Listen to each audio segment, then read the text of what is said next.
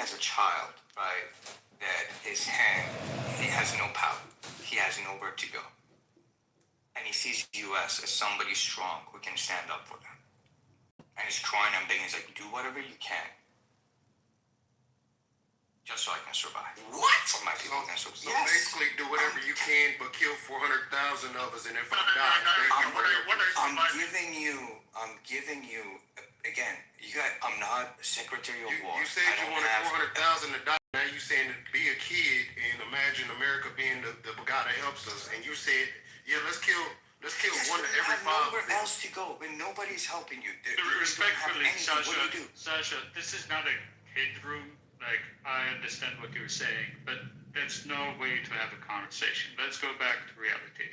So my follow-up question is: 50,000 American dead, half a million of Iranians dead. The current IRGC is eliminated. Do you think under those conditions there is a possibility of other Iranians rising up against the United States, invading the country, that are not even necessarily affiliated with IRGC, but having no sympathies with occupation or foreign invasion either? I don't believe so. So you believe a country that is invaded for a first time in history will not have a rally around the flag effect whatsoever? Correct. Can I ask the question? Because that's kind of like the question I was going to ask. You just stated that. Let's say that child that you just imagined lived through 400,000 people bombed in their country, and the IRGC is gone. Do you really think that child's not going to be more traumatized by the 400,000 people he just watched die in his country than he is to say, oh man, we finally got the bad guys out of here? The child that you just made a blanket scenario around, do you think that child will feel better about the government being toppled than the 400,000 people, men, women, and children he just watched die? Comparing that to 85 million who are against the regime, yes. That's currently. That's currently. Let's say that's true. Let's give it a number, although it's okay. Let's say it's true. Do you think that 85 million opinions would change once 500,000 people are dead and they have relatives and they hear about it, right, etc., etc.? Do you think that type of a civilian loss, right, is going to change the attitude in the country? No. Okay. Well, I'm back to what Ben was saying. You're dishonest. Perfect. So how am I dishonest with answering those questions you just asked? If you can hear it yourself, brother, that is because the answer doesn't make sense. It has literally because you don't understand what's happening in Iran. That's why. Sasha, because you don't understand the culture, you don't understand what's been happening to these people Sasha, for 47 years. By your own admission, you are 30 years out of the country. You are diaspora Iranian. That is a completely different culture at this point. And you are arguing for 500,000 civilians are worth the cost of unseating IRGC, a scenario that is improbable, right? So it's not only that cost is justified, that cost is because the scenario is just improbable, right? And 50,000 American dead, and then no blowback from it, right? It's just, come on, as you said, this is a child conversation. It's not serious. You're a grown-ass man now. You ain't no child. Okay, another question. Are you enlisting? Sorry? Are you enlisting? Yes, no, I am. No, he's not enlisting. He got some joint that doing a master's in education at UPenn, and he's up on that brown skin 4 times a week. I know about Philadelphia. I'll be there in 3 weeks. He's not enlisting in anything except some ass.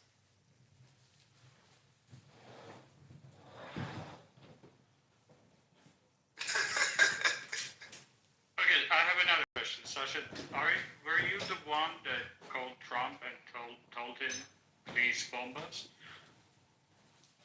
No. What kind of questions are these? Well, the other day Trump was giving a speech. He said somebody called him and said, please bomb us. That's not coming from me. It sounds ridiculous because it's Donald Trump, but it's our ridiculous times.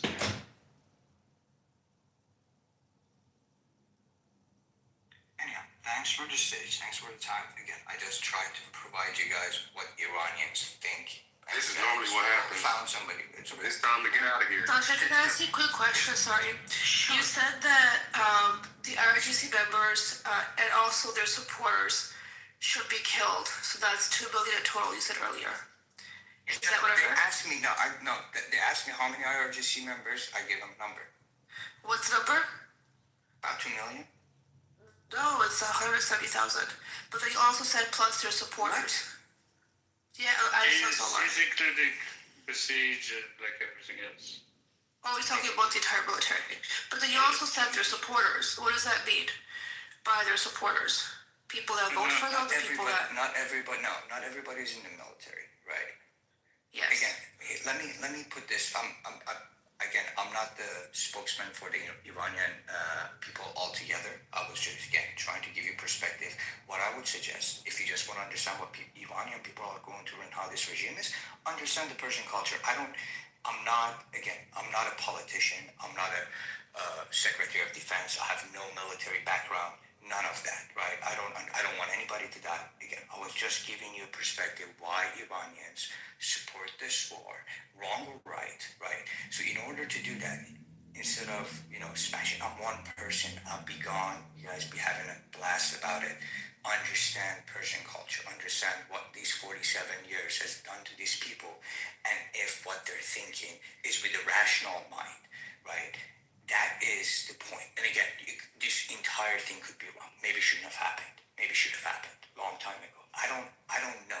It's the hope of Persian people that they're willing for anybody to do anything for this regime to be gone. So go over there and do it. Trying to say. So go over there and do it. Yeah, that's not true.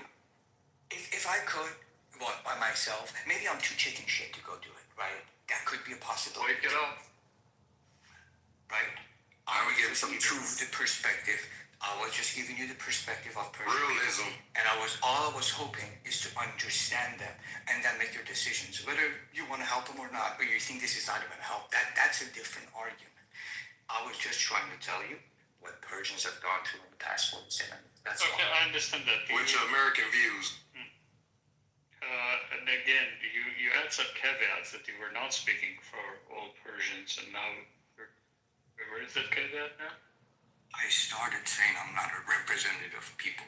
I was just giving you the perspective. I started by saying that. Perspective of all Persian people? Persian people, majority There of are Persian many in the people. Persian opposition that are opposed to war. Some are old. That are against the IRGC and are also against the war. I'm sure you guys have seen the rallies in US, in Canada, in Europe in the past few months. Is that all the Persian people? No, these are the people outside of the US. We've talked to people here. We've talked to people that come on Clubhouse and share with us the total opposite of what you're saying. I understand they're Yeah, I mean, so it's you can't just say that all. You know. Let me give you the numbers. What? How many Persians live outside of Iran? I don't know. Do you have that number? No. Do you have that number? How many? A million? We About have no 6 idea. million. About 6 million. Okay. So 6 million would want 93 million. Who cares what they want? Give me 1 second. When you look at the rallies in US, in Canada, in Europe, they're numbers, right? The total number of these people that have rallied outside of Iran, tallies up about 4.5 million. No, it's not. No, There's not been we're 4.5 talking about million people inside at the these country. rallies. Stop it.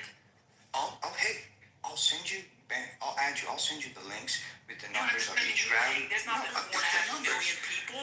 There was, every time Canada and Toronto, every time they had a rally, it was about 500,000 people going to a rally, just in Toronto. Okay. In Germany, it was 700,000 people. That's a complete lie. Wait, hold on for a second. Canada only has 280,000 Iranians across Canada. So one of 500,000 come in fucking Toronto. They brought their split personality. Well, That's the thing. Yeah, why y'all just be lying? 500,000 people in a rally in Right. Toronto? Come on, bro. Why do y'all do that? Just be saying stuff. I know what it is. I know what it is. He saw the black people moderate and thought we were dumb. I get it. No. And some of you are dumb, to be fair to him. But that's what happened. He figured they don't know. We know it wasn't 500,000 people at those rallies. You just said 4.5 million people rallied. That's what you just said. Figure the dumb Negars wouldn't know the difference. I seen it. I seen it. I seen the check. Huh? It was a laser. It was a laser that hit Michael Jackson. There was blood everywhere. They took about 450,000. This is just one of them. Chris, why did we start it? No, we needed it. What was that song again? Explain it to my grandmother. We needed That's it. because you don't have the information. You interviewed me.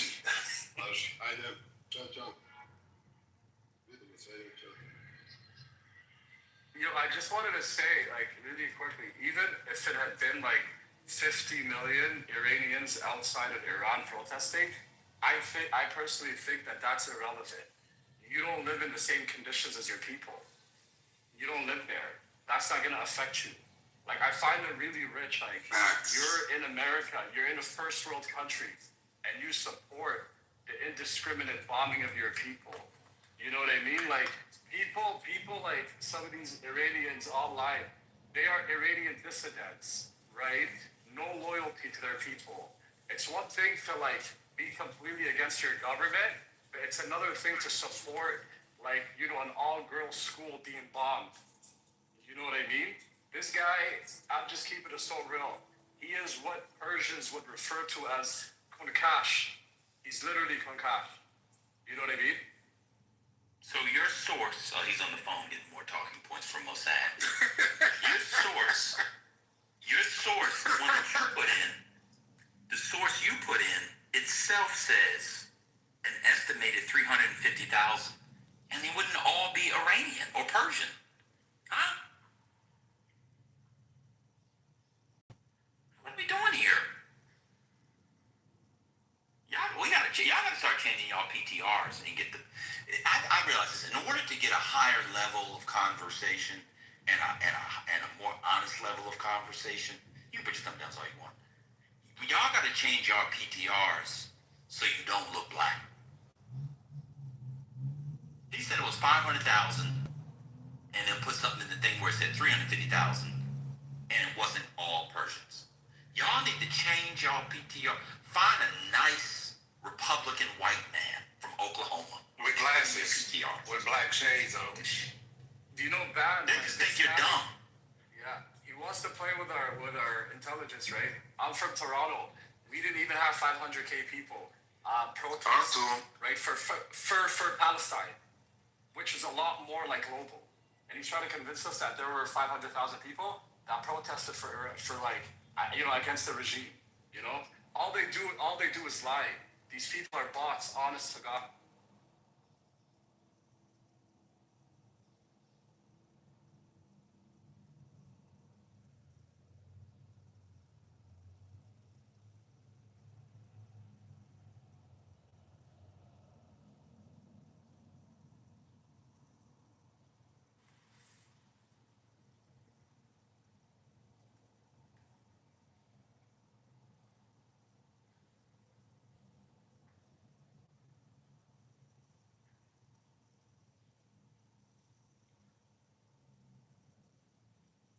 Somebody talking? Fox News is reporting, this was Brett Baer, said he talked to the president earlier today. He spoke to Donald Trump earlier today. I just called Donald Trump. Spoke to Donald Trump earlier today. I'm going to read the quote. I just got off the phone with the president, and he called, and I said, listen, if you were to put odds on it, what are the odds it's going to end up being a negotiated deal? He said he wasn't going to put odds on, but he said 8 p.m. is happening. That's what he said. He said if we get to that point, there's going to be an attack like they have never seen.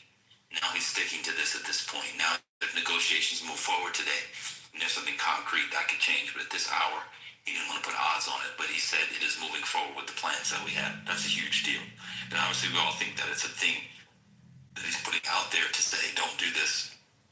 He says he doesn't want to do it, but he is at this hour sticking to it and saying it might be likely if they don't come to the table. End quote. What does that mean? Is he getting tacos ready? Like, what's going on? This is how the president speaks? Who speaks like that? Is it mobster? An 80-year-old But not a good mobster. Let me say something about that. Y'all gonna have to stop insulting heads of organized crime units. People do it all the time. You say, oh, this is theater. Oh, this is the mob. Oh, this political theater. Oh, this is stuff. Oh, he's a criminal. Criminals are smarter than this. The mob had rules, you know what I'm saying? Yeah, y'all gotta find different things. It's singular. Stop doing that. I know what it is. It's a reality TV show host. Tune in an hour to discover the finale, whether Iran would be nuclear bombed. That's a better analogy. The great negotiator, they told us. They told us he took businesses and he was took the deal. Did y'all read his latest Truth Social post? Did someone read it for y'all? Now read it for us. Alright, and good afternoon. This was this is April 2nd. I don't know why, but this was says a whole civilization will die tonight. That's what we've been talking about. Oh, okay. I'm late. Okay. By the way, Neil, did you take your Soviet package of nuclear attack, like Geiger, counter, everything? I'm ready, Neil. You ready? Right.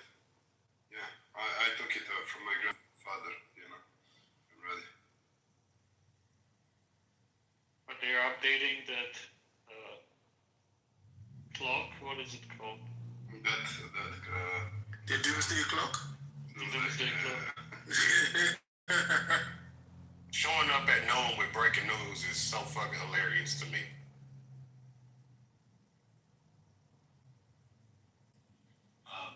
Neoliberal, are you there? Yes. Have you recovered from your epic crash out yesterday? You wish it was epic. Oh, it was epic. I've never seen you so flummoxed before. It was wild. It was quite unhinged. I'm happy you were entertained. You crashed yesterday, Neil? Not really. He's convincing himself. I've convinced myself. Mm-hmm. It's done. I don't get any more convincing. I'm completely convinced. That's all. Hope you're doing well. God bless. You could hear like rage in his voice, but he was calm, Brother, what are you labeling as a crash with Neil? What happened? There was a persistence about the way that he was engaging. I forgot who the person's name was. He's actually quite insignificant. But there was a persistence about the way that he was pursuing the conversation. That's what it was. It was Ramdas. It was the helium. He kept asking about the mines and the factories, or is this discoverable on Earth? There were a few questions, and the persistence. That's what he's calling a crash. See, don't do that. Like I know that just because it's not an American version of a crash. Why are you crashing that? Sure. But just because it doesn't look like a typical American crash, doesn't mean it wasn't a crash. At this point, neoliberal is an honorary African American Express. So I'm pretty sure. Oh, don't do that. That's the quickest way to get him canceled. We all start bestowing shit on non-black people. Don't accept it. Back to church. Not going to be rejected. So at this point, Neo holds an honorary African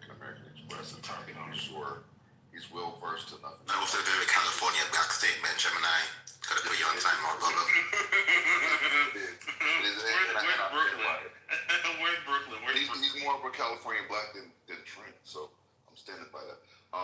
And I think he's well versed enough in crashing to identify one. So if he says it's not a crash, I'm gonna side with that. No, it was a crash, Gemini. No, I know Soviets. That was like a rage, you know, they want to nuke you. You know, it's like a subtle, but you're in danger, you know.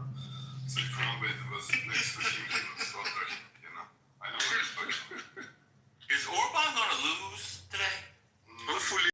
Hopefully, unless they rig the elections, yes. What does the Exactly. polling looking like? Not in his favor. Don't Not in remember his the favor. So bad that he's trying to plan some so-called explosion thing and using that That was true. as a thing to rig the election. No, that How was bad? true. That was true, Lord. And it's not happening in Hungary, it happened in Serbia on the border with Hungary. So I don't know what he's saying, but that was like, it was like a big shit here. I'm not disputing that there's a possibility that that could have happened, but in the midst of an election, all of a sudden someone decided now is the perfect time to attack Hungary. No, it's not Hungary. It's like a pipeline that's going from Turkey through Serbia to Hungary. And in last month already, Serbian police and the special forces and all that are kind of defending that. And then like 2-3 days ago, they find and arrest some people for the bombs and shit.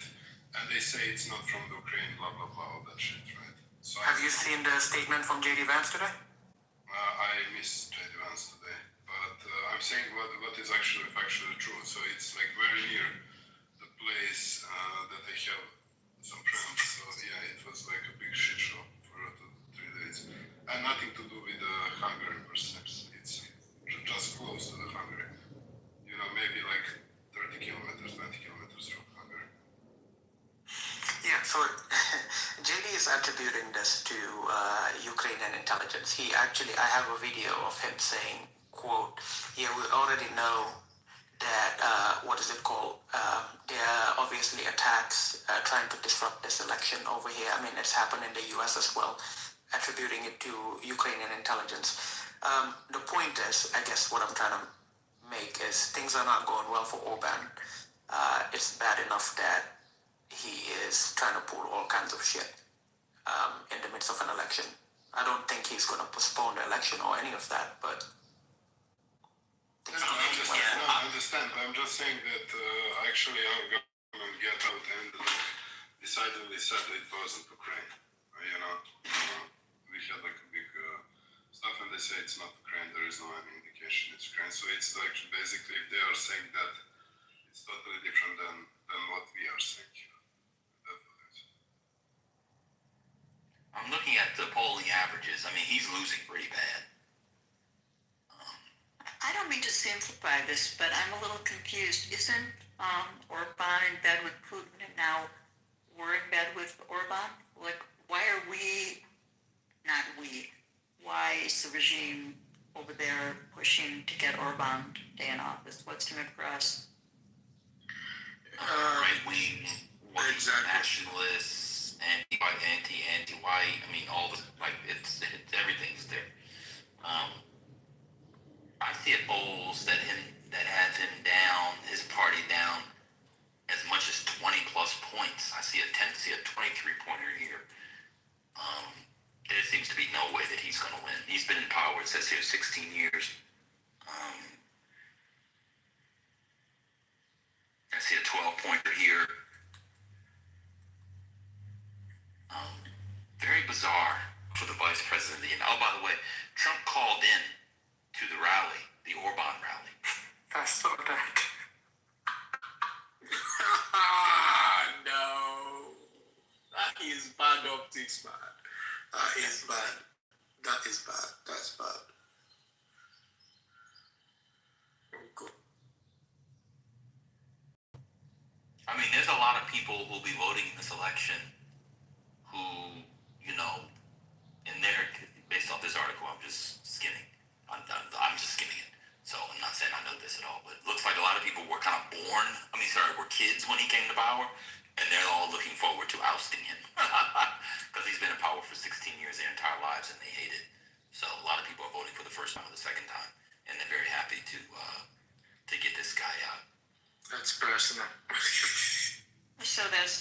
Shane?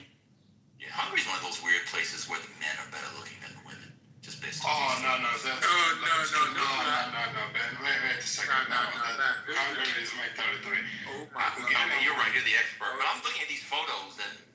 No. Hungarian women?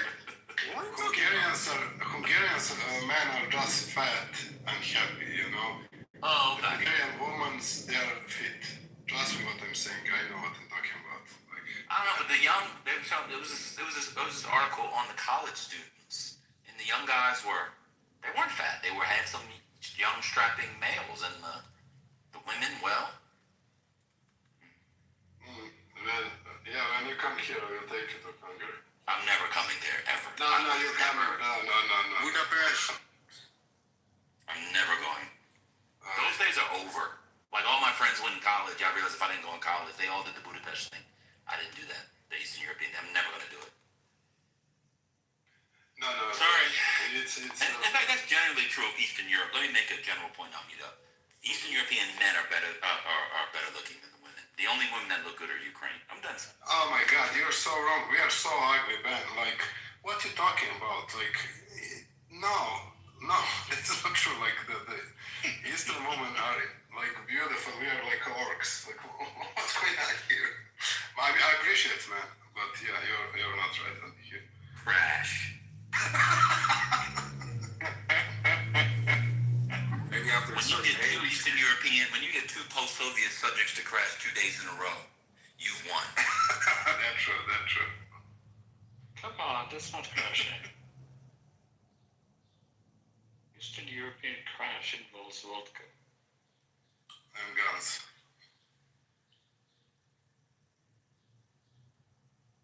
Yeah, but it will be very interesting. And by the way, on Orban, don't forget this. You guys don't see that in the polls. So a lot of Hungarians who living in Serbia, Croatia, Romania, and stuff like that, they have like a dual citizenship. And mostly, like in 90% of the stuff, they are traveling to Hungary and voting for Orban traditionally. So that also can like change the situation on voting. And that was a problem for opposition against Orban for a long time.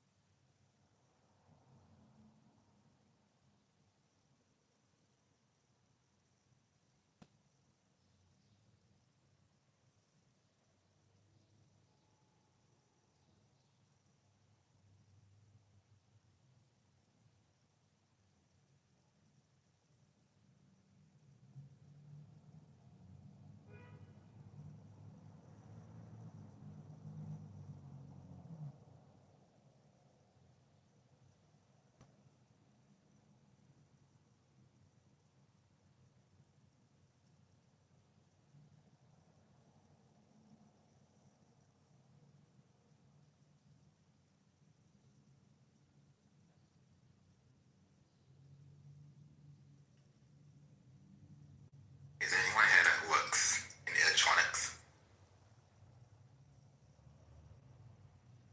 You know, next time you want to talk to Trent, just say you want to talk to Trent. Oh my God, boss. That's insane.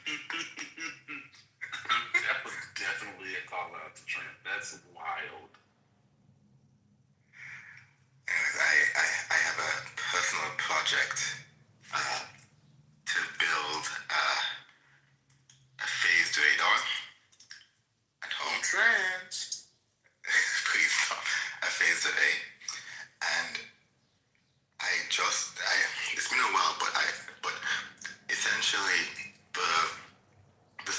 chips that do the signal phasing, they cost like $300 to $400 a chip, and I need like 10 of them, which kind of puts into perspective how crazy the radar that the US have in the Middle East and how expensive they are.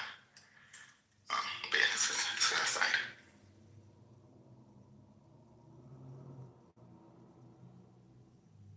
Isn't it worth like 200 million? Something like that. Yeah, like the one for like triangle looking one was $1 billion and got hit by a couple of $1,000 drone, which is insane.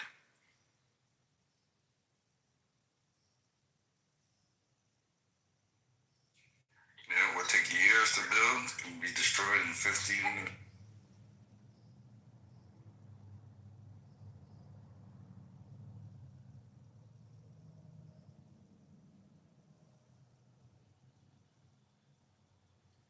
Well, that sounds like an awesome personal project.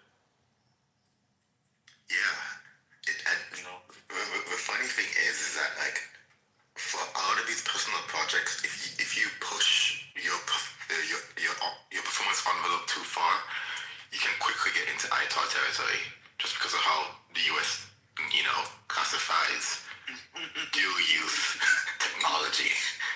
So phased arrays, depending on their wattage, definitely fall under ITAR. It's just a good thing to know. You don't want to get on the radar of the United States government. No, I don't want to be disappeared as a permanent resident into the U.S. gulag. Well, I don't know if you know about this, Mel, but that's how they killed Michael Jackson.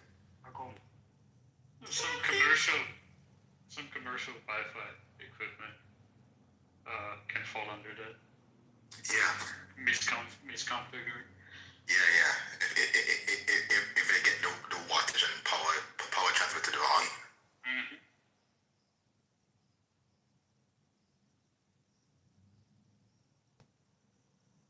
I mean, not only wrong, it's just a configuration option in a lot of places because they ship also to other countries, same exact hardware. Yeah. Just different configuration. The software runs in. I also forgot about drone equipment too. Like the video transmitters leaving China, they ship the same hardware to Europe and US. I mean, they operate on different bandwidths. People a lot of hobby drone people in the US don't really care about it until somebody complains to them about it.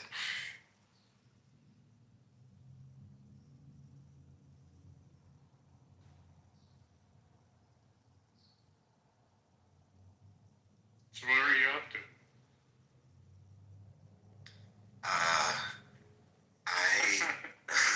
Tracking F-35s? No.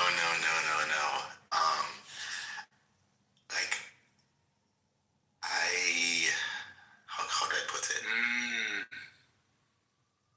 There's a lot of things that can be done with consumer hardware right now that's not being done, and I want to try and do it. That's how I can describe what I'm doing.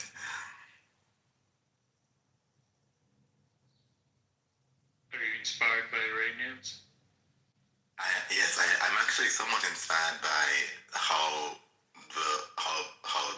just drones have been, such a big thing in the last couple of conflicts. This is a wild conversation to be having in public. As if You might get a phone call. I might get a knock on my door. You were like, yes, not just this one, but in all the. It's like, okay, y'all are just wild. Well, we've learned a lot from Ukrainian. Yeah, the Ukrainians really pushed the boundaries, That comment doesn't actually help the concern. You know what I'm saying? Like, Ukrainians, come on, no. Sounds like you're inspired. No. I'm just saying, ever since they started using the fiber optics to get by flying in denied airspace.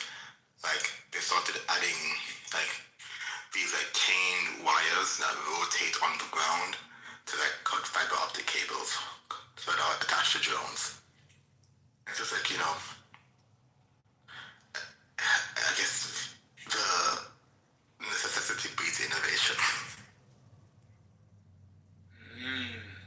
Well, I'm just glad that we are cutting and reducing funding to institutions of higher learning. Because that's the type of investment you don't need when you want, innovation. It's amazing. Folks talk about innovation. And then, like, the thing that has created so much innovation in this country, like funding and like research, like investments in higher education, investments in, in sort of, to fund, right, these projects and things like that. I'm so glad that we're cutting funding. There's a local, a regional university here that is cutting its mathematics department. So just imagine, like, mathematics and statistics. They're not reducing. They're not combining it to one program. Wait, they're just cutting it? They're cutting it completely. That's insane. Now, it's obviously low enrollment, but it's one of the optimization strategies they're using. That's what they're calling it. To optimize and to become efficient with the money that they're no longer receiving. Because it was woke. Some of the research, right? Yeah, it's good. The Chinese must be so happy with what Elon Musk and Republicans did to research funding in the US, They couldn't be any happier. Could not be any.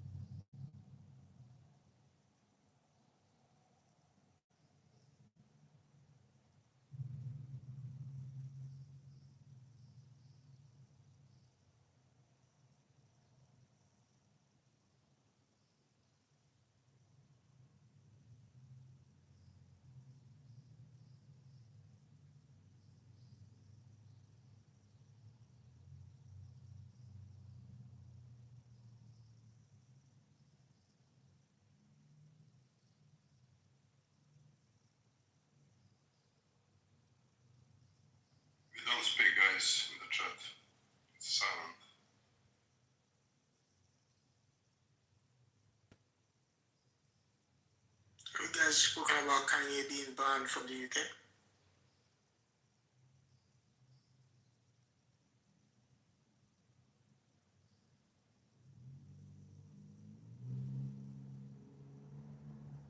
No. Do you know what law they use to revoke his visa?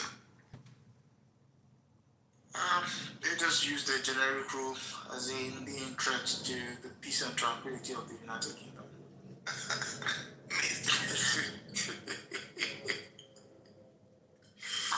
Is it true those images we see the Iranian people protesting, like they're all like surrounded the infrastructures, like protesting the bombing? So if he bomb it, then he would kill all those people protesting. They're like, I don't know if the images are real because it's the internet. They're like, all these people are like surrounding the infrastructures and they're waving the flag, and so if he bomb it, yeah, those videos around the concert. Oh yeah. yeah, damn. That means they're willing to die for their country. There's an Mimi, there's an Iranian famous singer. You know, he was a protest. He sung some protest songs, and he's also singing in front of one of those, one of those facilities. So yeah, it's real. Man, why are you? That's wild. Why are you asking me? I'm just asking a question. If you're gonna surround a bridge that's supposed to be blown up, then that means you are willing to die for your country. Like, what are you doing? Yeah, when we had the war, we did the same. Like on the bridges, nuclear plants and shit like that. People were standing there, so they're not targeting. So, I'm probably real.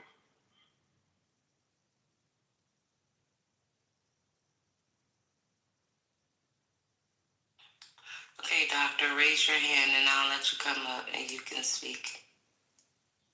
It is crazy, Mimi. You're right. I don't know why they would give you an X. It's crazy that they're willing to do it, but they are. They're showing patriotism, holding their country's flag, surrounding locations that are obviously targets. So, I mean, I agree with you.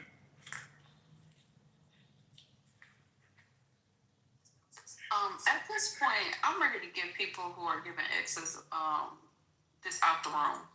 Cause like, why are they dropping your karma? That's crazy. Exactly. That's what I be on too.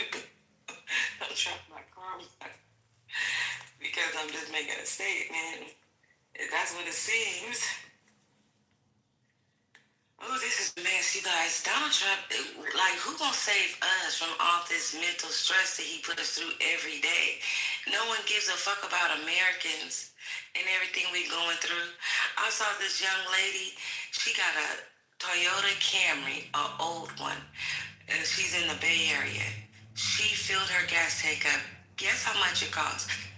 $83 for a fucking Toyota.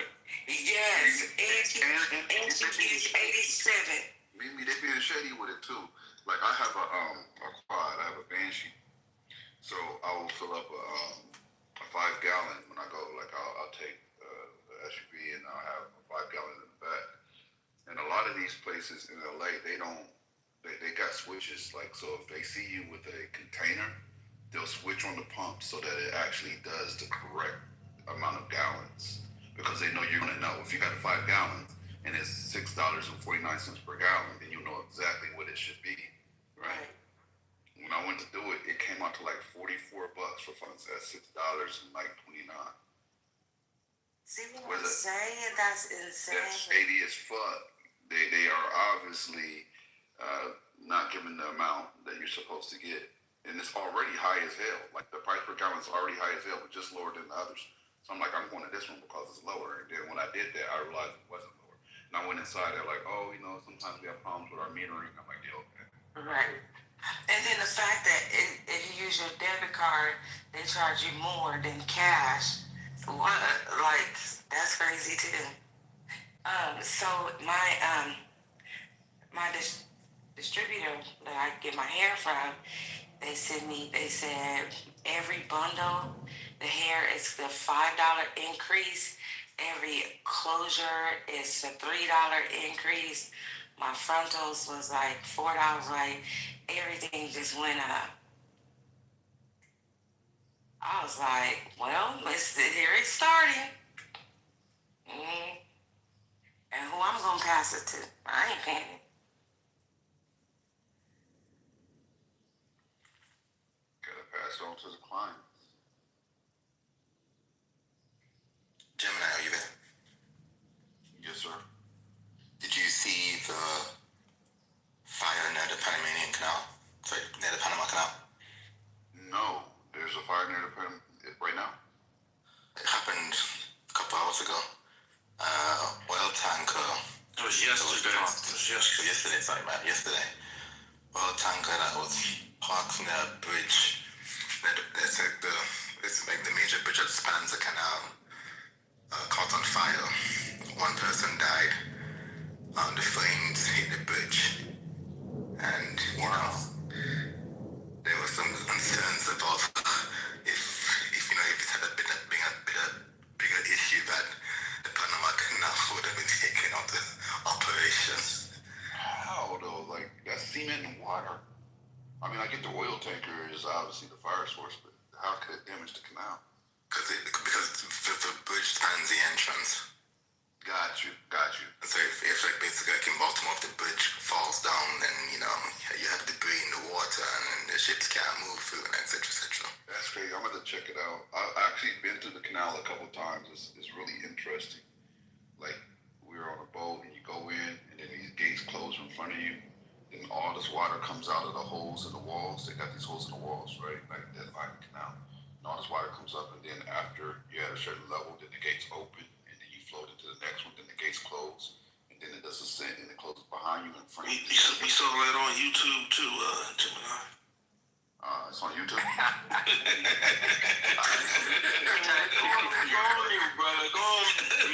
tell that brother, because Gemini, Man, you ain't no Gemini's a Panamanian? Yeah, done already. My wife's from Panama. We went. They call them the locks. It's the locks of the canal, and it's an amazing feat. It's good. It's hard work for the people that work the canal, and it's amazing. They're actually, they're changing the sea levels, and some of those elevations are high. That's why they gotta fill the locks up with water to raise the ship so they could go through. It's huge and it's amazing. Yeah. Divine, do you know who were the vast majority of the laborers? First in Divine, you know what I mean? Like those gates are massive, bro. Yeah. Mill was like trying to get Jamaica in there. Yeah. It's a fact. My wife's grandmother is Jamaican, so I always tease her. I'm not Jamaican. I said, yeah, your granny Jamaican, you Jamaican. But they got a lot of, most of the only islands was up in there, I heard. Even Trinidad. Trinidad was up in there too. It's Panama. A lot of them came there because they were working on the canal. Exactly. Yeah. A lot of Asians and Jamaicans and Trinidadians to the canal. There's a joke we say in here in New York. They say, Panamanians ain't nothing but Spanish-speaking Jamaicans. That's a fact, though. Like, I mean, the country was created just for the canal itself. So, you know what was wild when I in Panama, because I've been there a couple of times, military, and then after that, and the first time I went there, I always thought that the Panama City was on the Caribbean side. I never looked at it until the first time I went there, and I was like, holy crap.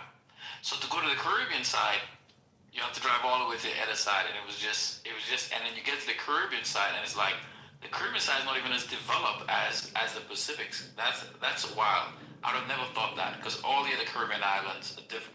All of the Caribbean countries are different. Everything's mostly on the, they have the two oceans, they're mostly on one side. Atlantic, they're mostly on the Caribbean side. Well, ML, is Barbados even a Caribbean island? It's not touched. Well, Barbados is out there by themselves. Yeah. Let's get into it. Let me ask you. There you go. My most vivid memory of Panama is my first time going there. Is when those airport doors opened and I was finally walking outside, and I felt like I just hit a wall. Like that air was so thick and humid. Like it was like I had to catch my breath. Did y'all experience that at all or no? Yeah, it's extremely hot. It is, It's very hot. It is very humid.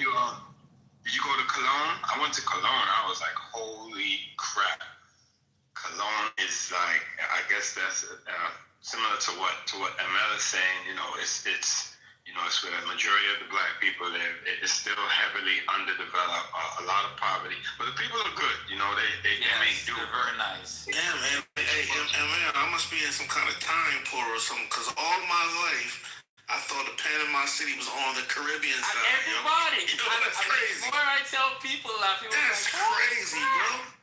I thought the same thing too, man, until the first time I went there. Like, wow, that's crazy. Wow. Panama City is like very developed, skyscrapers. You know, a lot of New York esque. Like yes, New York. It is very nice. I love the food out of the food is kind of like a mixture of all the islands. That's why I like the food when I'm there. But I do like the nightlife. It's chill. But I love when the ocean, because I love going snorkeling when I'm there. The ocean goes out and the tide goes really low, and you could literally walk out almost a mile on the Pacific side because the tide just goes out. It's one of the wildest things you see. And you can, if you're there in time, you have to be picking up fish off the sand if you're there while the tide is going down. Yeah, and they have like you said, two sides. You have two sides of Panama. You can touch the Caribbean side or the Pacific side. Beautiful place, man. Me and Jim and I have talked about it. Like, I may retire there. I'm looking around. We may retire there. In recent years, as an adult, I need to go back. Have anybody been to Toboga, the island of Toboga? Yes, right. I have. Yeah, I went there with my father. That was like a memory, like, because if you went there, did you take a small plane? Did you take a boat? We took a boat. We took a small plane. I'm talking about a small plane where you could reach out and touch the pilot on the shoulder. You know what I mean? A propeller plane, prop plane. Yeah. That shit was scary. My mom was scared as hell. I was scared as hell. That's never flown in a plane that small ever in my life besides that occasion. Hey, ML, the Panamanians, they invented reggaeton. You know, you talk to the Panamanians. Well, you ask the Puerto Ricans say, well, we got something to do with it too. Yeah, they got their little fight, their little internal fight. Well, it doesn't matter because reggaeton came from dancehall in Jamaica. Oh, here comes Mel on the Jamaica. Here go Mel. The first reggaeton artist was that guy. El General. What's his name? He was Panamanian. I remember. What's his name? He was Panamanian. He was Panamanian. Was it? I can't remember. Yeah, okay. And that's okay because the Jamaican dancehall artists are suing the pants off any reggaeton coming for our money, okay? Thank you very much. Can I ask a stupid question? What Caribbean island is the best in your guys' opinion? It's not Jamaica. We just Jamaica is a big dog. You know he's gonna go straight to Jamaica. Jamaica is a big dog. Depends what metric you use. What metric you use. There's a lot of islands in the Caribbean. Depends on what you're looking for. Jamaica. I don't think Jamaica is the best. Emma is Billy from the Caribbean. It ain't no best. Hey, Igor, wherever the Latinas are at, that's the best one. What? Okay, passport, bro. No, I meant the food, like, nature, beaches. I mean, like, St. Lucia. Beaches. St. Lucia. Jamaica has a lot to offer as far as nature, beaches, and all. I do give Jamaica that. They have a lot. They offer a lot. But one of the islands that I like the most, which is very undeveloped, and it's mostly nature, is Dominica. And they have a lot of rivers. So the big thing about a river in Dominica is if you want to go to an island, it's pretty cheap still. It hasn't been overrun by tourists. Dominica is actually a pretty good place to chill. Dominica is between Martinique and it's between Guadeloupe and what are the islands? I can't remember, but it's up there. It's next to Guadeloupe, yeah. Somebody put St. Lucia's in the chat. My son was in St. Lucia's last summer. St. Lucia's is a good island. The food does not hit. Yeah, it does. The only problem, the food is not okay. Beautiful island. Yeah. For chill, yes. Yeah, you just don't get you don't get the good food in the lesser Antilles for some reason, you know. Gotta go to Jamaica to get the good food. What food is usually eaten? Like seaside food or? Yeah, like some, you know, snapper and some parrotfish. You know, Somebody once told me Rasta pasta. Care to elaborate on that? Crazy. Let Mel do that because he's a Rasta pasta is food that's only eaten at some of the, you know, more bougie places in Jamaica. Like at Tracks and Records and, you know, touristy places. Actually, people don't eat Rasta pasta in Jamaica. But Mel, what exactly is Rasta pasta? I've heard it, but I don't know what it is. Rasta pasta is actually put penne pasta. Has to be penne pasta. Penne pasta with heavy cream and jerk sauce and some meat like chicken or salmon or whatever. It is good, but yeah, people act like it's like this Jamaican delicacy. Like you probably, Mel is right. You probably wouldn't even find Rasta pasta in Jamaica. It's everywhere in New York. But Divine, the only thing I like of Jamaica, I do love that oxtail. I do love the Jamaican oxtail. I think they've made oxtail such a delicacy. But I don't like jerk chicken. I like escovitch fish, but the Haitians do it better. You know, best escovitch fish. I don't like jerk chicken. I never did. Oh no, brother. Something wrong with him. Take No, I never liked it. I would eat it, but I don't like it. It's Delaware Caribbean. I'm telling you, man. He's a black bougie. Mel might be on to something. You know, I like jerk chicken. I like jerk chicken. Wait, what is a jerk chicken? It's a jerk plant. I'll let Mel explain it. Go ahead, Mel. Tell them what it is. Yeah, so you take pimento wood and you put the wood over a fire. And then you take the pimento spices and a bunch of other spices that you put on the chicken. And then you basically cook it on the wood for a couple of hours. And that's what we call jerk chicken. Okay, that sounds great. And then they have the jerk sauce if you can handle it. Hard and spicy. Yeah, I think we all can agree on jerk chicken. The wood has a special flavor to it also. Yeah. Well, you have some places like here in New York, they don't have the wood, so they'll just barbecue what you guys would consider a barbecue. Yeah. But sometimes they be overspiced, and a lot of people just inundated to me with spice, and you like just tasting spice, you don't even get to taste the chicken. Yeah, and I think that's why I'm not a big fan of jerk chicken. Hey, ML, see how you don't like jerk chicken? You know what I'm not a big fan of? I think it's a little overrated. I think oxtails is overrated. Oh, no. You had some bad oxtail. If you had some good oxtail, it's finger licking good. He'll come back to the stage, but he needs to sit in the cool. I know you gotta apologize for that. Thank you very much. He just had bad oxtail. If you got good oxtail, You know what I heard? Some people are making fake oxtail, and they're saying that it's kangaroo tail. I don't know how the kangaroo tail got mixed up in this, but this is something that was going around. Aaron is like, where they get kangaroos from? Hey, but he said he don't like jerk chicken, though. Come on, man. Come on, What is that, imported kangaroo? Like, do we have kangaroos here? This is a rumor. Yeah, they were imported. This is a rumor that was going around in the hood. Watch your oxtail. It's not real oxtail. It's kangaroo tail. Hey, I guess it's an urban legend. I don't know. I don't know how you mix up kangaroo with like oxtail.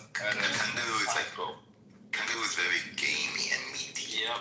Any other animal or profitable eat is gamey. I don't know how to do that. But you guys remember when oxtail was like just dirt cheap? And then all of a sudden, I go buy oxtail, it's like $40, $50, $60. Yeah. Oxtail is like rich people food now. As we speak.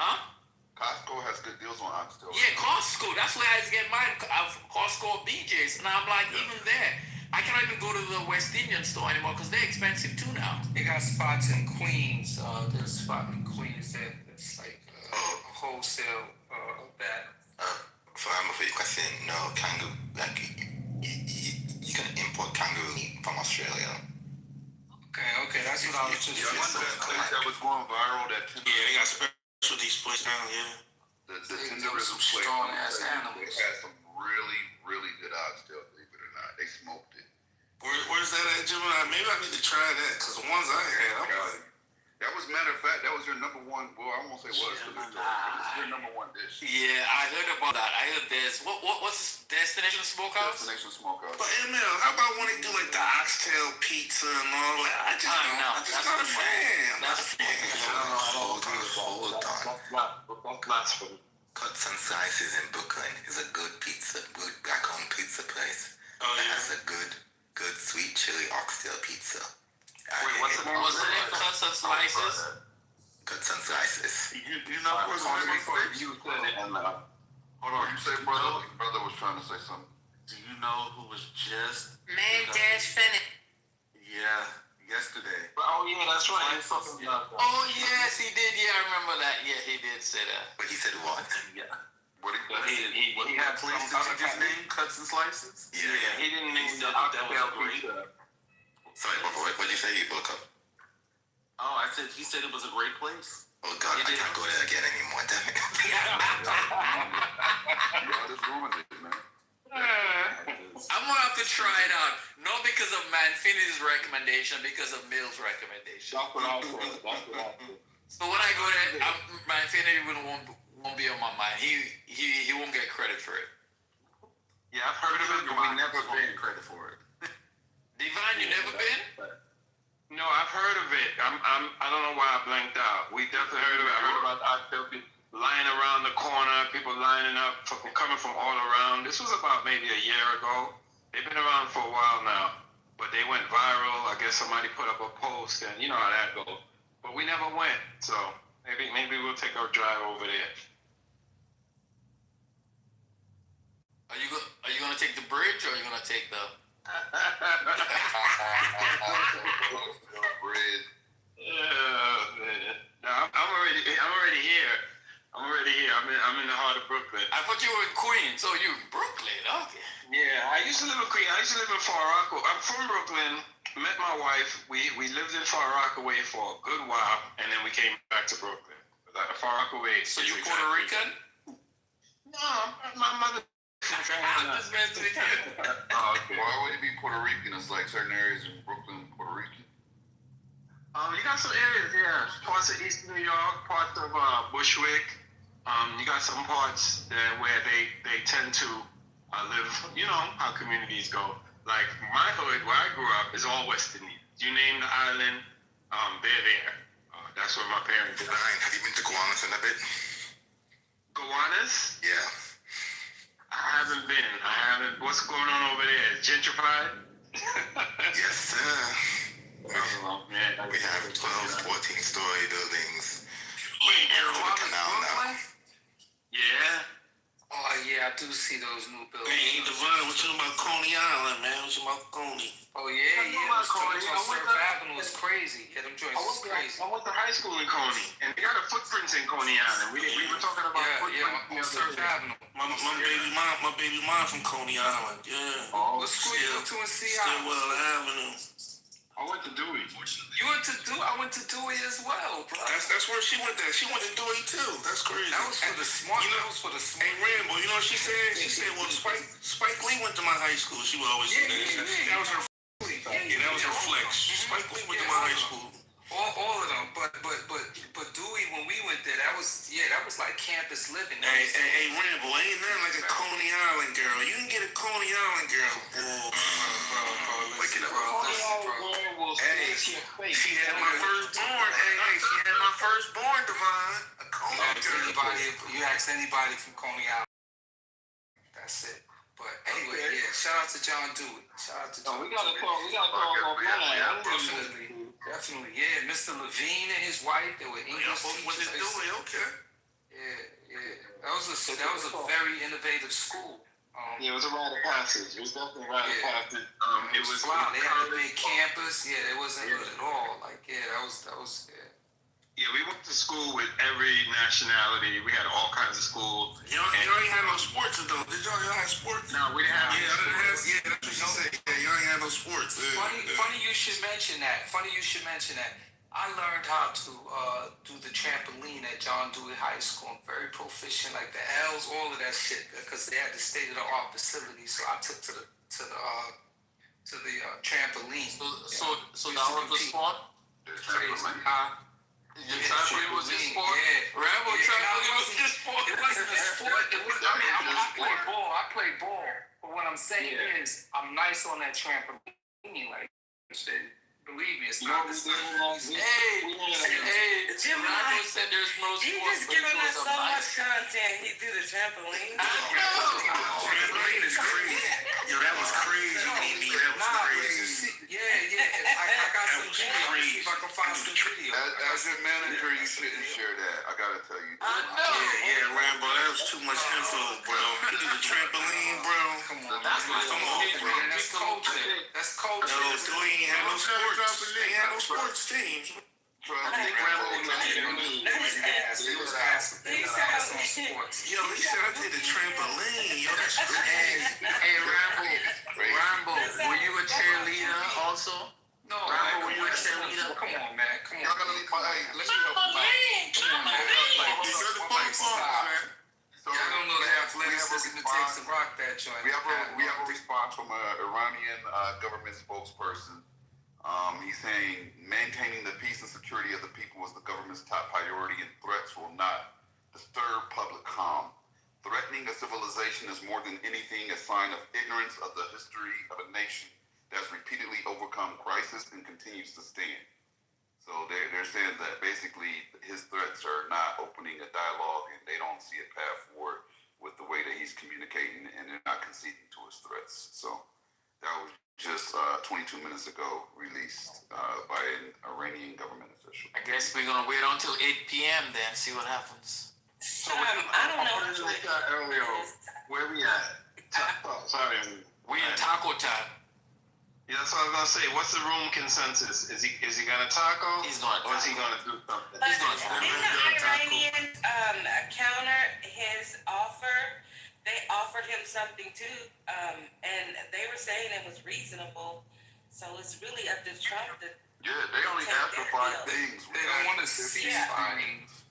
They asked for 5, and in that 5, it's not 5. It's 10. They didn't ask for. They asked for 10. Gemini is updated. Yes. Yeah, last night we played it. They asked for 10. Okay, well it was 5, and now it's been updated. Thank you for the update, Lisa. But let me ask you this: on the updated 10, because I knew the 5, but I haven't seen the 10. About nuclear capability. No. Good, because they didn't say that in the 5, which was supposed to be the main reason that we were over there in the first place. So if you're not hyper-focused on that, then was anything they asked out of line, like anything that you think that wasn't reasonable? They asked for Israel to But I'm gonna read it.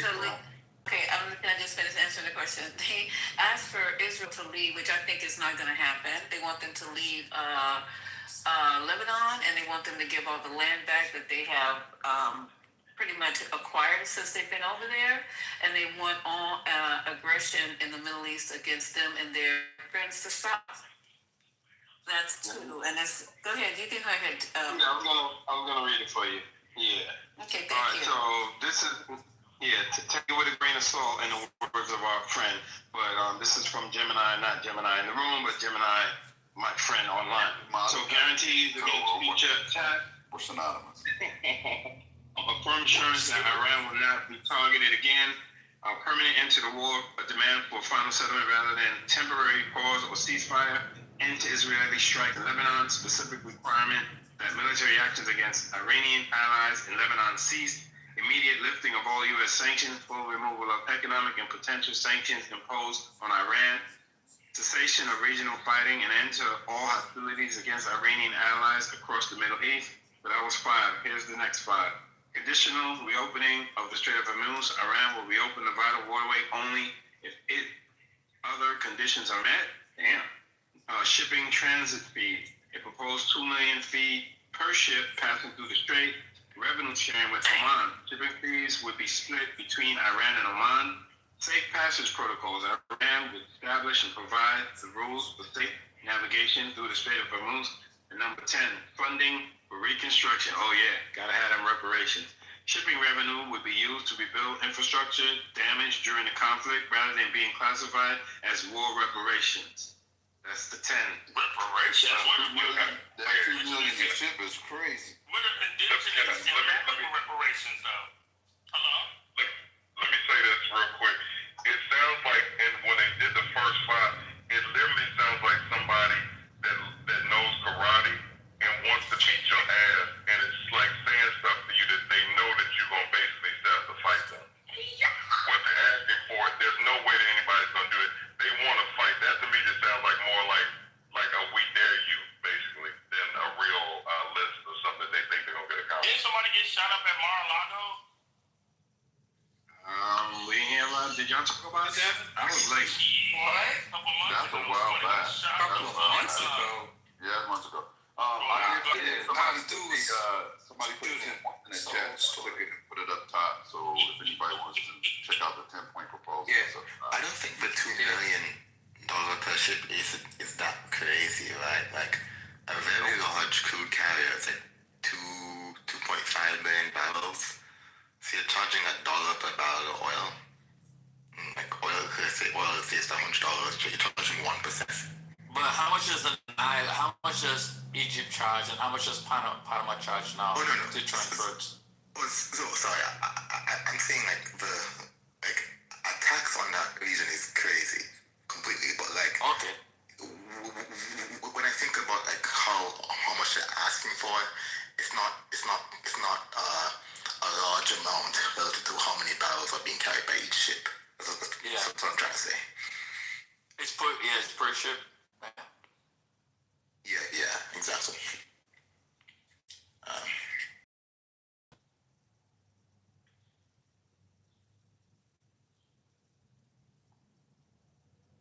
So when do you guys think Trump is going to tackle? 8 p.m., 9 p.m.? I'm looking at this, but I don't see the 10 points in this article. Unfortunately, I think he may actually do something. I don't know if he's going to do all of what he said, but I think if he does a tackle on this, I think he's kind of backed himself in a corner. Exactly. I just hope he doesn't do anything too crazy, but I think he's going to do something. He has to. Like, he's putting himself in a position where if he tacos right now, right, and they just released their statement saying that they're not ready to have dialogue, so he can't use the dialogues are going so well that I postponed it, which I did last time. I think it was the 23rd. We gave them 48 hours and then said dialogue was going well, and they said we're not gonna fucking talk. What are you talking about? Like that's what happened last time. I don't think he can play that card again. I think he's at a point where he has to do something. I think he's not dumb enough. I'm hoping he's not dumb enough to just randomly hit civilian locations. I think it's going to be strategic military targeted locations that are hit hard. But like, how can he escalate from here though? Like, hasn't the U.S. already been hitting? Yeah. You know, you're exhausted and the target's really hit. Yeah. So like, what does he do next? Like, triple down bomb hard. a civilian nuclear plant? Like, I don't know. They can do bridges, like he said, they can do bridges. Apparently, I don't have the numbers, but apparently they have a number of desalinization plants. They have a number of like power plants. He could possibly hit some stuff and maybe not hit other stuff. Yeah, so there's levels probably that he can do. I just think that he's going to do something. If he doesn't, the taco term won't even be a thing. I just think that his ego. I think we're really at a point now. Iran wants this because again, they want to do what they're going to do, and they've been waiting for this. They've had decades to plan for this because they've been under the thumb of under the threat of this happening for years, so they plan for it. Didn't somebody say last night it's just not going to be us in this plan, that it's been leaked that it's going to be Israel, USA and the UAE, and they're going to be hitting every 15 minutes. Did you guys hear that last night from the ex-Navy SEAL? I heard Black Rabbi say that. Yeah, Black ex-Navy Rabbi. SEAL. They got it for granted salt. On the House of Cards. Georgia, thank you for the link you just provided. That actually has the 10 points. The last link didn't. Thank you, Georgia. So the 10-point list that Iran is proposing is up top. Why don't you guys play the clip from Al Jazeera that we played last night? That they went over all the 10 points. Can you guys do that? Who's gonna Al Jazeera? I'm asking. I don't know. If you put in a chat, we can play it. Hey, when's the NATO guy gonna be meeting with Trump? Is it tomorrow or today? I don't know. What even listen to NATO? Well, they say homeboy is like the Trump whisperer, so let's see if he can whisper Trump down from his high horse. But oh, I'm sorry. Go ahead. I'm sorry. Yeah, so let me check see when he's meeting Trump. Why are you doing that? I was gonna say the thing is with these demands. So anything to me, anything with Israel like stepping down, I just don't think that they're gonna do that. Like they're talking about stopping against like Hezbollah and like not like encroaching into Lebanon. I just think that they're just not gonna when they put those points out. I just literally think they're asking for something that they know is not gonna happen. That's why I just feel like their list is like it just is more like a I dare you, and we basically want you to like try us basically. The NATO's gonna meet with him tomorrow on the 8th. Yeah, and that's after the. Yeah, dang. So I guess Trump might be anti-taco this time. This is honestly, and I'm not trying to be dramatic, in my opinion anyway, this is a very dangerous position right now. Like he's a dangerous man in this position, right? Because the world is watching. He's made public statements, and if he does taco, it puts us it makes us look very weak, right? Like this is the time where we call NATO a paper tiger. Well, not we, he call NATO a paper tiger. Like this is show and prove time. Like this is crunch time. This is we look weak already, like the strongest military in the world, and you know what I'm saying, and just we look like we getting dealt with or whatever. Like even to go get like that pilot out or whatever, and like planes and helicopters getting hit. We lost a bunch of aircraft. I didn't realize that. Right. I still think that the pilot story is a cover for something else, and I will take this to my grave. I generally do not believe that the U.S. put 2 C-130s exactly to get a pilot. It makes no sense. What is it cover for, man? What's it? They offer an alternative. Like you can't just say it's something else. Oh yeah, sure. My alternative is that they've been touting this like operation to go and get the uranium gas canisters. I heard that. And there's been conflict in the army with people saying, oh, this operation makes no fucking sense. I think they were making a stage in order to do that operation. It's a couple kilometers away from the facility. The Iranians figured this out. That whole operation became a clusterfuck, and they pulled out. You might have a point there, Ned, because they lost 2 C-130s, and they lost 4 helicopters. That's a lot. That's a lot. That's a C-130 can do that. For one pilot, there's one pilot. Well, I mean, we do try to leave no one behind. But the point here being is that the C-130, and for that extraction, why would you send in C-130s to do an extraction? Exactly. Unless you're trying to put equipment down or put a number down. That's the only way it makes sense in my mind. You know what? Somebody made a point about that leave no man behind thing the other day that I hadn't thought about. But the POWs in Vietnam, even like the whole John McCain story that like Trump talked about, where he likes his people that weren't captured. We've had plenty of people that have been captured and held by enemies over the years in war. So I get that that's like the doctrine, but to put those kind of assets to get one person, it does bring that it could be something more than what they're saying. Well, mean, they do send, but the point here, the amount of aircraft we've lost. Because the thing about, I'm trying to figure out why would you, because it's mostly a helicopter could fly into Iran, fly through the mountains and get out. And I'm just looking at, you lost 4 helicopters. So that means the mission set was bigger than what just a normal pararescue, PJ rescue mission. Because you send so many assets. So, Mel, you might be under something. Did y'all hear the rumor that's going around? The rumor is, they actually went in to try to secure the uranium.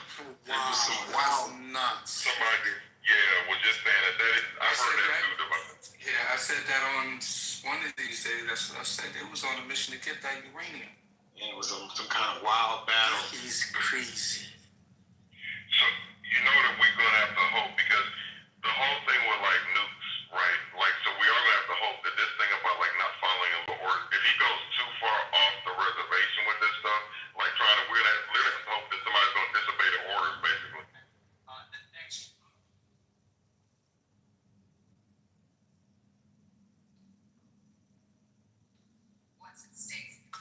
Mountainous region, and actually that is where they are known to store their uranium. It's a So how in the world? I know we're just talking in here, and nobody has no intel directly from our general. But how, or CENTCOM, how in the hell are you going to get the uranium out of there with a helicopter? And how many people is it going to take for you to actually extract the uranium from where they're actually keeping it? It just, that doesn't even make sense. You would have to send in, when he's trying to send in, a large contingency of people on the ground and equipment to be able to extract that and get it on the qualified transport equipment, which are heavier than these helicopters. So I don't know, what are we doing right now? I don't know what we're talking about. No, because they said they had large planes in the area as the well. C-130 had such large the C-130s could large planes. Okay, so who's gonna go down there and get it, sir? I mean, put it on the air. Hold on. Let's have a conversation. Go ahead. The C-130s can carry the excavation equipment you need to dig out the canisters that are buried at the enrichment site. That's a fact. The US had 2 C-130s in the region. And these two C-130s got bogged down and were destroyed by the US. The C-130s can also carry like 80 to 120 troops. Now, Emma can correct me along that. Okay, so there were not 80 to 120 troops on those C-1s that went down at that time, sir. They used to carry the helicopters. We don't know. Hold on. We don't know how many troops specifically were involved in the operation. Trump himself said hundreds were involved. I said, and maybe you're not listening to me because you at times don't like the sound of my voice or you think I'm stupid. But from what I was talking to somebody who's actually over there, they didn't have that amount of troops on those planes that they had to leave over there and destroy. There were not 100, nor were there 80 on either one of those planes. The only reason why they kept the plane was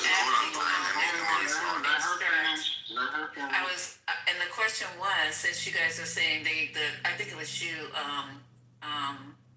you were saying that they were trying to, not Gemini, you know who I'm talking about. They were trying to go over there, and the rumor was extract the uranium at that time, and they were not at that time equipped or manned to be able to do that at that particular moment in time. No, that's true. The only reason why they bring those. Hold on, let Mel go. Let Mel and Lisa finish. Go ahead, Mel. Well, we don't know what equipment was in the C-130s that was stuck in the mud. Never signed, right? And what we have is that we have 2 C-130s. We have Trump saying there were hundreds of troops involved in the operation, and we also lost 4. The Americans lost 4 helicopters as well. So it's a little bit incredulous that to extract a pilot the US would put down 2 C-130s and 4 helicopters and hundreds of troops. There were not hundreds of troops on those planes.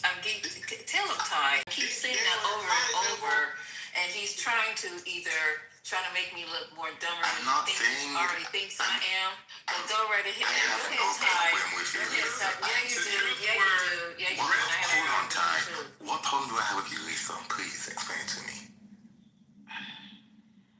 I think he's trying to suggest that we don't know the real story, that based on the reaction or the equipment involved. King, one second, because Ty's been trying to get in there. Let me just say this real quick.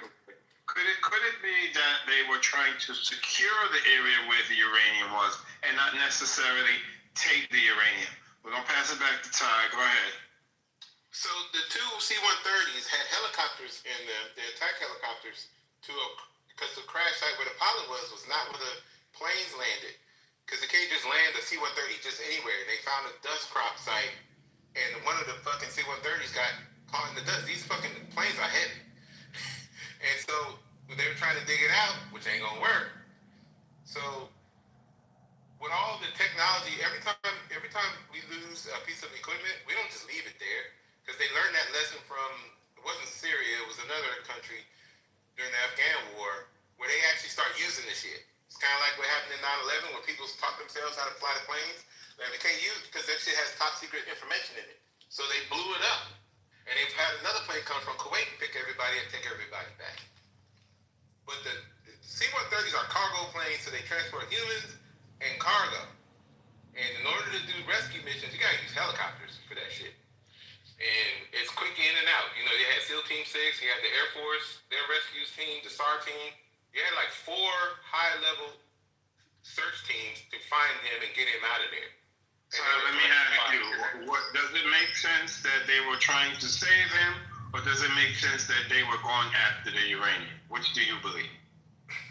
The number one thing is to saving them. Now, I wouldn't. But you just said you don't land. Hold on. You just said you don't land 2 C-130s and bring out all of that crap to save one man. I wouldn't say that. That's exactly what they would do. That's why they didn't land exactly where they were on the opposite side of the ridge. Got it. So that's the only place that they could land. And then they used the helicopters to get him there and then go back to the planes. But the planes got stuck there, so they had to blow them up there. And I want to say one of the helicopters got shot, so they had to take care of it. No, Ty, they lost 4 helicopters and 2 C-130s. That's a lot. I know it's a lot. But actually, the C-130 is actually being phased out. So they put the heli in the C-130. You landed the C-130 in the mud. Took the helicopter out. Reassembled the helicopter, right? Flew the helicopter to the guy. Picked him up. Flew the helicopter back to the C-130. Disassembled the helicopter. But the C-130 got stuck in the same. Disassembled the helicopter. Put the helicopter in the C-130. I was flying him out.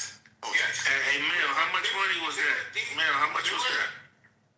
They weren't put together like Lego pieces, but those helicopters, their propellers fold up so that they fit in the same. Yes, they do fit. Some helicopters do fit. Yes. Yeah. Hey, Ty, how much money was left behind? A whole lot of taxpayer money. Hey, and Ty, they're not phasing out the C-130. Yeah, they're phasing it out. They're not. But you know what that tells me, Ty? Ty, you know what that tells me? When? Ty, when they phasing it out? They already have the replacement plane. What's it called? C-130s though. What's it called in your replacement plane?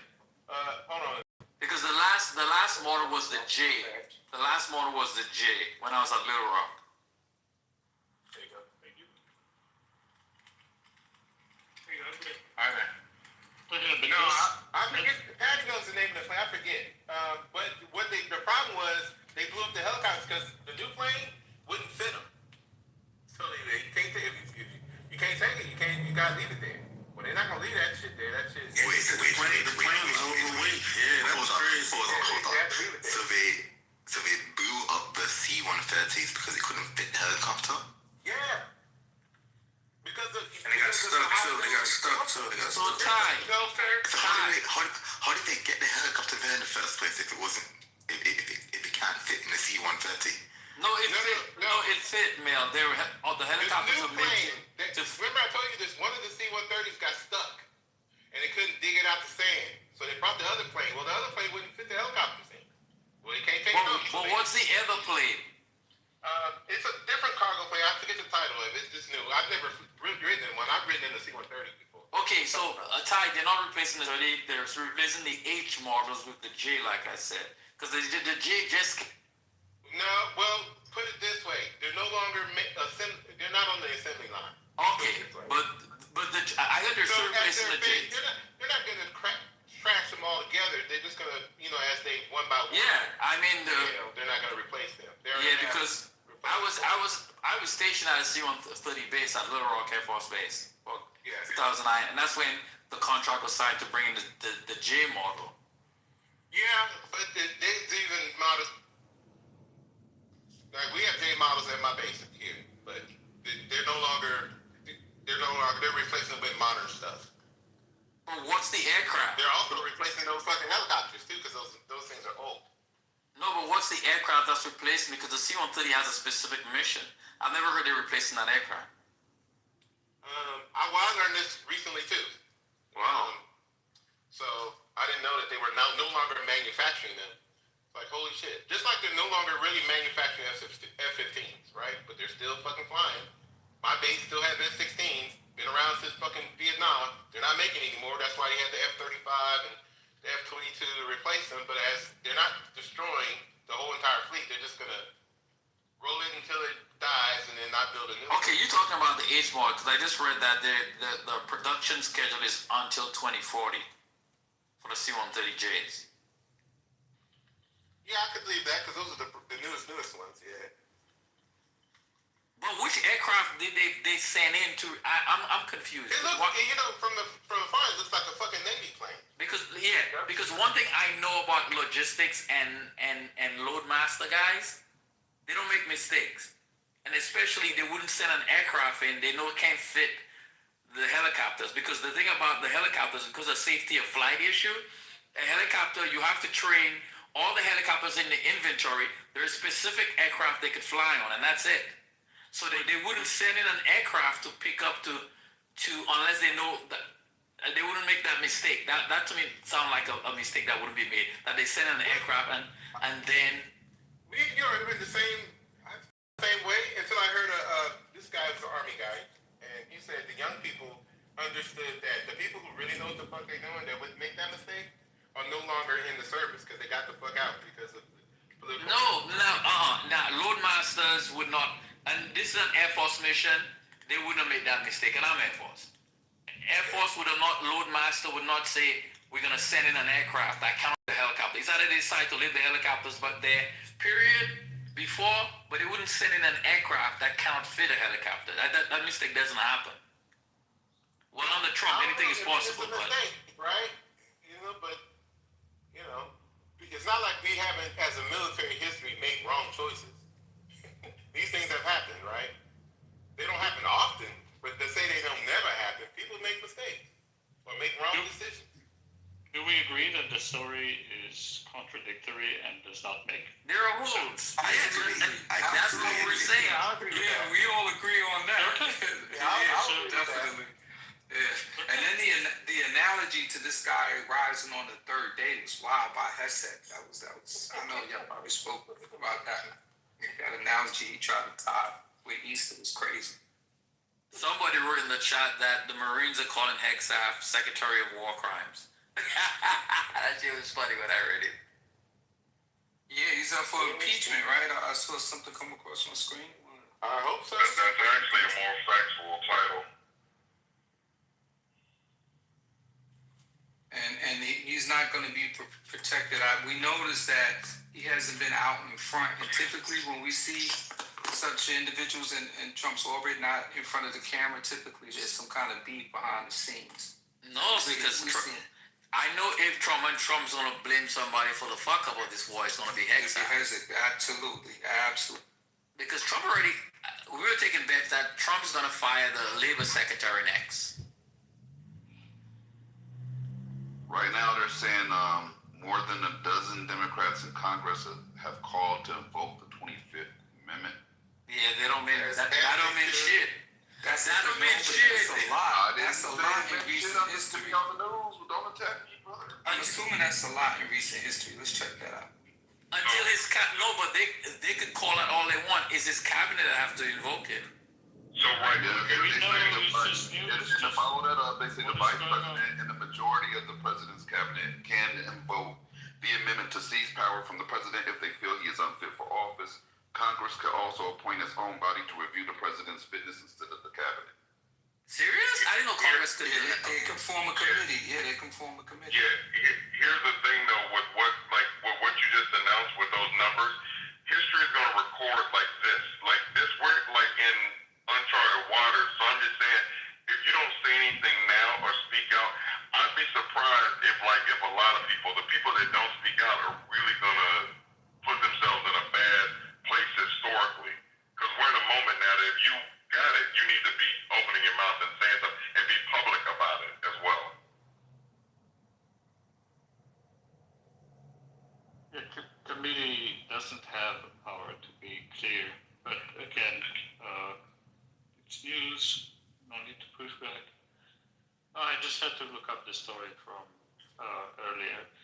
According to Reuters, two MC-130 aircraft that ferried roughly 100 U.S. Special Forces into Iran to extract the F-15 crew member suffered mechanical failures and were unable to take off. Oh, so it was a couple hundred. Thank you, Nia. Yes, because that's what. But that's the point where I say if there's a couple of hundred people, because pararescue missions don't take that much, because the whole you're trying to go in under the cloak of you not being discovered. You're trying to sneak in and sneak out. Because the fact they're in hostile, especially a rescue mission in hostile territory, you wouldn't send in an aircraft with 130 with 100 people. That doesn't make sense. Because you're not going to endanger 100 people to save one. I'm saying it's about 200. Yeah, so that's some Mel, you onto something. That is a cover for a fuck up mission. I'm starting to believe you. They did not send 150 people on those helicopters. Lisa, it's not helicopters, it's C-130s. The C-130s, the two C-130s, they couldn't fly out. They're saying that they were on those aircraft, not the helicopters. We're just playing with conspiracy theories. That's all we're doing. Point is, we don't know. According to Trump the other day, the second rescue mission involved 150. Stop talking over me and stop muting me. And it wasn't 150 something people on that plane. Why that they had to transfer over to be rescued from the plane? Are we all on the same page or whatever? I mean, if I have to on my lunch break, I will pull it up. That doesn't happen like that. Lisa, I agree that you can pull it up. There are contradictory sources. The one that I cited was Reuters. I'm not saying it happened. I have no idea what happened. That's why I was saying. Why you need protection? Yeah. You're a grown man. Why you need a woman to protect you? What are you guys talking about? No, it's me, Lisa, not Mel. I'm currently making a joke, Lisa. I do understand why you're beefing with me. We have barely interacted ever. Lisa, we just believe our conspiracy bubble today. That's all. Oh, and that we just put it on con was crazy. That conversation. So we're just trying to say that something sounds fishy because knowing the true mission set of a rescue, that's a lot of people to put in harm's way. And I'm saying, but then again, the Trump administration is known for just doing crazy shit. I'm about to say, but it's this administration. It's like they do all kinds of crazy shit. Some of the matter of fact, speaking of crazy shit, some of the things that the Democrats are saying, the lawmakers are saying, is crazy. They're saying Trump, Rep. Yasmin Ansari said Trump has crossed every line and she is introducing articles of impeachment against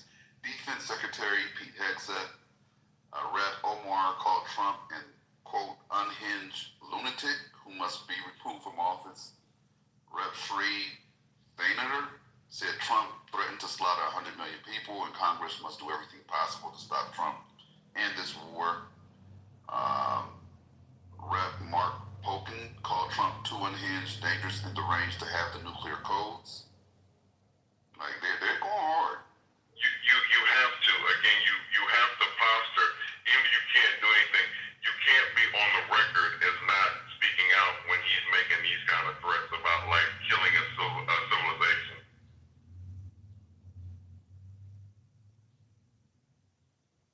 At least they're going on record, and even if they can't stop it, they're going on record and documenting.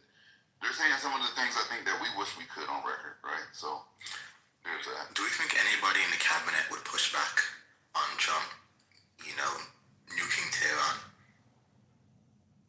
I feel like Rubio would be the voice of disagreement.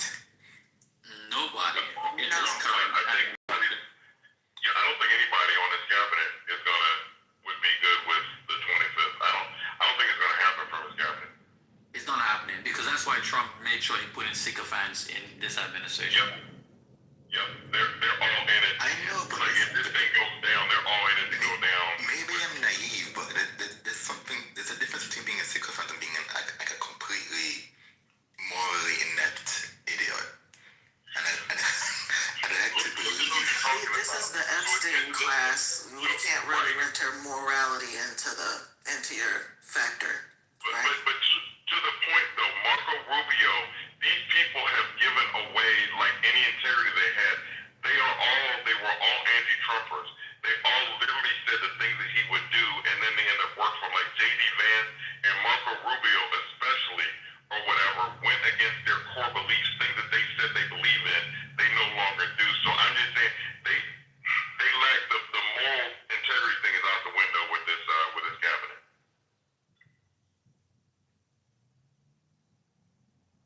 There's billions at stake too, right? So when you enter money into the equation, like we haven't even got to that point, but it's a winner take all if this goes any further. And Let's just imagine that J.D. Vance had one time referred to Trump as America's Hitler. And it might be coming to pass. Who knows? It truly is. Watching these people give up what they're giving up. Did anybody hear about this thing to the point about billions on the line? This thing about the Pete Hegseth, the BlackRock fund with I think Raytheon and I don't know, McDonald's, all the defense contractors essentially, where he was trying to do something with that to enrich himself, but couldn't do it. Has anybody even heard about that or talked about it? Yeah. He bought the wrong ETF. Well, not he. His advisor bought the wrong ETF.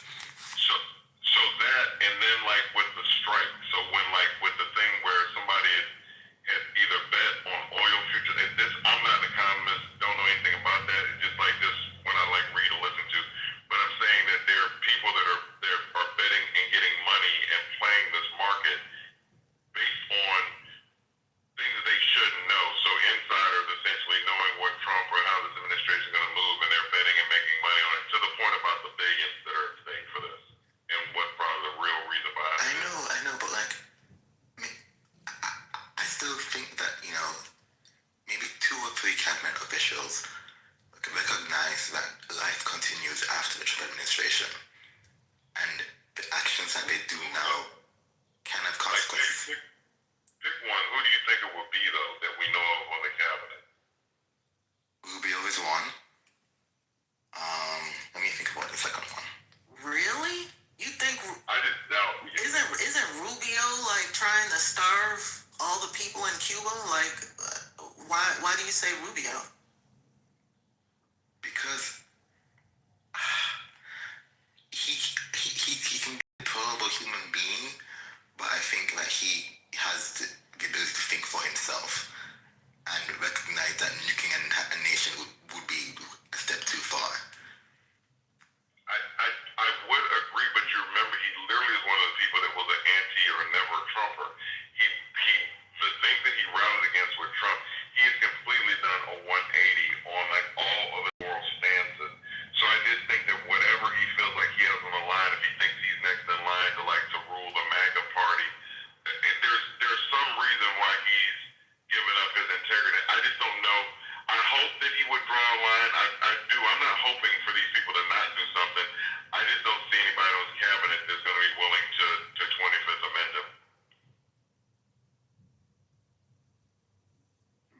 Tulsi Gabbard.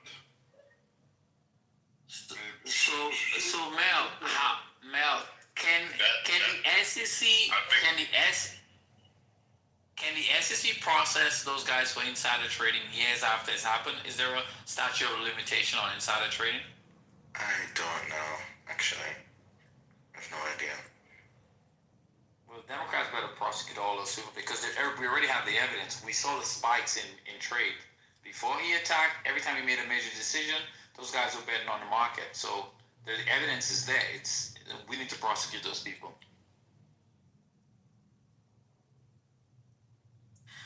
Was it legal for them to send Kushner to work out this agreement in the first place? Yeah. Why did they send Kushner? Because he's the president's favorite son-in-law. He's not a diplomat, though. Like, it doesn't. I know, but the president can appoint whoever he wants to appoint to negotiate, you know. This kind of thing. Yeah. Right, but he also has a financial stake in the outcome of all of this. Kushner is the money handler for Trump. So when he's talking to the Arabs and collecting big checks from MBS, he's doing it on behalf of Trump. And no one could see any different that, hey, Kushner just got $4 billion from the Arabs because the fact that he does have a trading company, but he's registered, blah, blah, blah. Again, we don't know where that money is going to end up after Trump leaves office. So the point here being is that when he brought in Kushner, like, oh boy, Kushner already got $2 billion from MBS. Let me see how many more billions he's going to get from the region before this is all over with. So, because remember, we keep looking at Israel and saying Israel pushed Trump to go into Iran. But also, Saudi Arabia was one of the biggest backers of going in, they along with Netanyahu. So don't excuse them, because trust me, Israel is like their mortal enemy also, and they want to destabilize, not Israel, Iran. They want to destabilize Iran, and they've been buddy-buddy with Israel, so is everybody against Iran. Yeah, the Gulf nations are pretty much behind Israel and America on this one. Oh, bother. Nonsense. Great.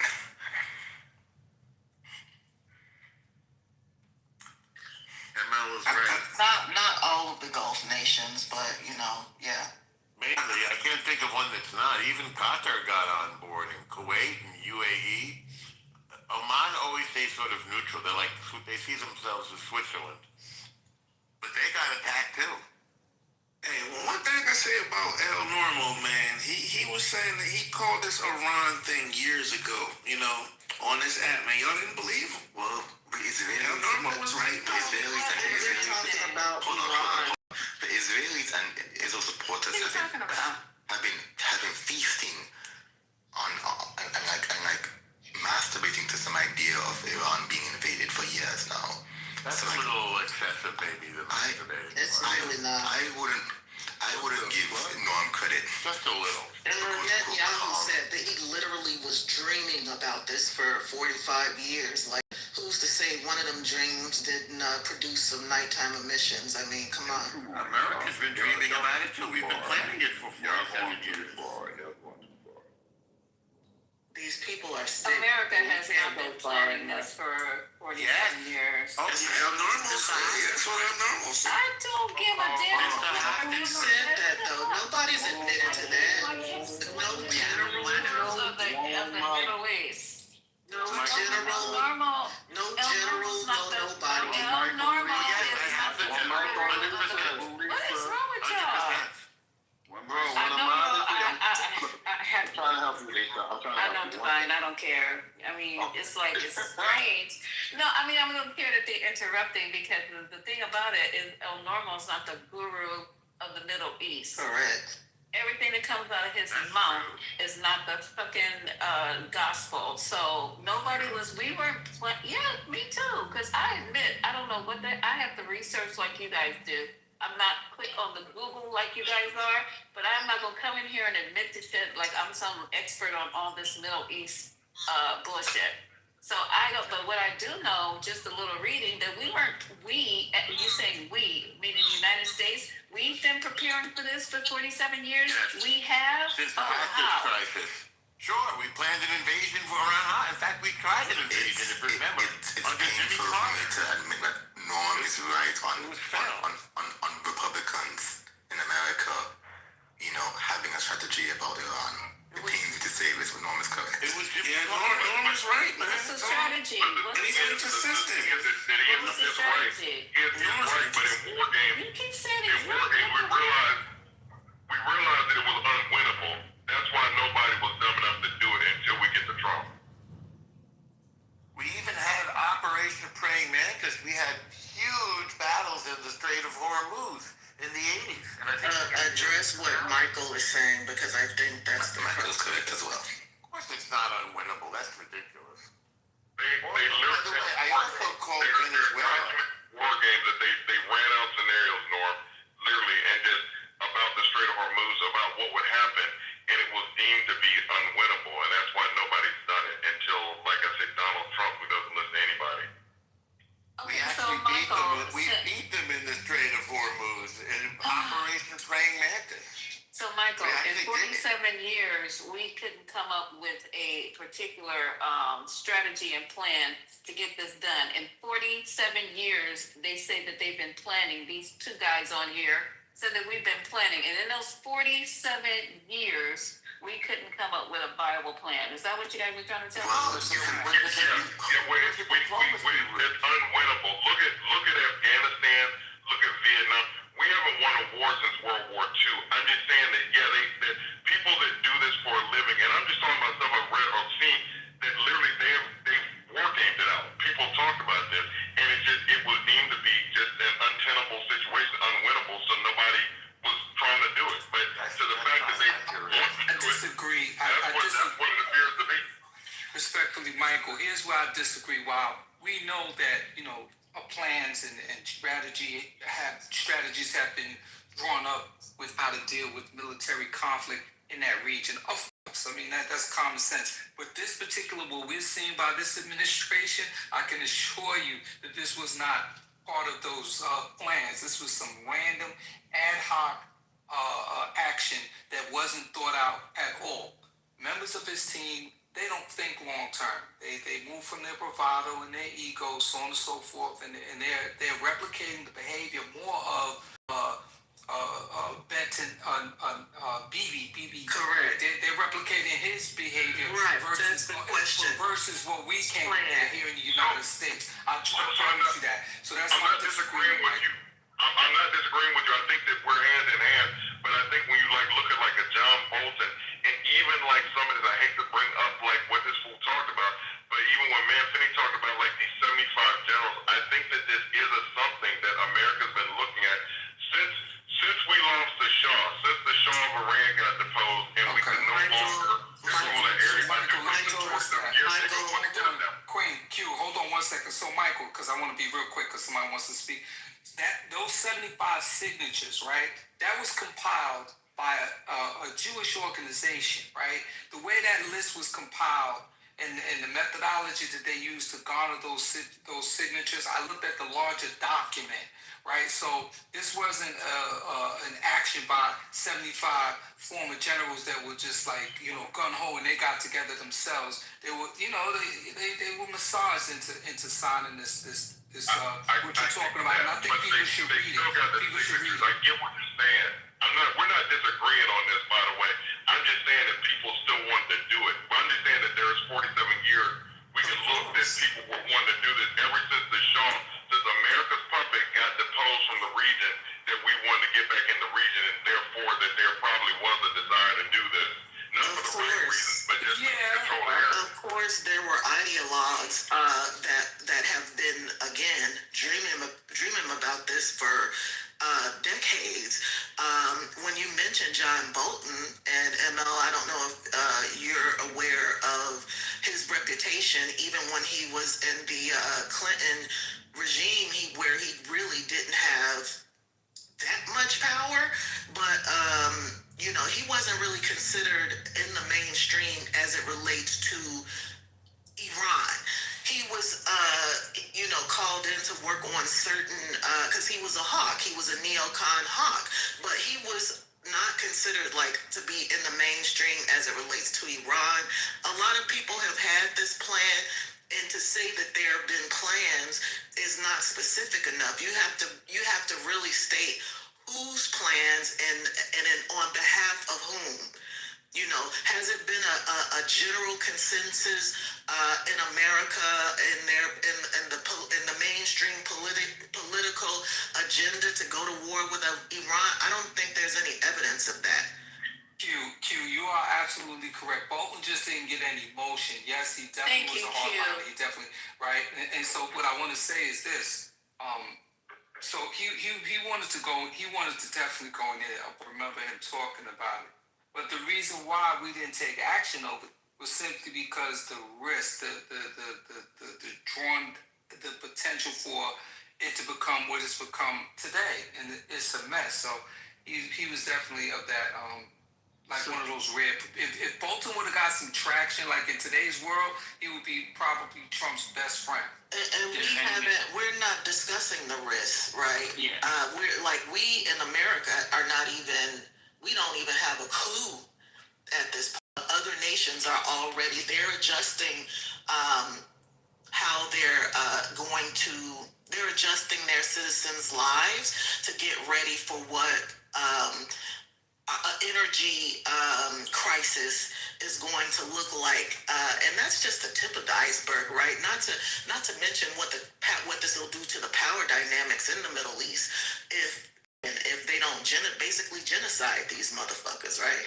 Because that's what we're talking about doing, right? At this point, they have to genocide anybody. Normal. Your credibility. You have absolutely no credibility as it relates to this issue. Like you're just repeating the talking points from the Netanyahu government. The Persian people. What they not from the Persian. They don't want to be their whole civilization bombed. They didn't vote for that. Yeah, they but want that's liberation, what. Though. They want Liberation through liberating from their physical bodies because they're being bombed from the sky. You know, I hope if there's an end. My hope is that if there's an energy crisis, we get to the point where the right and Republicans start loving green energy, and it spurs a revolution in green energy and green energy products, and somehow we end up attenuating the climate change crisis in the next 15-20 years.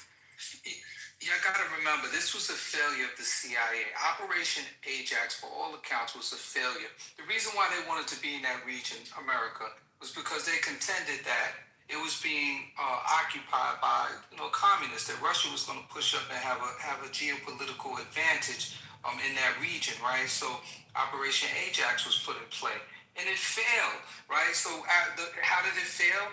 The Iranian people revolted and put who they wanted in power. And during that process, Iranians, and there's so many sects, so many different groups over there, they aligned under, together, right? And so... Okay, hold on. How was Operation Ajax a failure? Let me land. Please let me land. So during that revolution, that nation was able to bond. All of them didn't get along. You had your various sexes. It's really complicated. But one thing they were able to do was to come together and have a successful revolution. That made them tough. They're tested. So to think that we can just come in there and just bomb away and these people, Brazilians, won't show up, that's just a miscalculation. Like these people. Okay, Rambo, I have to cut you off here. To fight. This is misinformation. Operation Ajax was not a failure. It actually was a success. So the CIA and also M16, they pretty much were actually went and removed a democratically elected, actually favorable leader, Basetic, in 1953. He was going to nationalize one. Let me finish. But they put a puppet in place, and then they removed it. What are you talking about? So how was it a failure? That's the whole point. How was it a failure for the U.S. and Britain? So let me answer your question. It was the whole. It was not a failure. Operation Ajax exercise was conducted by the U.S. and the British. It was not a failure. All right, it was a joint effort, but the CIA led it. Like, come on now, don't make me go. What are you talking about, Rambo? He's saying ultimately they installed who they wanted to install, which was the Shah. Thank you. That's a success. That's a success for the U.S. One person to know that It resulted in a Give me a minute, if y'all mind. Hey, you guys let RJ go because he's actually. Guys, please, can you just go online and just go and Google Operation Ajax, okay? I'm not here to fight anybody. I came up because it's just unequivocally incorrect. It was a success for the U.S. and for the British because Mossadegh was not able to nationalize the oil like he wanted to. And this is where they were able to install who they wanted, the puppet, the Shah's father. It was a success. Operation Ajax was the revolution happened in 1979. The revolution took place in 1979. Everybody hold on. I know y'all hear me. RJ, please, one mic. Yeah. All right, let Ace land and we'll go to RJ. Ace, are you done? I'm done. Go ahead. All right, Rambo, I'm just trying to talk you straight up on this, man. I see what you're saying, but you're condensing a little bit too much here, and that's the problem. Ajax was a success because they got rid of the democratically elected leader, Mossadegh, and they reinstalled the Shah. Not only did they do that, but there was Mossad and CIA that trained the secret police there, so the Savak, who eliminated all of the political figures that stood with Mossadegh and eliminated the Communist Party that was in Iran. They were called the Tudeh. And the problem with that is, a generation later, once the students overthrew the Shah, no one had political organization or monetary organization in that. So what was a success, but the blowback hit us a generation later. So all I'm trying to say is, I get where you are, but you gotta separate it out. Yes, you're absolutely right, RJ. Thank you. You're right. I'll take something. Can I say something just real quick? Like, this is none of this, like, it's not been a secret. They, like, certain news outlets have been talking about this for decades now. The news outlets that I watch on a daily basis have been talking about this. I used to really follow Chomsky very closely, and he actually described this very scenario because he said that the United States was somehow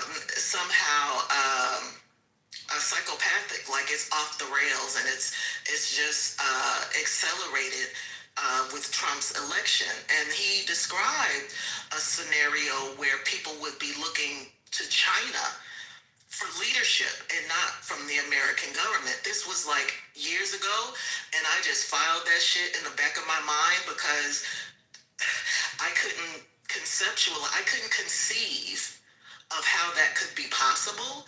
But now, I mean, it's like I can find the lecture that he gave, like, because he used to talk about this shit all the time. Democracy Now!, the news outlet, talked about this shit all the time. Google Amy Goodman. Go to their website. Like, they have, going back for years, different professors who were Middle East scholars, and different people who used to work for different administrations in the United States government.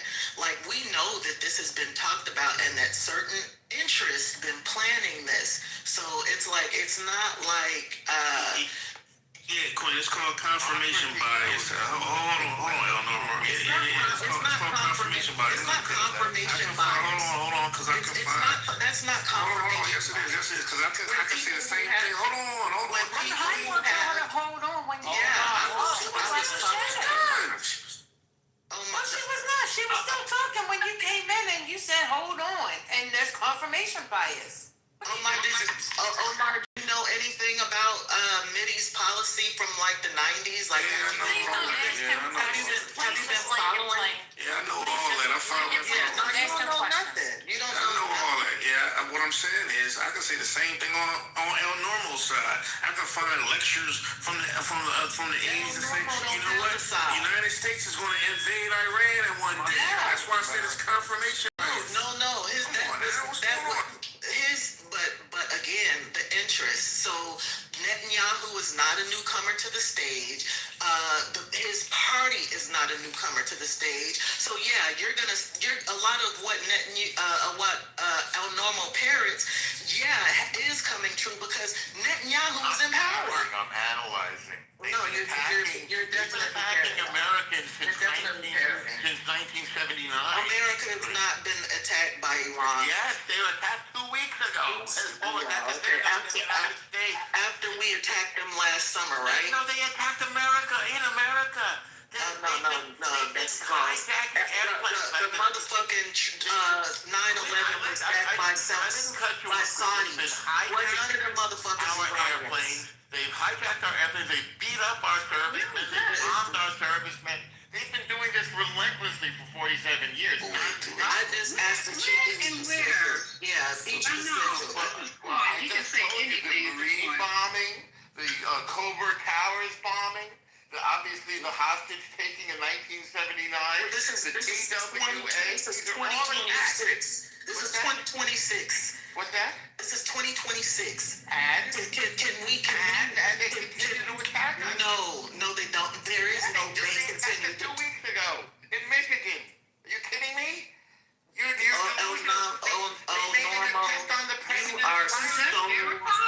so ridiculous. After we bomb them people over the summer, are you kidding? What do you mean? Straight question. We have some What aggression? Yeah. Fine. Go ahead. I don't want to talk to that motherfucker. Okay. They're gonna rationalize attacks on Americans? I'm gonna try to switch to something else. New York Times had an interesting article that has an account of how Trump was convinced to launch this particular war. I'm going to read from it. In a Situation Room on February 11, Mr. Netanyahu made a hard sell, suggesting that Iran was ripe for regime change and expressing the belief that a joint U.S.-Israeli mission could finally bring an end to the Islamic Republic. At one point, the Israelis played for Mr. Trump a brief video that included a montage of potential new leaders who could take over the country if the hardline government fell. Among those featured was Reza Pahlavi, the exiled son of Iran's last Shah, now a Washington-based dissident who had tried to position himself as a secular leader who could shepherd Iran towards a post-theocratic government. Mr. Netanyahu and his team outlined conditions they portrayed as pointing to a near certain victory. Iran's ballistic missile program could be destroyed in weeks. The regime would be so weakened that it could not choke off Strait of Hormuz, and the likelihood that Iran would land blows against U.S. interests in neighborhood countries was assessed as minimal.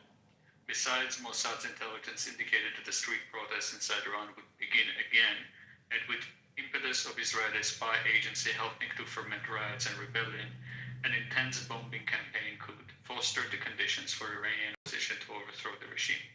The Israelis also raised the prospect of Iranian Kurdish fighters crossing the border from Iraq to open a ground front in the northwest, further stretching the regime's forces and accelerating collapse. Mr. Netanyahu delivered his presentation in confident monotone. It seemed to land well with the most important person in the room, the American president. Sounds good to me, Mr. Trump. Sounds good to me, Mr. Trump told the Prime Minister to Mr. Netanyahu that this signaled a likely green light for a joint U.S.-Israeli strike operation. Mr. Netanyahu was not the only one who came away from the meeting with the impression that Mr. Trump had all but made up his mind. President advisors could see that he had been deeply impressed by the promise of Mr. Netanyahu's military and intelligence services could do, just as he had been when the two men spoke before the 12-day war with Iran in June. Earlier in his White House visit on February 11, Mr. Netanyahu tried to focus the minds of Americans assembled in the cabinet room on the existential threat posed by Iran's 86-year-old Supreme Leader Ayatollah Ali Khamenei.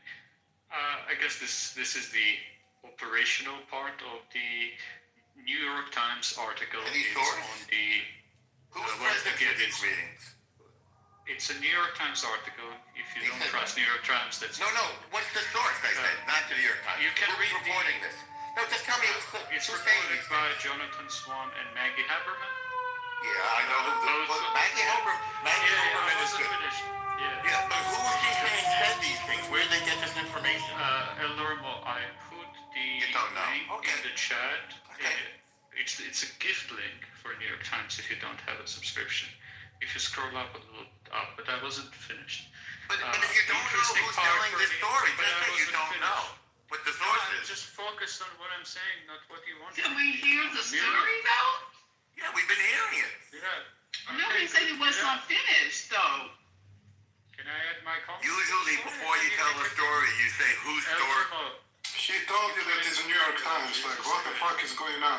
Let people who want to hear, like, the rest. If you don't like, leave, Norm. Jesus Christ.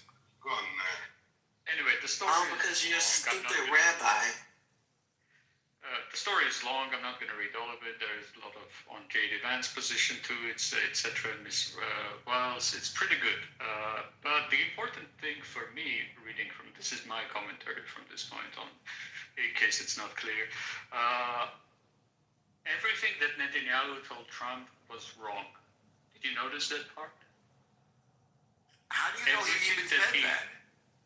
According to New York Times. According to New York Times. No, according to what source from the Elormo, you're free to go to the gift link and figure it out for yourself. So according to the New York Times, everything that Netanyahu said in that presentation was wrong. He said that Iran have no capability to attack U.S. interests in the region. That was wrong. The Kurds was wrong. The street protests wrong. Pahlavi, wrong. Ballistic missiles, wrong. Anyway, that's my comment. Okay, so can you not say wrong and just say lie? Well, sure, lie. But we don't know if the story is true, right? Well, if you figured it out, please tell us. Well, you didn't figure it out, and you're the one presenting the information. I'll wait for you. Please figure it out and tell us. Did you put the link in the chat? You shut the fuck up. A story has a story. He said that 4 times that link in the chat. Just go read it. Read it. Go read it. Go read it. Shut the fuck up. You mean you want me to read it? They really do not want this to come out that America was duped, that President Trump is an idiot. Well, we already know the idiot part. As far as duped, we had all figured it out in the beginning. It don't take much. All they have to know, they know that Trump is very much ability to be compromised. Neo, you didn't Go put in it there in and the tell him that chat. it looks good, smells good. It's not in the chat. I was looking for it. This is the same president that said, listen to the last person that he talked to. Hey, could you shut the fuck up and back channel him? We don't care. Look for the link on your own. He told you where it was at. Go find it. Don't be rude. You the one being rude. You're trying to overtalk the whole space. You're trying to overtalk the whole space, bro. It's not your space. I didn't over. I just said what's the source. You're still doing it. You're still doing it. Here you go. Yeah, shut up, Grandpa. But what I was basically stating was, I'm not saying that he's an idiot, but we have been told numerous of times from people not only closest to him, but in his own cabinet is he listens to the last person he talks to. That's not the signs of an educated, well-spoken person. A well-read. Okay, who keeps bringing this man up? I don't know. Bringing who up? It could be me. It's okay. Just continue. He's being disruptive. No offense. Can I get a word in? Was Chris finished? Was it Chris? Oh, yeah. I'm done. Sorry. Like I said, I said what I wanted to say about your situation. All right, Doctor. Yes. Hi.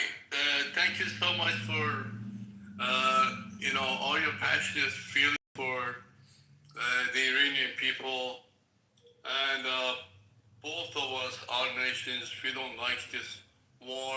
There's nothing good going to come out of the war. But then again, for 47 years, you've had a terrorist government I knew it. that took over the country and depleted the wealth of the country and everything. They're hanging on trying to innocent people. pivot to the news. Like, I'm really sorry. Any breaking news?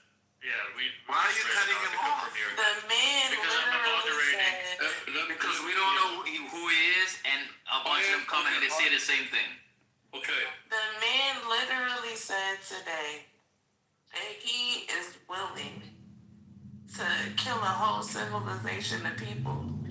That message was And fake. y'all, That message it was was fake. what? That message was fake. I came in here with the same message. What do you mean fake? What do you mean fake? What do you mean fake? It's You real on divine. CNN. I tried to read when I came in. Hold on. When I came this afternoon and I began to read that Truth Social post, didn't you guys say no, Divine? They said they not don't real. We said We already talked about it. We talked about it. I thought y'all said it was fake. No, it's not right. He said it. You hold on to that for Okay. because you're coming in late with Okay, I misunderstood. Okay, we all made up 3 hours later. Okay, Pence have erased it. I made a mistake. Too much on divine. Too much on divine. Interrupted. Y'all act like y'all always right. Easy, killer. Okay, let me go. Just letting Brooklyn speak.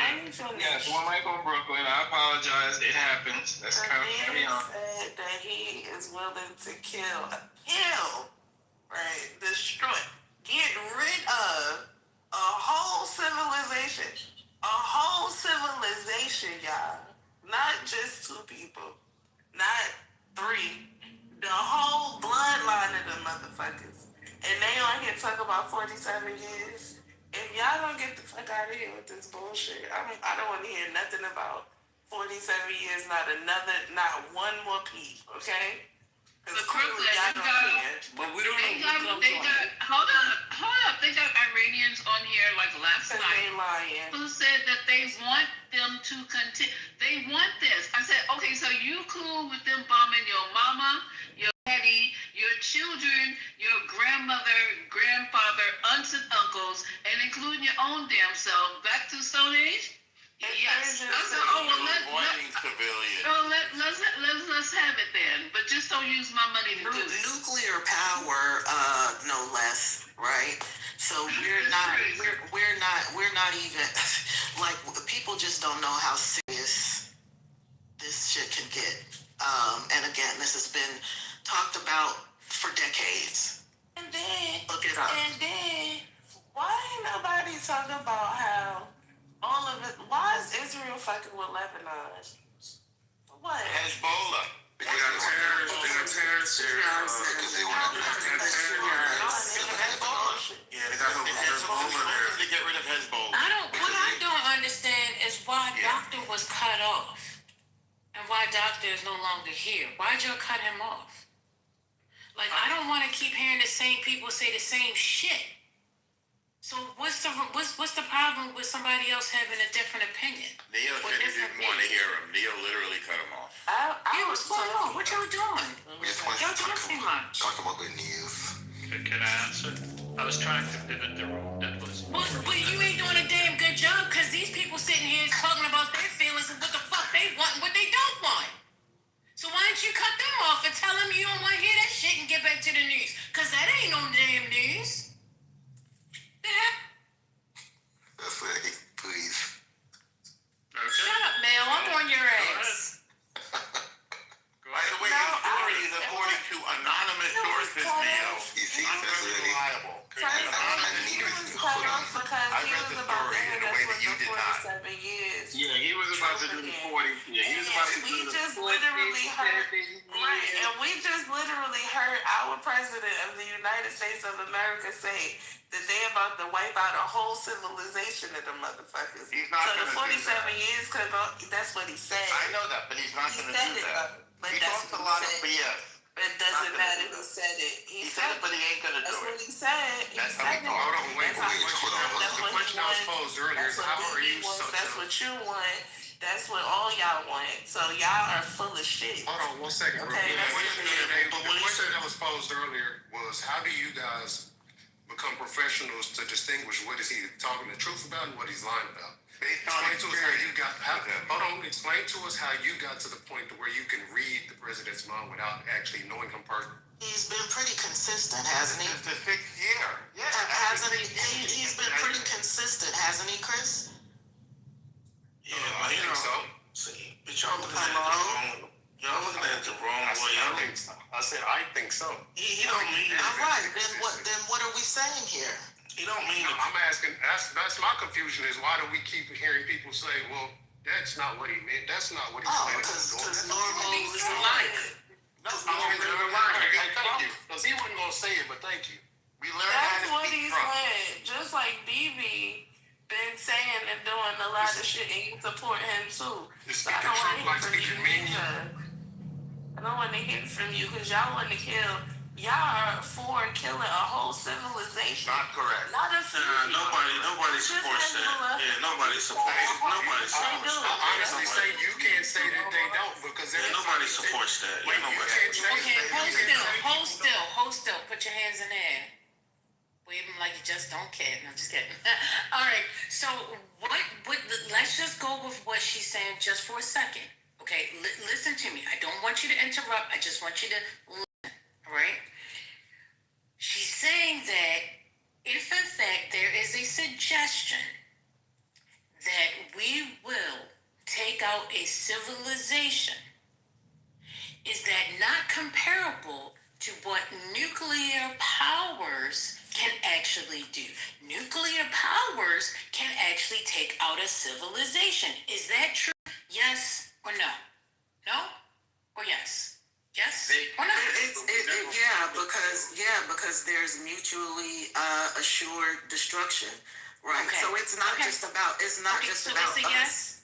yes. Yes. It's a yes. Okay. Normal. You said yes, or did you say no? Is your question, can nuclear power destroy a civilization? Is that your question? Yes, Of course sir. it can. Okay. All right. Cool. But I'm quite certain that nobody has any intention of doing this. That's quite clear. Okay, and I understand that you want to say that, but the people have to go by what is being said.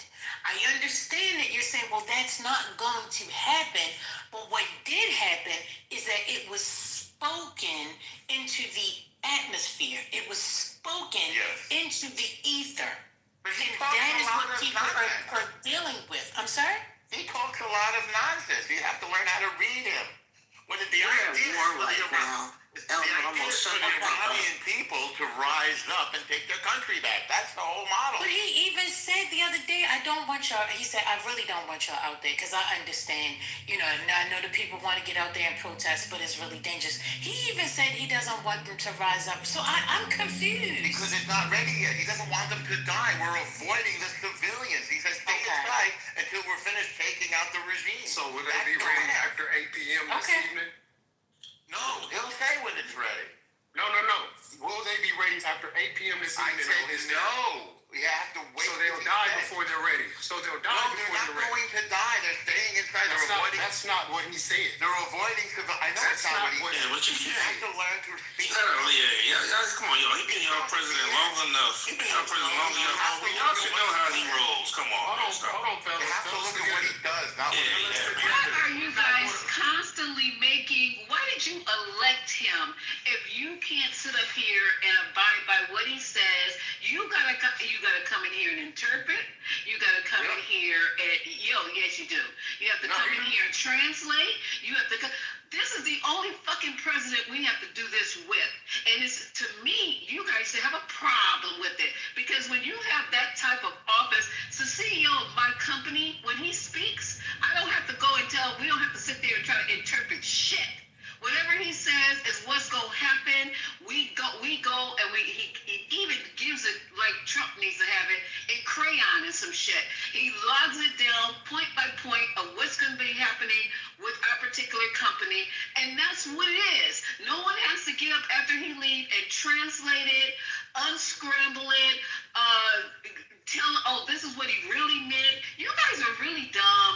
I don't appreciate the fact that you're either playing dumb or you're playing me dumb. But either way, I'm not happy with it. But Lisa, hold on, adaptability is the highest form of intelligence, right? And we know it's like your child, right? You don't treat every child the same. Well, it's like presidents. Oh, now he's a child. Do you see that? Do you see this? Hold on, let me finish. Here he goes again. We just talked about you making excuses for the president of the United States. Stop doing that. Listen, You have elected him. We are paying him. He has the key to the nuclear. He's running a country. You, as a nobody, insignificant, should not be in here trying to whisper, be the fucking president whisperer. You don't even hold an office. You don't even have a cabinet. You're not even allowed in the front door.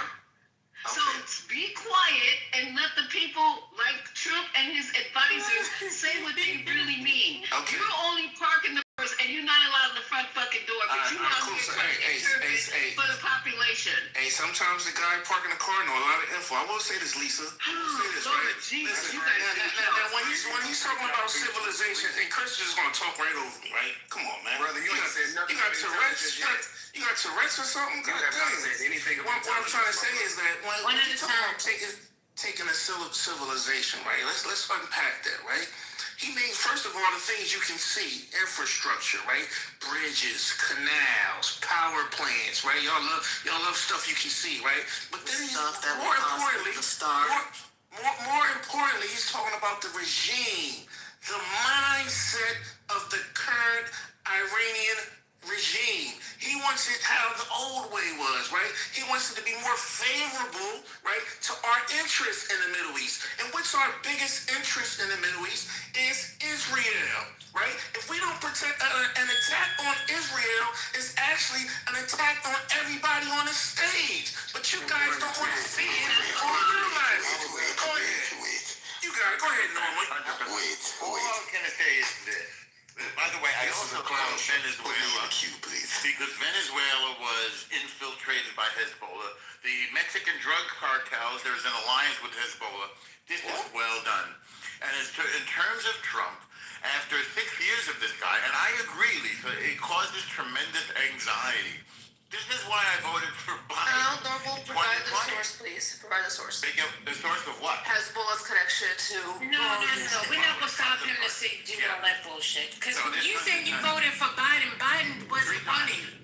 But he didn't run this last time, so it doesn't matter. You voted for Trump. You voted for Trump. I would have voted for Biden, but again, when you talk about people lying at the top, Biden was lying. Biden was incompetent, and I fell for it. We all fell for the fact that we thought he was okay in the head, and he wasn't. And that's another example of politicians lying from the other side. But Trump is okay in the head. Get the fuck out of here. I didn't say that. No, I'm saying that plane. We were fooled by the lies of the Democratic Party as well. That's all I'm saying. All right, Mel. Thank you, First Lady. I thought we were America first. What was an attack on Israel, an attack on everybody else on the stage? That is an ally. It's our allies. Hush your fuss. Let Mel finish, please. Many countries are allies to the U.S. Is an attack on Ukraine. It just doesn't make any sense how we want to throw away, the America First #MAGA movement at the throne of whatever our quote-unquote responsibilities are to Israel. That makes no sense. Secondly, it's rich that Norm is talking about lying and incompetency and all of that stuff, where he voted for Trump. Like, it's just crazy that in one breath, he speaks about how the Democratic Party was so, full of deceit and incompetence, but at the same time, Trump raising our gas bills and Trump, fucking up the world is total competence and totally alright. It's disingenuous, it's mendacious, and it's frankly seated in his manner or his preference to sacrifice any other aspect of his life as long as what he thinks the U.S. presidency will do will be for Israel's interest. It's absolutely crazy. This is not accurate, though. That's not my position. That is your position. That is your position. All right. Wait a minute. Zip it. Feminist, are you there? Aziz, you're there. Truth, you're there. Sable, are you guys wanting to get in the conversation? Yes or no? If not, I'll Hello, go back hello. to hello, Truth. How are you? Feminist. Yes, I can Okay, correct go that. ahead. I'm just trying to get some perspective. Okay. All right. Cool beans. All right. Go ahead, Truth. Jump in. No. My Okay. phone on heat. Your phone is on hot. Yeah, my phone was overheated. I just finally got it to unmute. That might have been my fault. I'm sorry. I get wound up. Yo, what's up, Norm? Doing the Lord's work, I see. 100%, No, bro. I think, to be fair to those who are defending the Trump admin and his actions, they're going to be disingenuous because they can't tell us the truth. They can't tell us that they're pro-empire. They can't tell us that they like colonization. They can't tell us that they're moral supremacists and they feel that they're entitled to the world and that they have an obligation to eliminate barbarism because that's what they're dealing with, barbarians. And they're the civilized ones. That's how they see the world, and they sense no irony in it. And that's why you'll go blue in the face going, what are you talking about? The first day of our strike, we bombed a school. Oh, it doesn't matter because we did it. And in fact, we think they did it. Well, no, the evidence turns out we did do it. Oh, well, it doesn't matter anyway. What about this? What about October 7th? What about 3 years ago, 5 years ago? Anyway, yeah, so no, the name of the game for them is to waste our time. And I call it that because what we will do is we'll actually bring up real points. We'll point at the hypocrisy and the logical inconsistencies, et cetera, et cetera. They don't care. I wish they would just mask off already and say, we white is right, might makes right, we're taking the land, get used to it. Something like The Persians are white people. Did you not know that? that's not why y'all support the war. What? No, I'm saying that the racial analysis doesn't apply here. This is about eliminating the world's foremost sponsor of terror. Let's be honest. Against American interests and everybody else. There's 12 countries that they've attacked. They've attacked all their Arab neighbors. They're the racist ones. Genuine question. They're the ones that want to take over America. They're the ones that want to convert the non-Shia Muslim. They do, not us. So they're the colonizers. Norm, okay, we got you. Norm, genuine question. Do you think that if America had said, you know what, we apologize for what we did with the United Kingdom, doing the coup, we apologize for the aftermath of how it went down, we apologize for how we scapegoated you for the Iranian Revolution and sanctioned you, let's reset, form a global apology, let's walk into a diplomatic issue as mutuals with respect. Do you think that would have just resulted in them saying to our face, yeah, sure, sounds good, but secretly building a bomb to nuke the world? 100%. Of course, that's what happened. We've been negotiating with them forever. We've been negotiating with them the whole time. We wanted peace. We didn't want to come to this. They take negotiation as weakness. They never offered to stop the terror proxies all over the world. The Hezbollahs and the Houthis. The Houthis attack everybody's ships, not just American, not just Israeli. America is responsible for guaranteeing freedom of the seas. We're the world's policemen, like it or not. And they're threatening the freedom of the right to do what they're doing at the Strait of Hormuz. That's not theirs to close. This is an act of war, what they're doing. Why do you think that the world seems to disagree with you? The world does not disagree with us. I don't know where you got that from. Well, most of the world is blaming America for this, not Iran. I don't know what you mean blame. They're the ones doing the bad stuff. They closed the waterways. Well, no, They're not funny funny. They're the ones committing terror. No, is he just defined exactly what you're doing right now, where you're trying to switch the topic? We closed the water something and still. They didn't close the waterways out of a vacuum, Norm. They were closed in response. They have no right to do it. It's a violation of international law. They can't. Why are you talking about rights? Wait. Violating. We care about international law now? Exactly. After initially, if you're not pro-American, just say you're not pro-American. Wait. Hold on. So now it's a juxtaposition between. Why are you introducing this hashtag pro-America argument? Because America is at war with its enemy. So just because America's at war means that we have to support the American narrative? Is that what you're saying, Norm? I never said that. I think if you might want to support your country. country. Then why are you questioning? Why are you questioning whether or not people here? Why are you questioning whether or not people here support America or are pro-America? Why bring that up? What's the question? Why are you questioning whether or not people on the stage are pro-America? I said if you don't support America, then what's there to talk about? I'm not questioning your alliance. We are discussing. We are discussing America's actions in the Middle East. That's right. You can vehemently disagree with the actions of America in the Middle East and still align yourself with the ideals of America and Americanness. So introducing this whole pro-America, you're not pro your country, you're not patriotic, etc., etc., just degrades the conversation, Norm. So don't do it, please. I don't think it does. No, I think it's important to realize that we are actually fighting, and in some rare cases, thank God rare, dying for certain goals and ideals. And those goals and ideals. Tell you what they are. And you tell me if you disagree with them. No nukes, no ballistics, no terror proxies, and no slaughtering your own people. That's why we're fighting this war. And those are legitimate reasons. That is not a legitimate Mel, please. Please. You can have those reasons, but every single reason has a cost to it, Norm. And so that is correct. That is correct. And it's perfectly okay for people to disagree as to whether or not these goals warrant the cost that are going to be borne by the people in the region and the people outside the region. Instead of talking about nonsense colonialism, let's talk about the actual goals of the war. Let's talk. Sorry, go ahead, Chris. I just wanted to, you guys can't bomb your people, but if you guys don't open up the strait, we'll bomb your people. If somebody would have said, wake it up. That's the logic.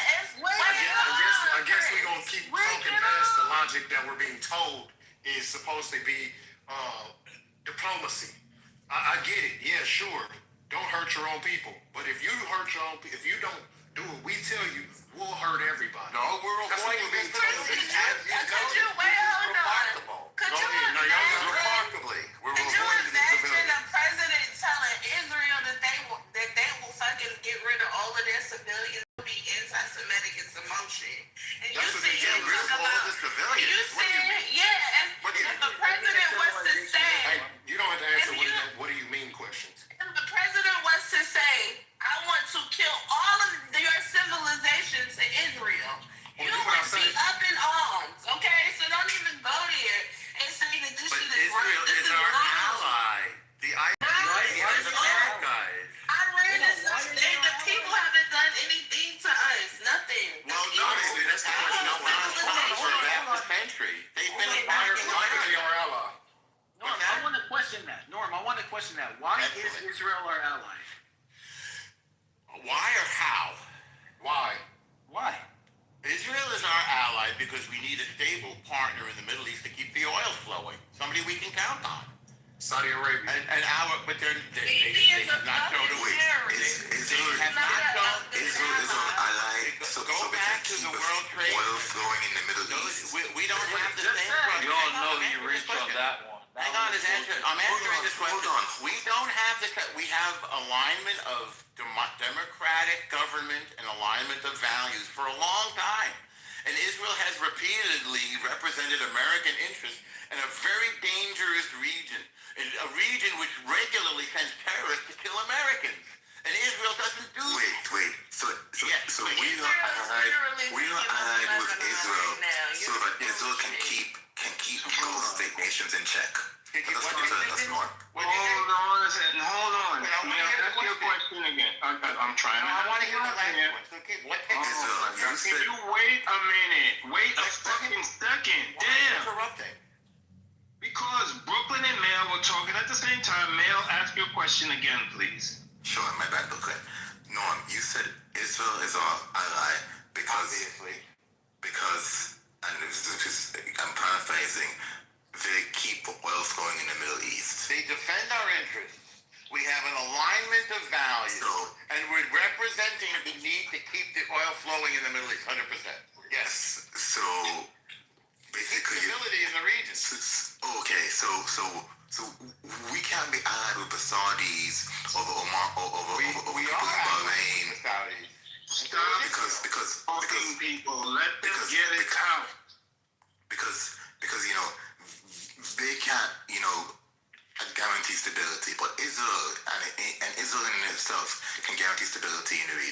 So because we need the oil flowing, we have to be aligned with Israel. Is that what you're saying, Ron? No, that's not the only and exclusive reason. That is one of the many reasons I made to you.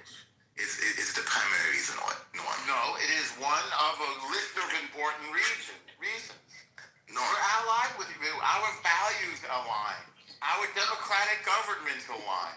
Our technology aligns. Do you realize how? Hang on. Do you realize how integrated we are with Israeli technology and Israeli intelligence? It will provide life-saving intelligence for every. Hang on. Let me give the answer. It will provide life-saving intelligence every single day about Islamic terror around the world. We're very integrated with Swedish tech or French tech. Yes, or but they don't provide the intelligence like we all need ASMLs for using your phone. Like, you're not making a convincing argument why Israel needs to enjoy a special relationship with the U.S. They haven't called it a special relationship. They say it's our most capable ally. It used to be England. England has fallen down, frankly. And you're not making a convincing argument why the U.S. needs to be bogged down and care about the Middle East. Because of oil. And I think we should get rid of this. We should get economy grinds to Venezuela. We don't need them. That's what he said. Excuse me. By the way, Can I answer your question? Hold on. I'm from Middle East, and I can answer your question. We need to get out of the Middle East. I'm tired of the Middle East. I'm tired of Israel. I am tired of Israel. Fuck Israel. I'm tired of Saudi Arabia. Fuck Saudi Arabia. Like, the country is getting bogged down in this region because of evangelical bullshit and oil. Like, we have an answer to the oil. We have a fundamental answer to that. And the evangelicals are dying off. So hopefully, maybe not in my generation, maybe not in my kids' generation, but eventually America needs to win itself off the Middle East and to get this thing out into the space. Like, it's exhausting the country. Exactly. You know why the reason? That goes through No, hold on. Let me tell you the reason. Keep the waterways open. The whole reason is not Israel or it's not anyone else. The whole Israel is ideology of Islam. I was born in Iran and I lived there till I was 10 years old. Then I moved to US and I was the lucky one. Islam, it says in Quran, and I can give you the exact surah that it says you make everybody Muslim or you kill them or you out of here. Like, so what? No, it's not. Let him finish. Okay, if you don't want to hear it, it's okay. But this is the truth. So that's why they were building nuclear bomb and they chanting that to America every morning in the school. When I was 7 years old, they told us we have to stay chanting that death to America. Why? Because God, this is bullshit. It's not bullshit. You didn't live there, bro. If you don't like it, you say it's bullshit because you don't like it. Because you're not a fucking Muslim, so now you. Yes, I am a Muslim. You are not fucking. You are fucking idiots. Okay, shut up. For a second. I'm so sick of this fucking Islamophobia. The Quran does not command Muslims to kill all non-fucking Muslims. Can you stop this shit? You're not right about that. You're not right about that. Yes, it is. You are making something true. Okay, all right. We gotta have some decorum. One at a time. We're gonna go Ace, and then that lady that was talking. Go ahead, Ace. People talking about somebody killing somebody from a religious point of view. Don't let that lady start talking again with the propaganda stuff. It is propaganda. It's 100%. So why do we need a nuclear access, ma'am? Don't answer that. Just go ahead. Who was next? Ace, go ahead. But that's what I'm saying, though, Lisa. Like, even still, right? Even still, Mel said that he wants us to be out of the Middle East altogether, which most people do because it seems like this fight is forever. This is the forever fight that nobody is ever gonna win. Israel has been fighting, Afghanistan, Iraq, Iran, everybody has been fighting this whole time, right? So we won out. But these people are saying, oh, well, we were trying to come over here and kill a whole civilization of people. And we supposed to be okay with that. Like, that's not cool.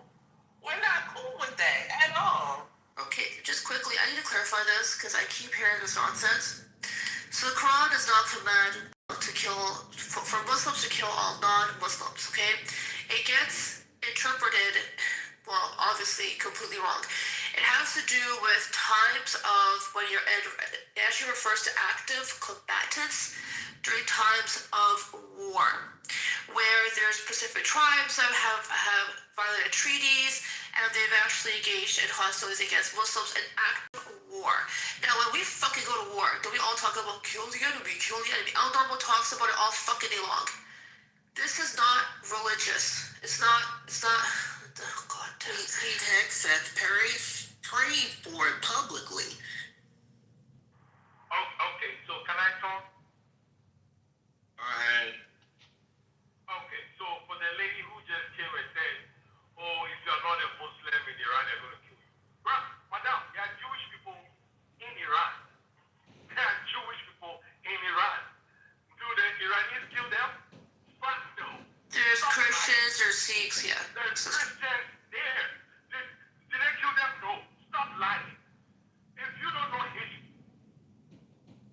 you don't believe it. Your mic is low and you're going in and out, but we got the gist of it, and that lady is gone.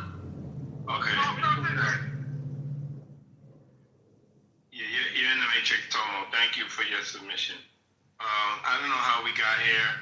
This is a newsroom.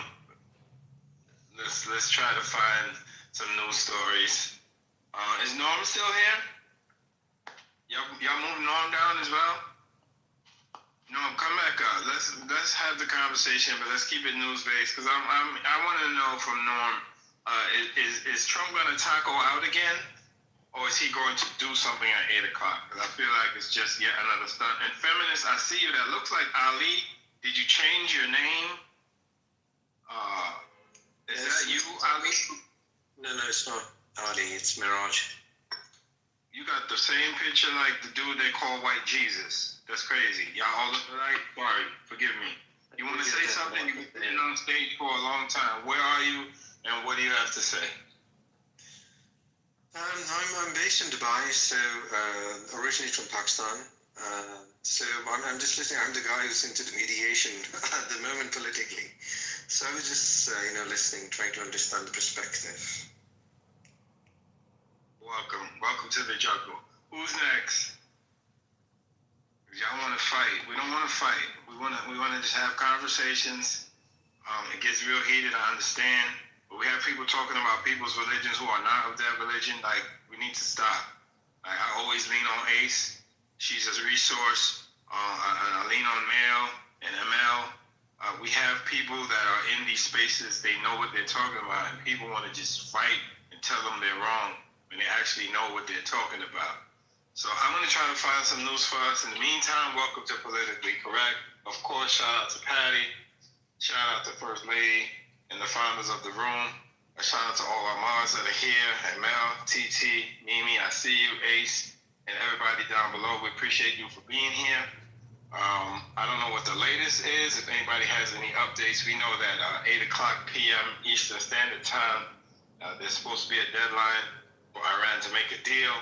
We have our president talking about blasting people back to the Stone Age. We heard rumblings of war crimes. There's a lot going on. I think we're all a bit on edge. I personally believe we have a madman in the White House, and I believe he's asking, I could hear him asking, can we just nuke him? Call me crazy, but I think he's asking, can he do it? And I'm sure they're trying to talk him down off the ledge. This is not World War I, World War II. This is not Hiroshima, Nagasaki. I don't understand what the game plan is. First it was regime change, then it was a regime change. Now it's open the fucking straight, right? So it's a shit show. We have C-130s being left behind and blown up. There's rumors of they went to get the uranium. No, they didn't go get the uranium. They went to rescue the pilot. We have Iran trolling us with Lego videos all over TikTok. We have our president trolling back through Truth Social. This is is this modern warfare? Like, what are we doing? What the hell is going on? So I'm going to yield the mic to whoever wants to go. Let's go one at a time. Try not to talk over each other. Thank you.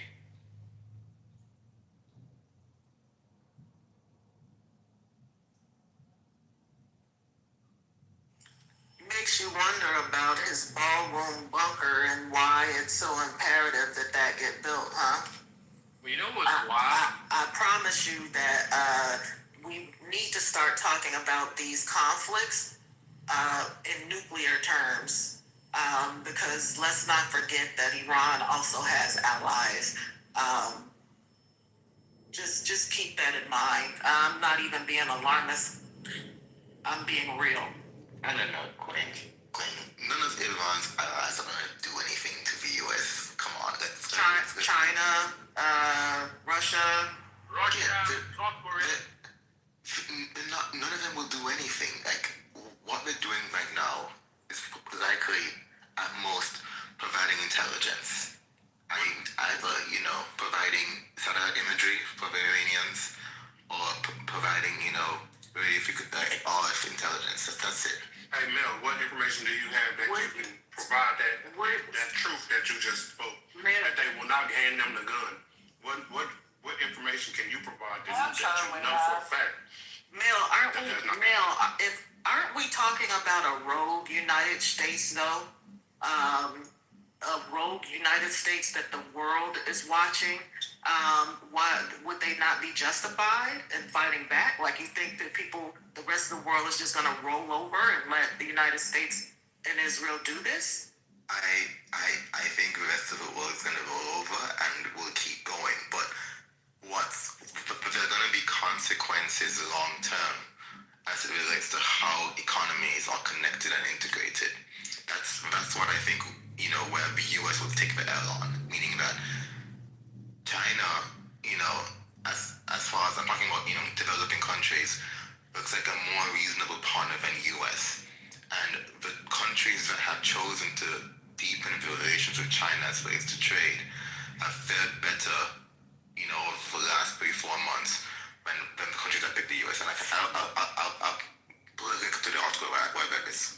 Like, I don't think they're going to be, I cannot fathom there being any, kinetic consequences for the US going in and having a ground invasion in Iran. What's going to matter is the trade and the money and the relationships over the next 5-10 years. I don't think it's just easy like that.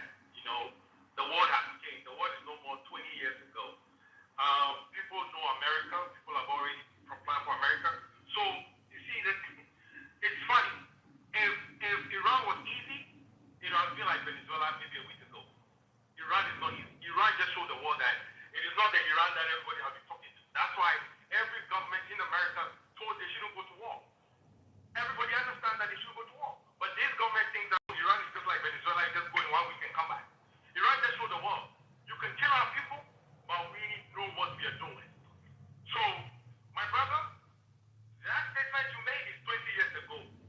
Right now is a new era. The world is watching and the world is changing. Everybody now is buying. Yeah, but what I'm saying is that... Hold on, let me finish. Go ahead. So the new world order is changing right in front of our eyes. It's America. The dollar right now, nobody is buying oil through the dollar right now in Iraq. Everybody has to pay money through Chinese money. That is the economy changing right now. That is the new order right now. So we're not going to see it right now, but it's coming. The people outside America knows what's going on. So please, that statement you just made was 20 years ago. Today's world is different from now. You have to open your eyes. Wait, so you agree with me when I said that the consequences will be felt in trade over the next 5 to 10 years? We agree, right, Tomo? We do agree. Okay. And that's the only point I made.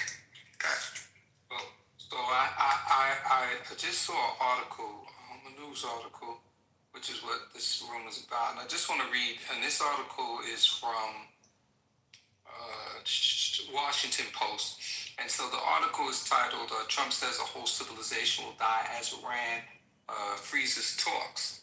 Now, there's a portion in here that caught my attention that I just want to read. Let me scroll down. And it says, and this statement is coming from the Iranian president, in which he says, deadline shouldn't cause us to have the slightest doubt in defending our country. And further in the article, he alludes that they have approximately 14. Here we go. He's saying that they have more than 14 million proud Iranians have so far registered to sacrifice their lives to defend Iran. I too have been and will remain devoted to giving my life for Iranian President Masoud P. I can't pronounce his last name. And then there are stories that civilians are surrounding a lot of these sites, hand in hand, children, so on and so forth, around these targets. I don't know how true it is, but I thought that was a very interesting part of this article. Again, more than 14 million proud. This is the Iranian president speaking. He's claiming that more than 14 million proud Iranians have so far registered to sacrifice their lives to defend Iran. I too have been, am, and will remain devoted to giving my life for Iran. So, and we spoke about this earlier. What I said earlier was, that revolution that they went through as a country, it united them, and they're battle tested, and they all don't get along, and maybe some of them do have beef with the regime, so on and so forth. But nevertheless, as a nation, they know what it's like to go through these types of events and stand up. So they've been tested. So like them and the freaking Ukrainians who have stood up and fought for their countries, people are not just going to cower when somebody comes and tries to invade their countries. And I hope that Americans seem to be the only ones that have cowered because we've allowed this president and his regime to do what they're doing to this country. So we need to stand up. I land. All right, I got some other breaking news real quick. This is out of CNN 21 minutes ago. Trump's Iran threat spurs calls to invoke 25th Amendment from an eclectic group. I'll read. Lawmakers have reportedly floated the method for removing a president as laid out in the Constitution in recent years, and Donald Trump's cabinet apparently discussed the option more earnestly than many initially realized after the January 6th Capitol attack. So let me get to the gist of it. Of course, it's the Democrats. Democrat lawmakers and right-wing voices are expressing concerns about just how far Trump will take things in Iran with this 8 p.m. deadline for Tehran to cut a deal. As this deadline approaches, the president's threats to strike power plants and other civilian infrastructure have been decried as war crimes, and some even say they fear the latest comments are alluding to the use of nuclear weapons, which the White House has denied, considering it's mostly Democrats who are calling to invoke the amendment, more than 24 of them in fact. That includes potential presidential hopeful like Illinois Governor J.B. Pritzker. Of course, they have little to no power at the moment to initiate removal proceedings. So they're trying. This is what the people that always say, well, what are Democrats doing? They want to invoke the 25th. I think that goes along the lines of incapacitated. They want J.D. Vance to be the president. So with that, I'll go on. Don't want J.D. Vance to become president, but I think that if we leave it up to the politicians, it might be too late for us to use our own voices to stand up against this issue. I think that I think J.D. Vance would be worse, no? He also has interests that he's representing.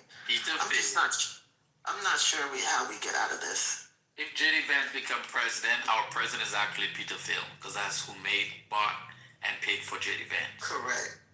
And if you read Peter Thiel's writings, you realize, holy fuck, he doesn't even believe in democracy. Peter Thiel is very anti-black. I remember being in Silicon Valley in the early 2000s. He and, gosh, I forget the other guy. It wasn't was Peter Thiel and Well, And movement from Teresa, South Africa. was no, that no, no, no, no, no, no, no. It was Peter Thiel, and I remember at Stanford, they wrote in the Stanford newspaper. You can pull it up. How they think that affirmative action and voting rights, in essence, have failed. It was not a good thing, and yeah, he and that other guy, they're both South African or German folks. David Sachs. Thank you, David Sachs, who were very much so anti-black, and me being in Palo Alto at the time, and I was just like these clowns. But yeah, they are vehemently anti-black, vehemently anti-Western democracy for a multi-pluralistic democracy. And now Sachs and Thiel.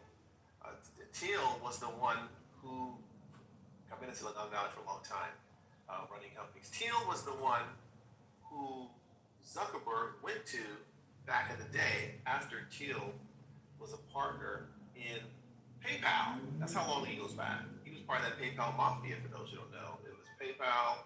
It was Elon Musk was in that group. The guy who started LinkedIn, he was in the group. He was part of that company. Who else was in there? The guy that started YouTube, the Asian dude, Yang, I forget his name. He was there. It's all these guys, when the whole eBay thing broke apart, or they did a deal with eBay and they took their money and ran, they all started their own things. After that, what's the guy that started Napster? What's the guy's name? The guy that started Napster took Zuckerberg to Thiel to get funded for Facebook. So these guys have been around scurrying about in the valley for a long time. Well, the GOP was upset that Silicon Valley helped Obama get in office using technology and basically data. It's just simple data mining. It's very easy. And so they said, we're going to switch up and now have these guys join our fold. So it was Thiel who was one of the founders of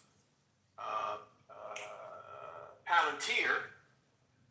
Palantir, the data mining company that has contracts with the U.S. military and whatnot, that has a huge contract with the UK. Palantir is a company that was put on Bernie Madoff. That's how they busted Bernie Madoff. Palantir is a company used to overturn the machines in those 7 states that Trump claims he won the electoral count. It was Palantir, Peter Thiel, that delivered Trump those 7 states over VP Harris, who only ran for 100 and something days at the end. Just quick correction. Palantir goes to sell itself as, being used in investigations a priori, but for a specific instance about Madoff, they were used after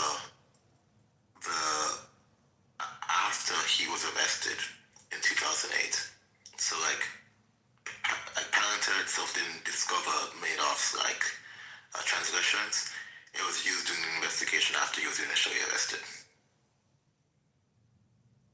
I think it's safe to say that Because Madoff didn't make any trades. America has its own oligarchs, the tech bros. They are all intertwined. They've all started companies together or had ventures together, and a lot of them still do through AI, maybe? Am I correct in that? Because that's just what I call them. They are our American oligarchs, and they have purchased positions in the government. I don't know if I call them oligarchs. I choose to be, anyway. But yeah, you're right. Bernie Palantir's software was used to help convict Madoff by analyzing decades of complex financial records to uncover his massive Ponzi scheme. So Palantir wasn't out at the time. When Bernie Madoff started doing this 40 years ago, or whatever it happened. But yeah, they used their data mining tech to assist the SEC in sorting through 40 years of records and accelerating the discovery of Madoff's fraud. No. They already knew he was a fraud. He had been arrested. It's further investigations were assisted with using Palantir software. All I'm saying is that Palantir had to sell itself to the public as an all-seeing God that can discover every single thing as well as others were used after initial investigations had been done.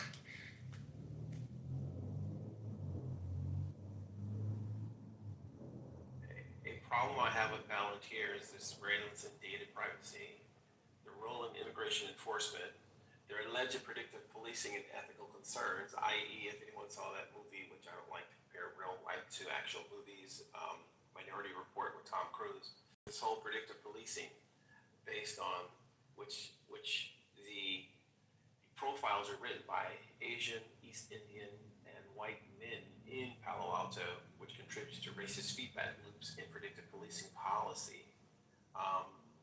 And where existing inequalities in crime data leads to further unfair targeting of certain communities.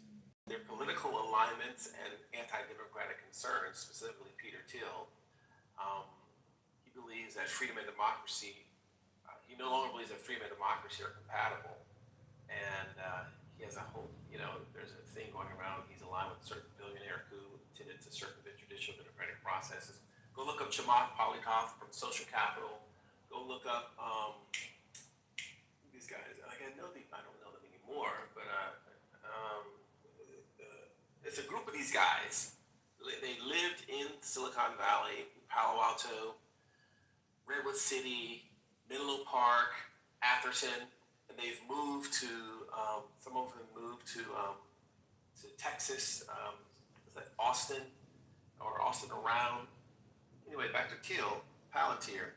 He says the antidote to chaos argument is Palantir is a very, into surveillance. They got to deal with the NSH, the National Health Service, for managing patient data. And it was in the UK, a huge lack of public consultation and transparency, raising fears about private health. And so ultimately, Palantir is bad for democracy. It just depends on what side of the argument you're on. As someone who is a capitalist and a tech guy, what they're doing is bad. Hey, Catalyst. It leaves unchecked government oversight. Hey, Catalyst, don't forget that every time we see him on national TV, he looks like a junkie. He can't stop moving. He has a tick. And obviously, he's come from some overuse or something. Yeah, he hangs out with Musk. But I put in the chat some of what you were talking about as far as his position and disagreement that freedom and democracy work hand in hand. I did put some of my notes in the chat. Thank you. I mean, he's big. They're very big on bank, medical, social media records. And are you all familiar with Section 213 of the FCC Act? Folks have been trying to overturn that. Section 213, I think, of the FCC Act says that companies that allow for user-generated content cannot be sued or held responsible for content that is on the platform. It's Section 230. Thank you. I know it was at 3. Section 230. It's been a minute. And their whole thing is broadcast companies hate Section 230 because the lion's share of money that goes, as far as revenue that's generated from ad sales, are Amazon, Meta, TikTok's way down there. Google, Google's the number one. Google's number one as far as revenue generated. And broadcast companies can't keep up with that. Broadcast companies are saying, well, we have to go through all these FCC laws as far as what we can and can't say. And yet the dollars are being siphoned away, including newspapers are being siphoned away from us. So it's not fair that these technology companies should have this shield of Section 230 around them. And just a few weeks ago, there was a case. They didn't call it Section 230, but either Zuckerberg and Meta or someone was forced to pay money based on what some other person put on their platform.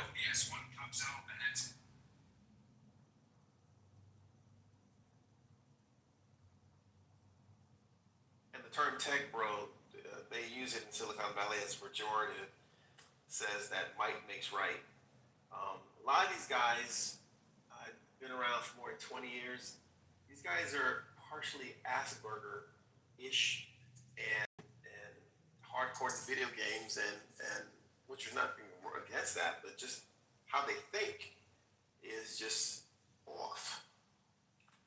I don't think it's that catalyst. If you look at their backgrounds, they all come from very specific backgrounds. You talk about capitalists. Elon Musk's father was in diamond mining. Like, he owns a resource. You know what I'm saying? Like, he owns mines. He owns the distributions of resources. These are the children of some of those people. And so they're coming from a particular political and social context because they're not us. They're not your average working class, got it out, the bottom, what have you.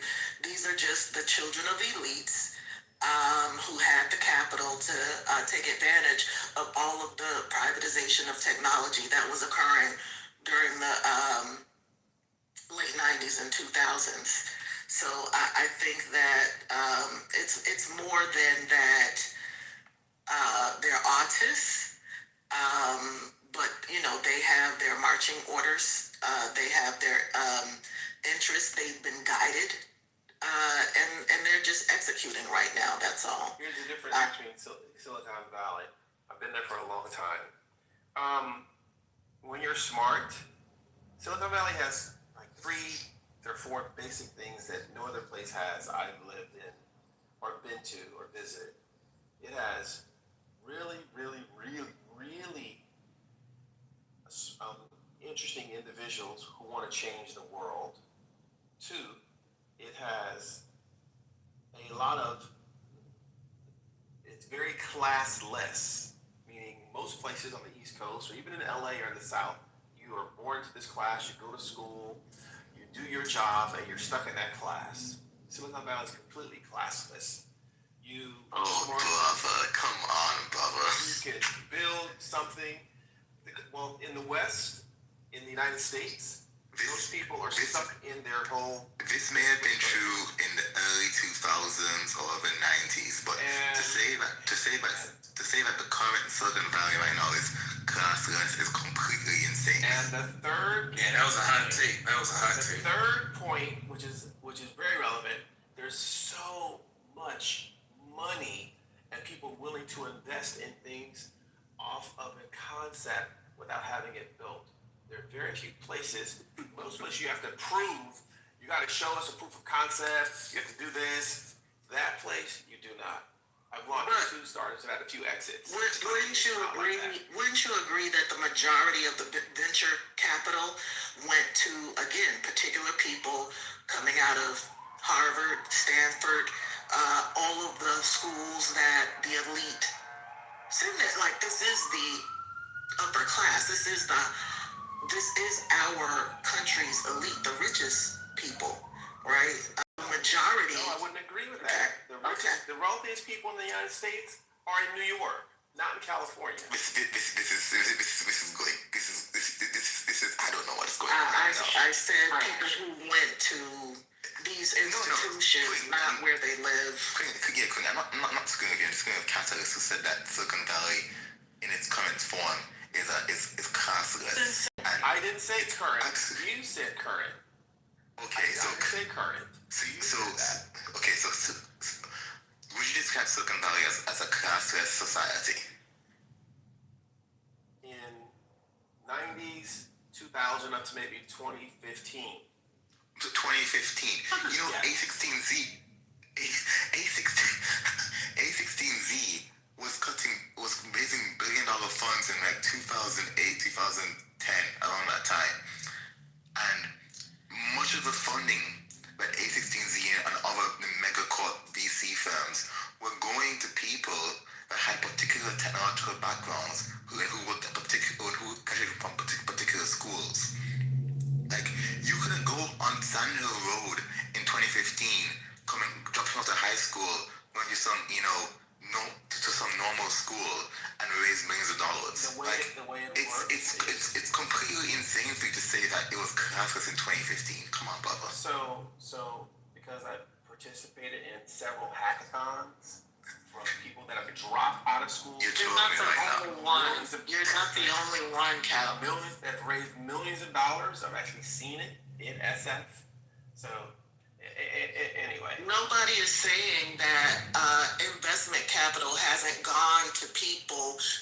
We're talking about, the few, the many. Like, that's why people talked about income distribution and the fact that the majority of the investment capital went to a certain class of individual. I mean, it would make sense, right?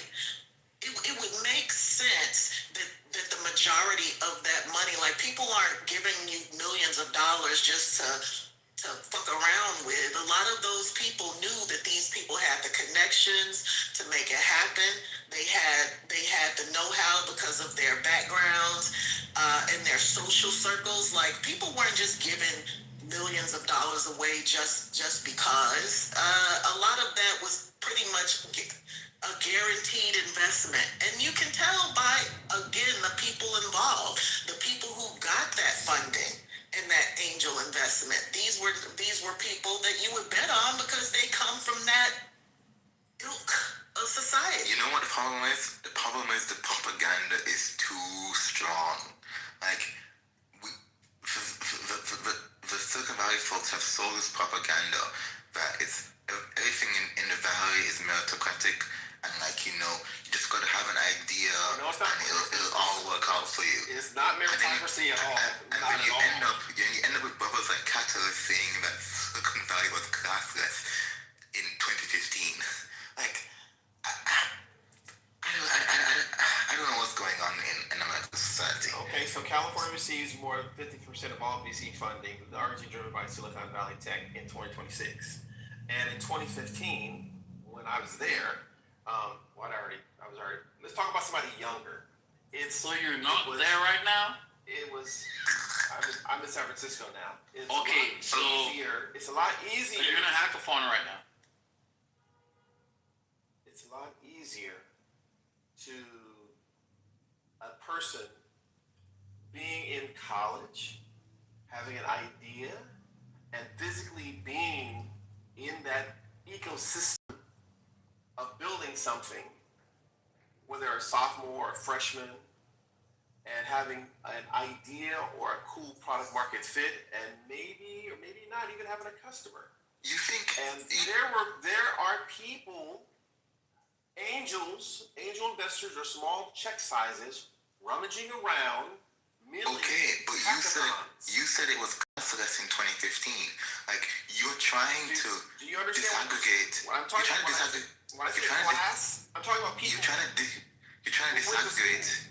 You're trying to disaggregate class and education, and idealistically, in the United States, and go to college on the East Coast. So let's say one goes to Cornell. Oh my fucking God. Upstate New York. And they get a job in there. They get a job in New York. What? Just because they're stuck in that profession. Whereas what I figured out from the Valley, I'm being trolled. Am I? It can matter what school you went to, but you don't have to go to that school in order to have a good idea and code something. That's the difference. I think I'm being trolled at this point. You should be. I should. I deserve it. You deserve it. Because should be a troll. You don't take part in hackathons, but you decide to take on the conversation. Right, and I'm not talking about. I'm talking about, like, let's think about some of the Black people that were involved early in technology, like the wave of this modern era, like the Y2K and beyond. Network Solutions was one of, like, the first domain name registrars in the world. Right? They were founded by Black men, 2 Black men. It still exists today. Do you think they were getting angel investors and all of this capital to function? You don't even know their names. So, like, they weren't just giving. It's okay. That was 1979. No, 1990s. I'm talking about. That was 1979. Network Solutions first operated the domain name system registry in 1991 We're not talking about the 70s. I'm not stupid. In Catalyx's world, you can be a broke kid from Brooklyn, you know, college dropout, go to San Francisco and have an idea, and you have an equal chance as somebody from Stanford. I didn't say equal, but you have an opportunity. And you know where That's what Catalyx. and you know where they got their investment capital from? The Department of Defense, from the government. They didn't get it from hedge fund, angel investors, and all of these people. You know that, because that doesn't work. They don't give us money. It wasn't like what you're describing. So for the guy that said I'm trolling him, I went to a public school, sir. That wasn't a named school. I don't care about so happy. I'm so happy. I'm so happy for you. That dropped out of school. There's so many people that have dropped out of school. I don't care about your personal details. You gotta let it. You made a statement saying that people who only go to certain schools, and I'm telling you, your story. That's not the truth. You got it out the mouth. You got angel investment. Have you paid it back? One second. Catalyst, I don't care about your particular details. I said several talking about groups. Talking about, okay, 10 people. Great. 100 people. Awesome. We're talking about groups of people and how different groups of people have different experiences in Silicon Valley. And what it was you saying that it was a classless place where and also implying that only the quality of the ideas mattered in Silicon Valley. In 2015, that was bullshit. In 2002, that's also bullshit. People live in Silicon Valley. Americans live in Silicon Valley. So I want you to think about whether or not your framing of that location and the culture in that location is tainted by the propaganda that this location sells to the world. Correct. That's all I'm saying. Can I remind you, because you talk about 1970s, this is a topic that's near and dear to my heart. I'm in tech. I've been in tech since the late 90s. But I also did a lot of study about Black people who have been innovative during this time, because again, we don't know their names, but in the 2000s, there's a documentary created about these guys, two Black men, again, Stacy Spikes, Hammett Watt, and they founded Movie Pass, right? Just Google their names and watch. It was an HBO documentary. It was insane about what had to happen for them to get funding, and how the more investment they got, the more these people were trying to take over their entire company. Like, they weren't giving it to them for them to actually have a business and thrive. They were giving it to them so that they could take it over. It's called Movie Pass, Movie Crash. Two brothers in the 2000s. We don't hear it and they even talk about how difficult it is for people, just regular, ordinary people, to get funding, to get angel investment from hedge funds at the scale we're talking about with these particular quote unquote tech bros. It's a different world. And you know what it's mutates into? It's mutates into. I actually know Hamay Wyatt personally. Known him for a couple years. He walked me through that whole story, and he told me what happened and who did what, and his lessons learned. And a lot of it was proximity.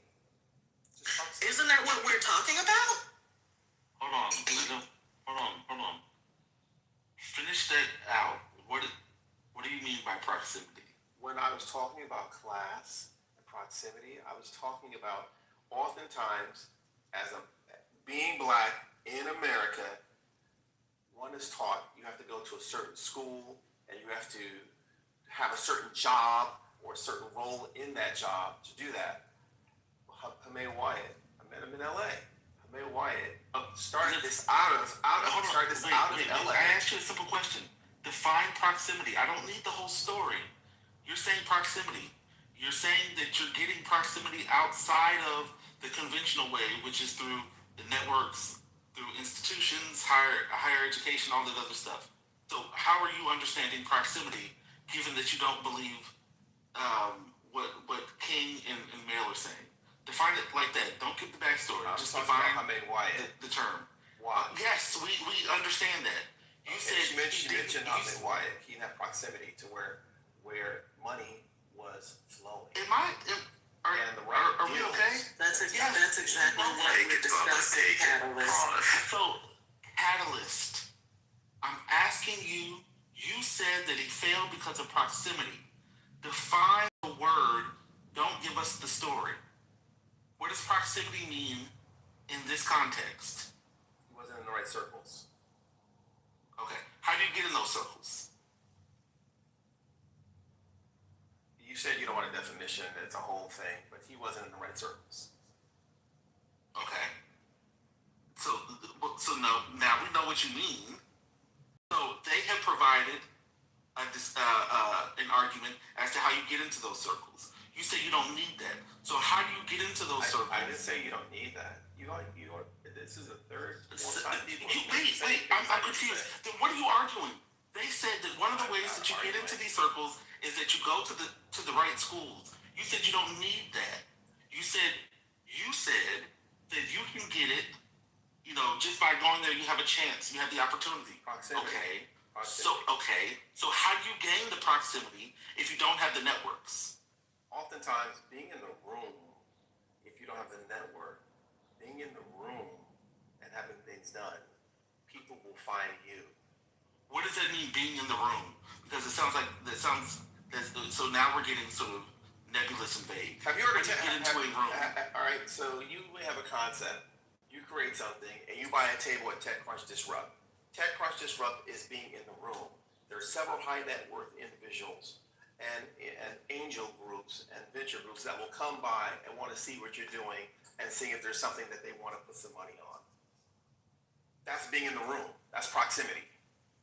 You don't have the network. No one knows you, but you have something that someone may like.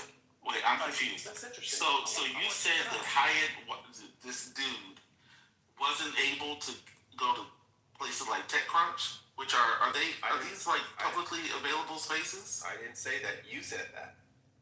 You said he didn't have the networks. He wasn't in the right circles. I said, how did you get that? He said, well, you got to be in the room. I said, what? Okay, what is the room? You said TechCrunch. So he didn't have access. So I'm asked. Okay, well, let's stick with the example that you were talking about. So I'm asking you, what did he lack? You said the circles. I said, how did you get to those circles? You said, how did I, or how did he get to those circles? Sir, were you talking about yourself? Or were you talking about this dude that you mentioned 3 times that you want to give us a story about? And the guy who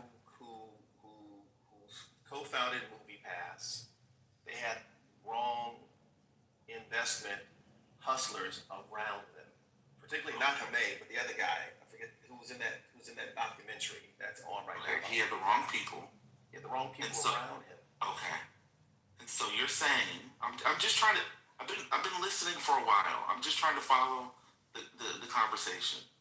Because you give things, I'm trying to have you drill down to specifics. So you're saying that what people need are access to other folks to get into the circles. And it is your assertion. I'm not disagreeing with you or agreeing with you. It's the right attitude. Okay, so now it's an attitude. Is it the circles or the attitude? Like everybody, I don't even know what that means. Like hard work is attitude. Like let's stop that. Let's stop It's that. the right Let's attitude assume of being in the right place, man. the right attitude of being in the right place. So that's what he lacked. Right. That's what this man lacked. He didn't have the right attitude. I don't know what he totally lacked. He just told me what he felt, what happened. But I don't know what he lacked. He just told me what happened.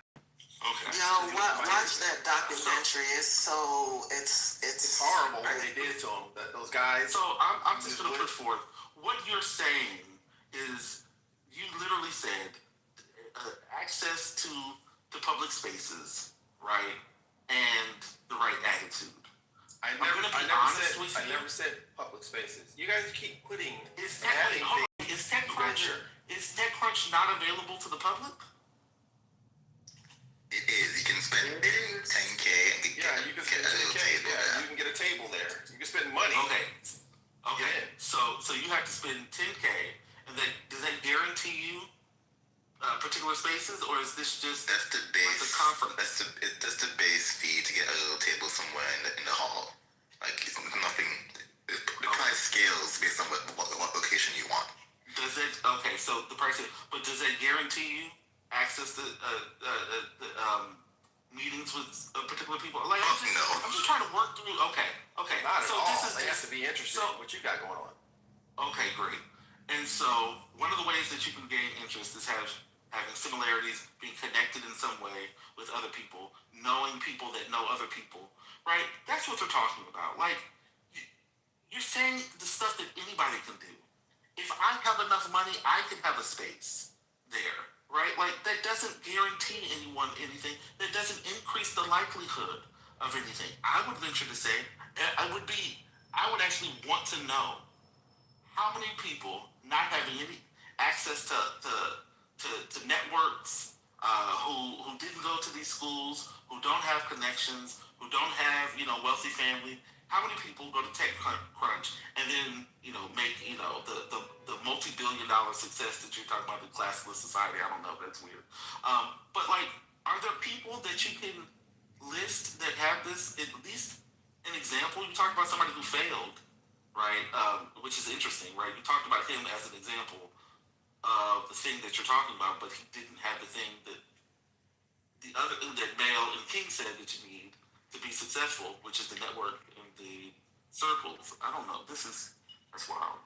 Can I just, there's an article on Variety about this documentary. I love this documentary. I'm sorry. This is the last thing I'm going to say about it. But the details are crazy in the context of this conversation, because actually they never got any angel investment.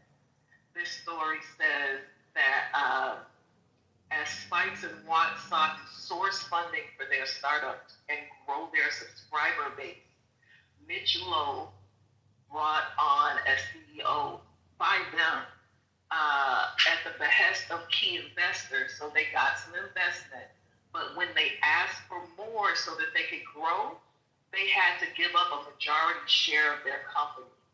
And that's how they lost their company. So they never even got all of this money raining from the sky. Had they been, a Musk or a Thiel, or had that type of pool, wealth, and the network, they wouldn't have had to give up their fucking company. They had to give up their company. It just doesn't work like that. And so they may have made a cool meal, but that's not real.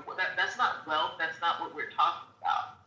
I just want to say this conversation began because of the statement that Kitover made at 2015. Silicon Valley was classless. Just to reframe it, because like I can name quickly name some social structures. Like at Silicon Valley tech companies, engineers are the top dog. People who don't work in engineering are get paid much less.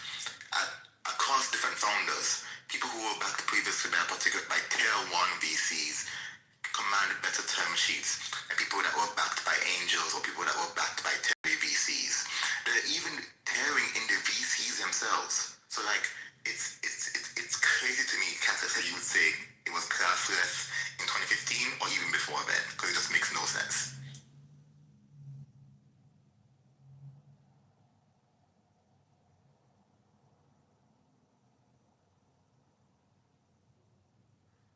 What does that even mean? It was classless. I don't does somehow Silicon Valley exist outside of the larger societal structures that also exist in the United States? Does it exist outside of like classless society? Like they weren't using like money and they were using some other alternative sources of, like, they were like bartering. It was the brewer handshake. Thank you for the movie reference. I want to check it out now.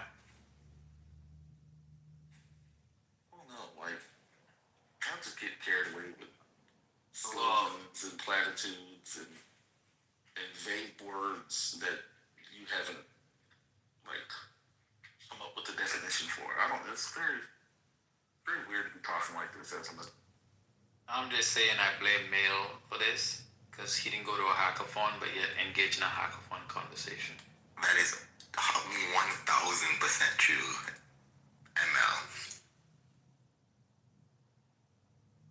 That's hilarious. I don't know. I'm gonna say this. Coming off of Easter, where there's some people who believe in a literal and the figurative resurrection. The Christians and the religious folks ain't the only people who believe in, the voodoo stuff. There's a lot of people who talk this same stuff, but don't relate it to God. And if the religious folks sound crazy, so do y'all. I don't know, you just have the right attitude. You just think good, and, it's like, then we're gonna have a classless society, and, all things are gonna be better. Like, that's silly as well. There's so many silly people that have hearing deficits or can't process, I'm finding, listening to this conversation. I'm saying it again for the third time slowly, maybe some will get it. In the United States, when a human being goes to a school or trade or whatever they're doing, they're typically going to perform that in society, wherever that role is, and they're typically stuck in that space, that housing of whatever they're going to do, that class, whatever words you want to choose. And they're typically and they're good with that. That's their station. Let's call it station. To the class, call it the station. That's where they are. That's their station in life. And I've found, living in LA and New York City and in the Bay Area, that it's easy to move from one station to another in the Bay Area by just having a certain skill set, where it's more limiting in other parts of the world that I've been to. Is this what you tell the transient and homeless population in the Bay? Do you just, like, what skill does a homeless person need to be able to navigate fully and successfully? Like, what is the one skill that they need, that they lack? Like, it's insane. Why would he be talking to the homeless when he has all these kids in Oakland and Berkeley that need to be taught? I don't understand what's happening. All these people in Menlo Park. I know, but it's already here. So it's already at this stage. So let's roll with it. So you got the Menlo Park people who are all Indian and Chinese, and it sounds like you're trying to help somebody improve their station. Why are you not coming over to Oakland, East Oakland, the Flats, Berkeley, all these places where young men need to be? Stations need to be moved. Why does technology not do it, or why do I? Wait, hold on. Somebody just said working on the homeless. What? That's crazy. That wasn't the original argument. Crazy. Working on the homeless. We're talking about two different things. It's the most ridiculous thing I've heard. But Catalyst, you changed. It's just ridiculous. Catalyst, you changed it though. Like you literally changed the whole point of the argument. That's the whole I just came up on stage because you changed the whole perspective of the conversation. We were talking about venture capitalists, and now we're talking about changing jobs. What are you talking about, Catalyst? Okay. We went from talking about getting access to capital for venture capitalists, super duper rich things, and now we're just talking about changing job occupations. Like, what are you talking about? Hello? Are you there? All right, and I'll say it slowly. No, I'm not even gonna say it slowly. I'm talking about individuals or groups of people having the ability to build companies.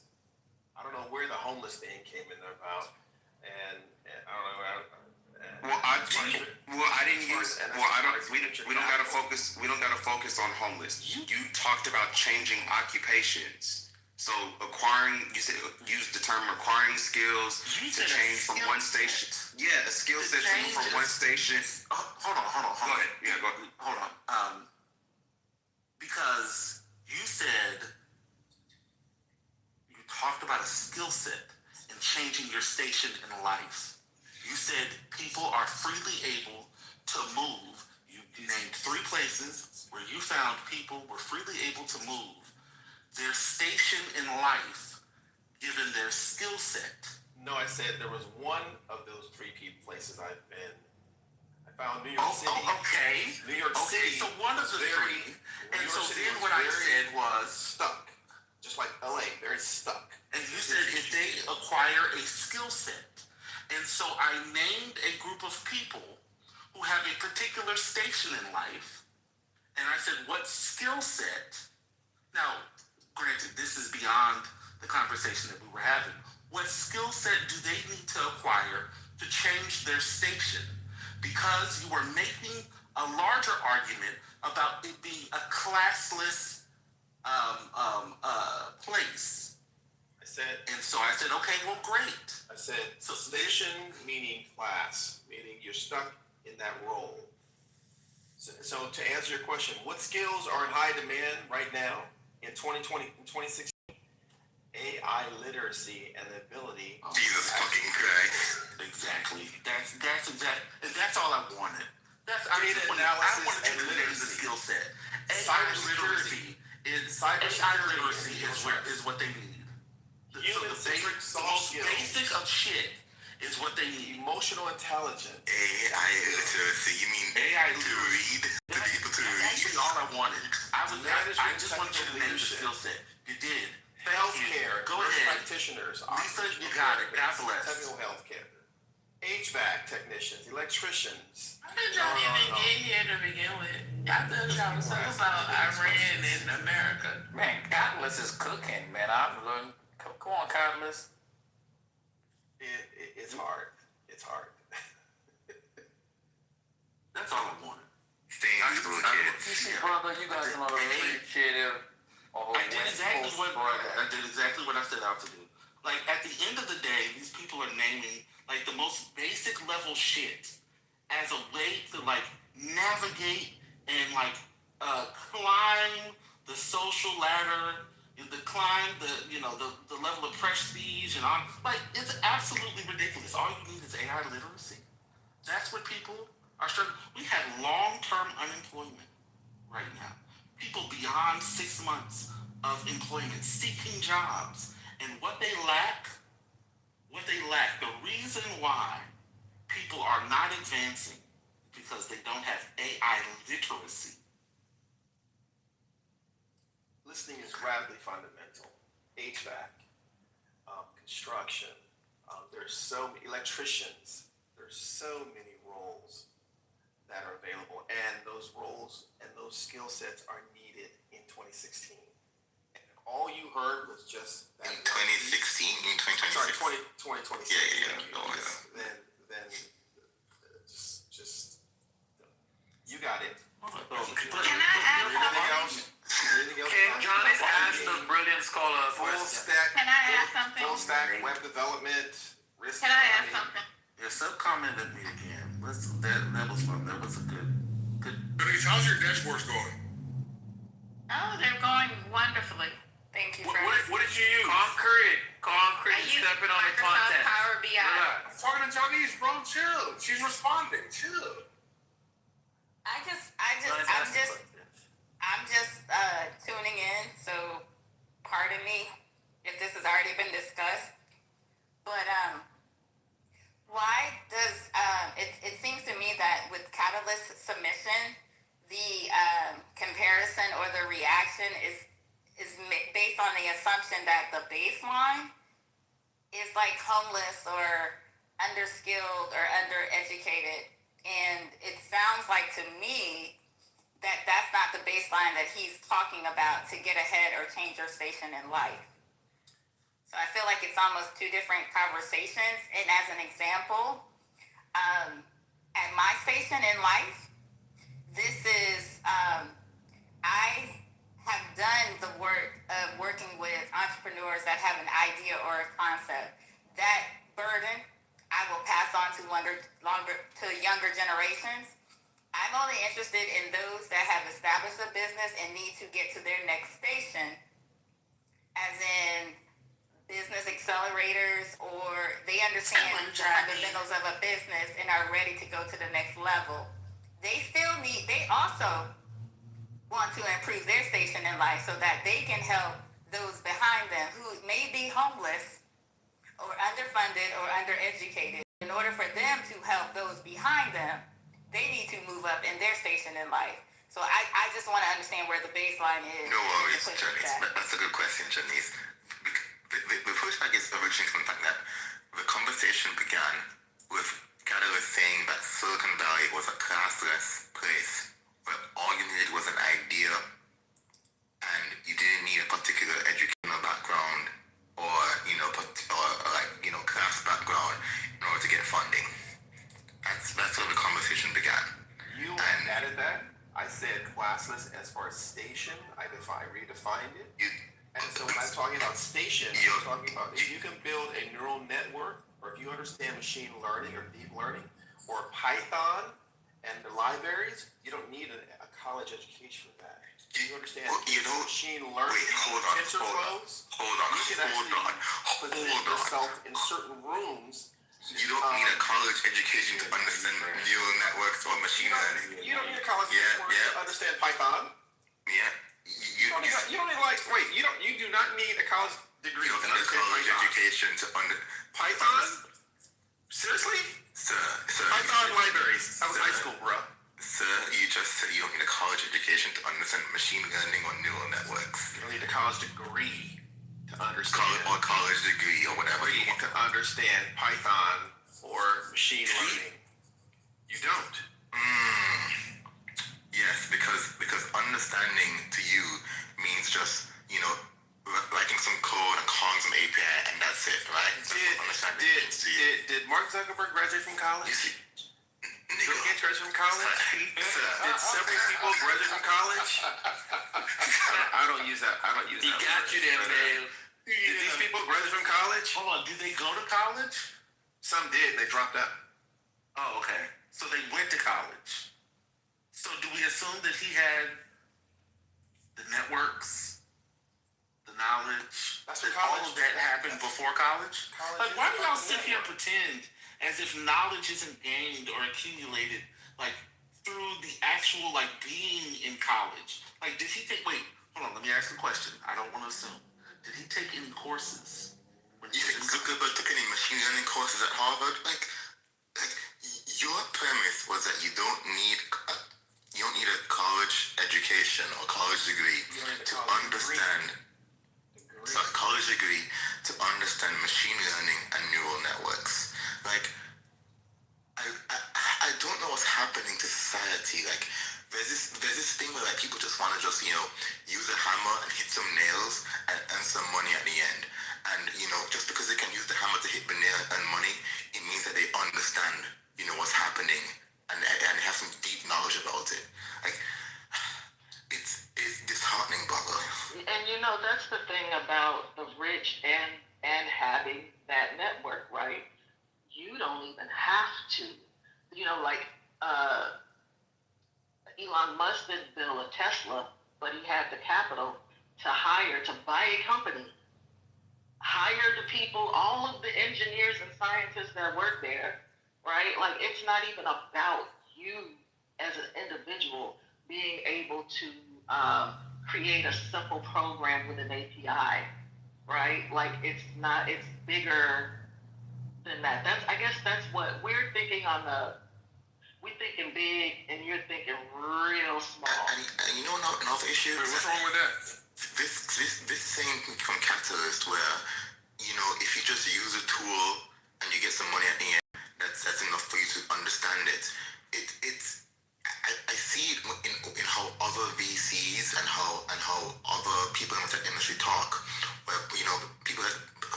to a tech program in Austin, and you learn all you need to get a job. And it appeals to this this thinking in my head where, I'm gonna get some education so I can earn some money in, and that's it. And it's not good, capitalist. Like, just because you earn money at the end of the thing doesn't mean that you should just forego the education and deep understanding of what's happening. Wait a minute. I think they're two separate conversations. Yeah, Larry Page and Sergey Brin. Larry Page and Sergey Brin were in a PhD program at Stanford. No, they didn't graduate. They didn't graduate. In a PhD program. I'm gonna say it for the second time. They didn't graduate. Andy Grove didn't graduate. CEO of Intel. Paul Graham, the founder of Y Combinator, didn't graduate. Like, what are you talking about? But let me add this. He knows those people on a first name basis now. Let me add this, because I think that there needs to be some type of delineation in the conversation. Because to me, when I think of stations, like, you all are jumping from taking a couple of hours of code and equivalating that to an engineer graduating with a degree, and then from there going to creating some type of concept or product that VCs would be interested in. Y'all are like jumping stations. That's not what and we're doing. you don't, hold on, let me finish. You don't need a college education or a degree or college exposure at minimum just to get your door into like technology and AI, which I think is part of what Catalyst is trying to convey. I named earlier up in the chat, like, even get to the college level or to the college enthusiast level, there are organizations that will expose you to code. And through those organizations, like, I think it's 100 Days of Code or 1,000 Days of Code. Yeah, there's Black Girls Code.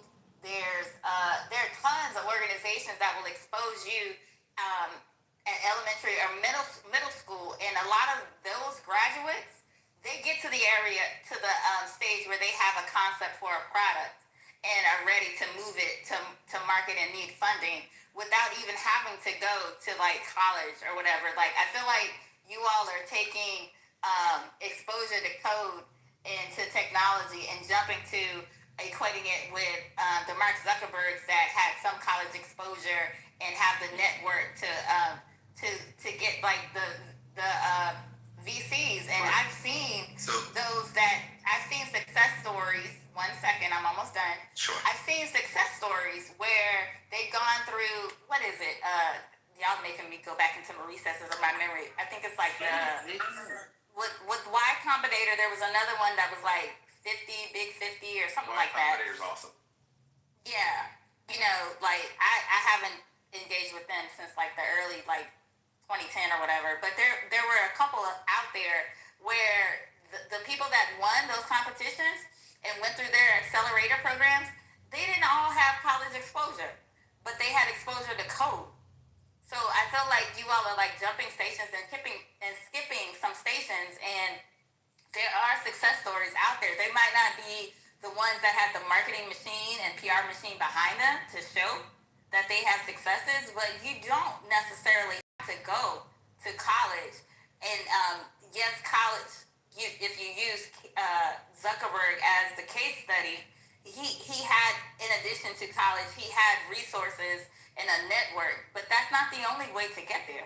Okay, Johnny, so the reason I have such an animated response to it, the Catalyst, is because I'm going with this conversation in him saying that Silicon Valley is colorless, and all you need is an idea. That's not what I said. That's what you said. That's what you said.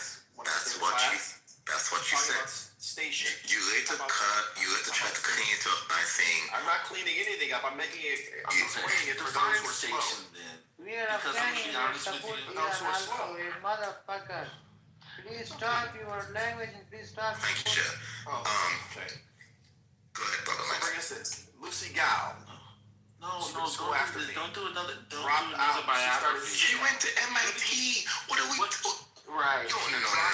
Carnegie Mellon. She dropped or Carnegie Mellon or whatever. You're using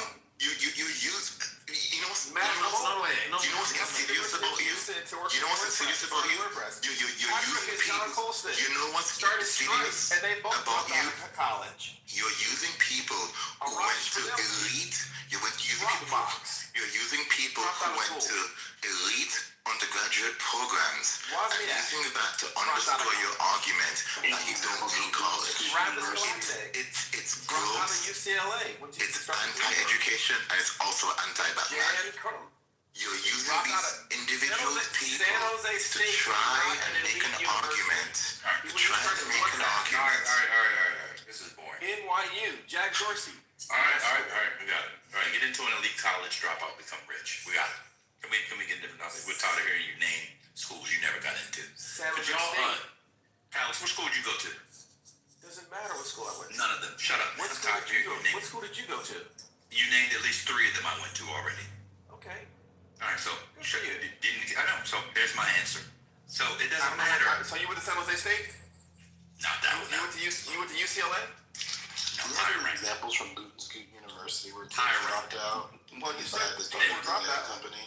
Come on, but what's the point of? Okay, so if your He's kid making is a at point. Harvard, The guy who started WhatsApp went to San Jose State. I got it.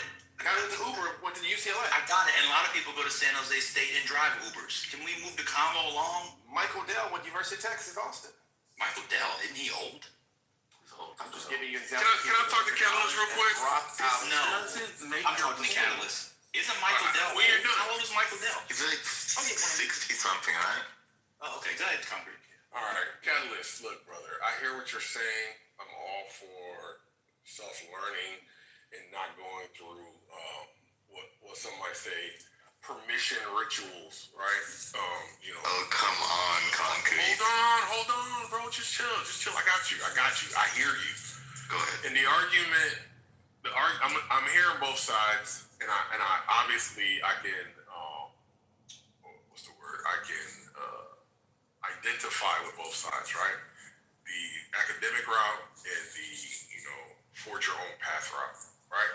And the issue is Catalyst, and I think you're very well meaning, and I think what you're saying has a lot of validity.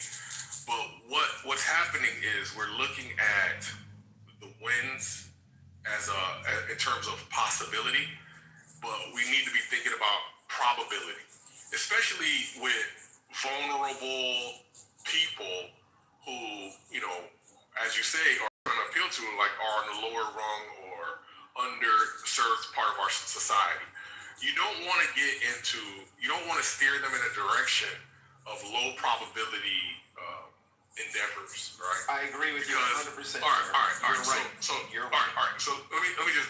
Okay, appreciate it. So that's, I think, so the other side is being very intransigent, emphatic about that position, because I think it could be looked at as reckless. Because dreaming has a burn rate. It's right? not reckless, it's a lie. No.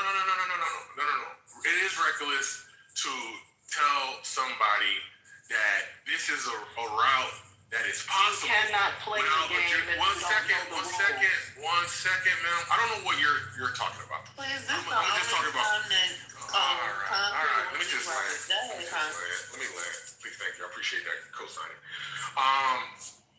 It is reckless to prescribe to people who are vulnerable a low probability possible route, right? Low probability, like extremely low probability. You're right. So what we have to do is find like a happy medium or some other prescription that is a little bit more prudent and possible or probable. And for us, in the Negro community, it is most definitely going through these permission-based systems where you will be vetted and you will be tried out and brought into the fold if you perform well, right? Agreed. Now, for those of us who are going to be trailblazers, we're going to trailblaze no matter what. But it is what it is, right? And there was something else I wanted to say, but you get it. And I hope you can tailor your submission to the concerns of the other side, which are very valid. And because me personally, I would not recommend you don't go to school, even though it's possible as a self-learner to learn all of these things, because you could end up building some habits that are, just not conducive to the bigger picture and being a part of that bigger picture. That is The school is for all right, you got it, cool. I recommend all black young men, especially when I used to tutor or I had a program I had, all black men, young black men, high school, everyone's college bound. 4-year and grad school afterwards. Everyone's college bound. Even if they are trailblazers. Absolutely. I named a couple of black trailblazers in technology. This is not a conversation about lowered expectations. This conversation started because we were talking about J.D. Vance and the tech bros that are behind him, and that they came in as elite, wealthy people. Just like Jonas said, you're absolutely right. When you're exposed to coding early and you can go to a program. Well, what about if your, father's he's a benefactor of Harvard or MIT, and he's having dinner with the professor over the computer science department. And you're meeting him for the first time. You're having dinner with this motherfucker. Imagine having contact with these types of people and you're not in high school. These are just the people that you have access with, and they stoke your interest and they start to guide you and mentor you from young. I'm talking about the person over the fucking department, not somebody, a 9-to-5 worker volunteering to teach you how to make control statements with some language, right? We talked about the fact that it's not a question of innovation, that these people did not come out of nowhere, and their ideas did not come out of nowhere, and their ideas are not based in the fact that they're autistic. Their ideas are based in the fact that they come from the elite. So like Epstein, they get to sit in the company of the most prestigious intellectuals. They get access to programs that you and I would never have access to as kids. That is the reality of the situation. You will not be able to provide your child with the same access Elon Musk's father provided him as the owner of Diamond Mine, right? And we know that all of these people, they run in circles, like Network Solutions. Google it. Google Movie Pass, Jonas, if you want to learn about black folks who were innovative, who were the first to market with a great idea, who had companies that they had to sell because they did not have access to capital. Catalyst's remark was that Silicon Valley was classless, and we still vehemently disagree with that. And concrete, again, the reason why it matters is because you cannot play the game if you don't know the rules and you don't know the other players. What are you addressing with what I said? What are you addressing with what I said? Any breaking news? Because you said that when we were talking to Catalyst, you said, what does it matter? And it does matter, especially the fact it's that... It's okay. Well, I do really want to hear what she said. Concrete, we're I understand. We had some breaking news. It matters that we're not marketing and sold propaganda. Breaking news, thank you.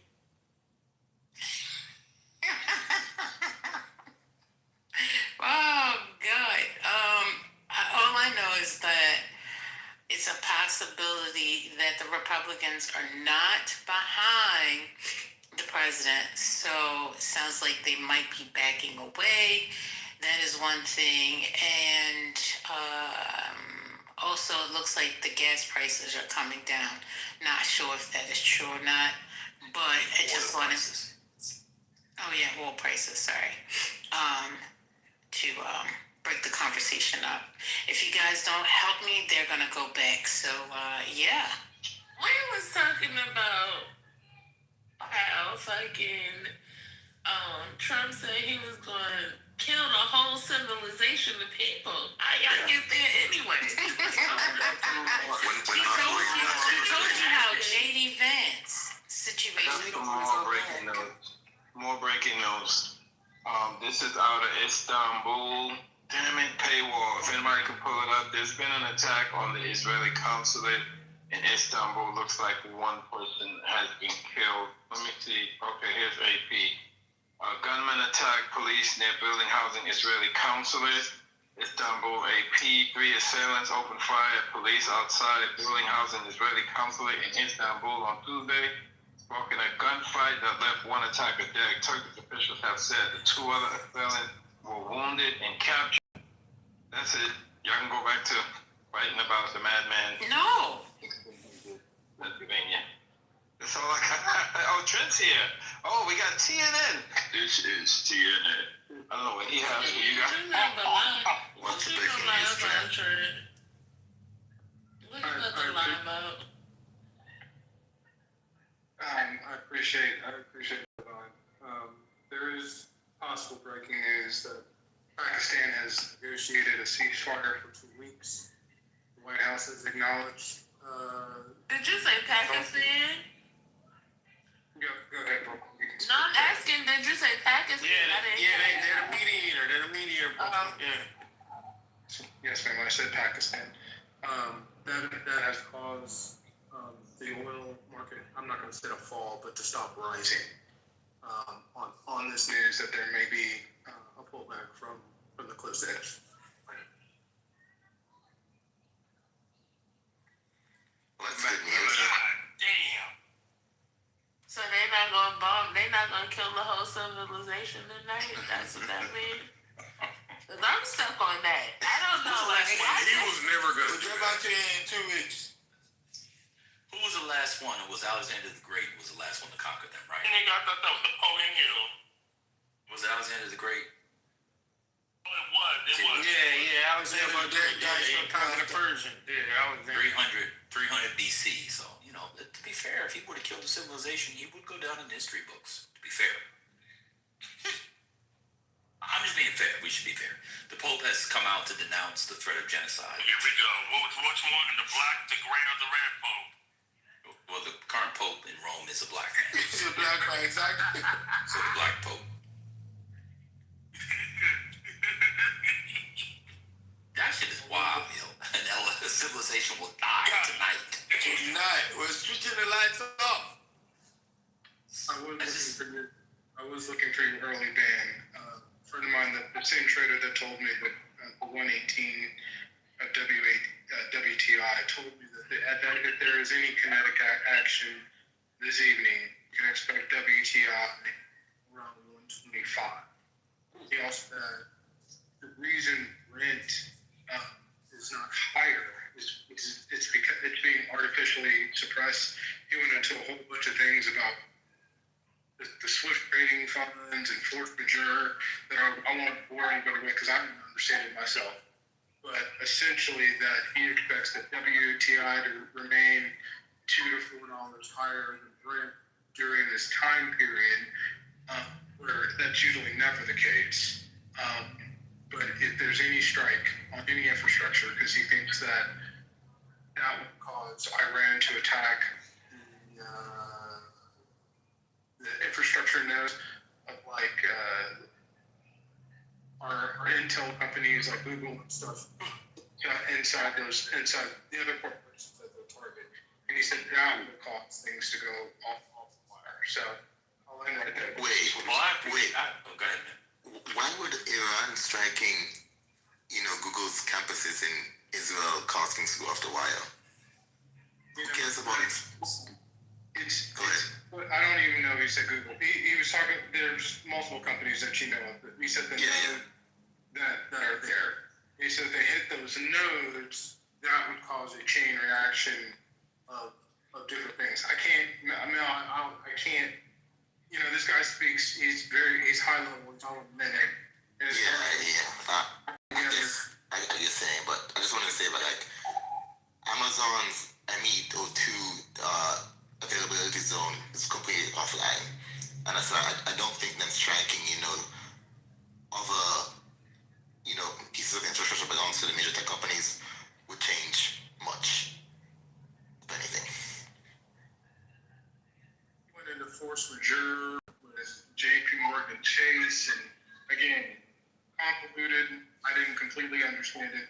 The only thing I want to know is where the world's going. And he said, look, if you just have any kinetic action, even if they don't construct all the power plants, if they hit 25% of them, they turn out the lights. You're talking about 120 BTI. Not the Teddy Pendergrass. Yeah, I found the Brent price to be strange. It's oddly suppressed, so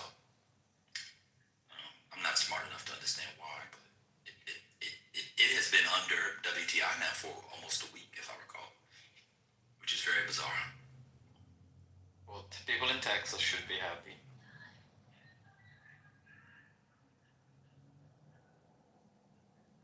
Oh, breaking news! You guys saw that the Civil Rights the Civil Rights Division is investigating Cassidy Hutchinson, the girl, the aide who testified against Trump. She was one of the first to testify. Trump's going after all his enemies, man. What are they going after her for? Huh? What are they going after her for? They said she lied to Congress. Wow. I guess she lied about Trump. That's what they're saying.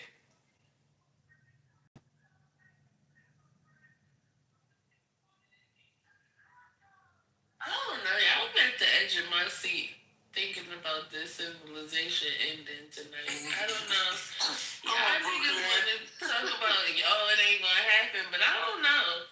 He's working the whole tonight, man.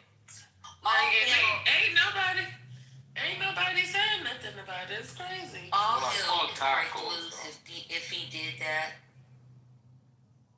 I don't think he gives a fuck, though. I really don't, because why would he even threaten a whole civilization? The civilization, not... Yeah, how do you kill a civilization?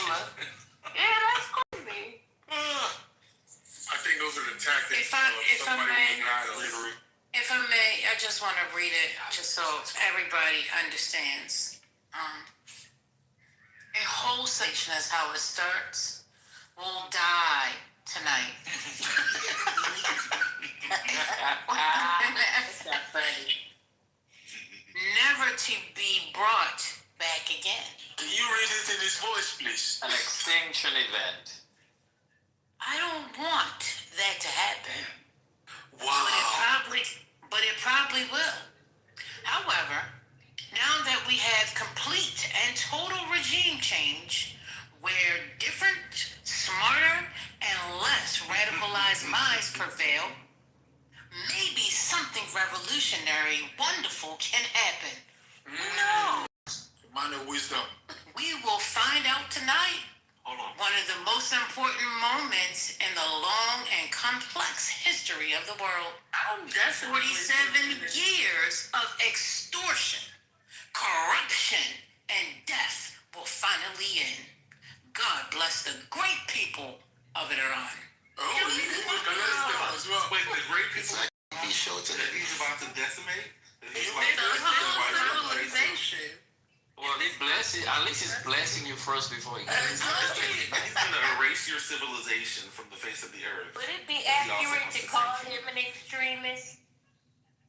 No, that was too strong. No, it is the perfect term.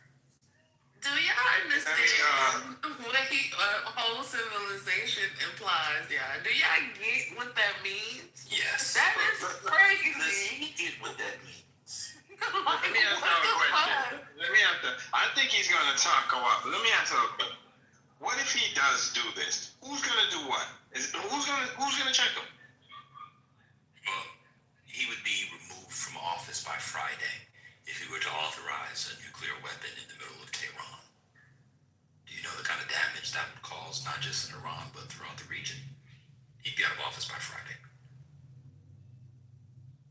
That's who we would check. The stock market would crash, and you know what I'm reading? And then we would be, and then you will be rescinding your retirement papers.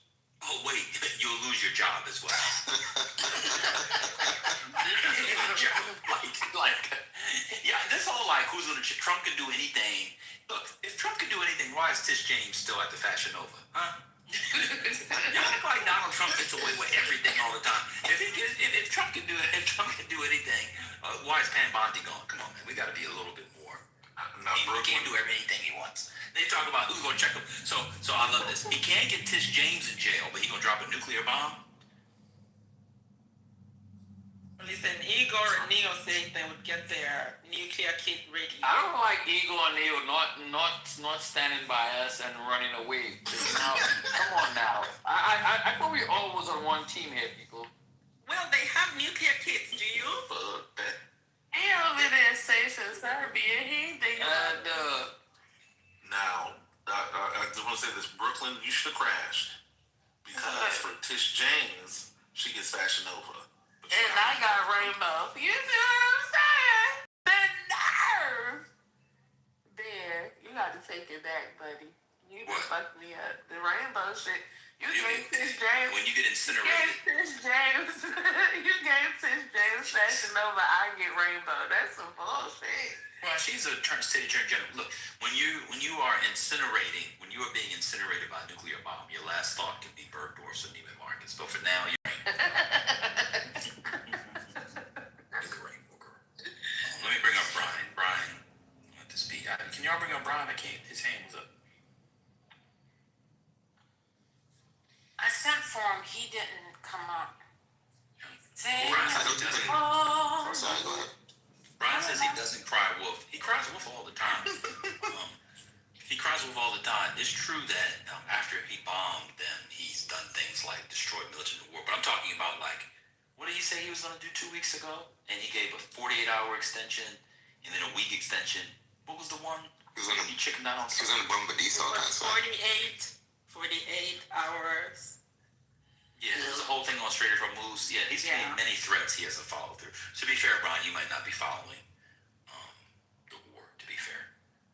Many people like to come in here and talk about that. I actually follow it, to be fair to you.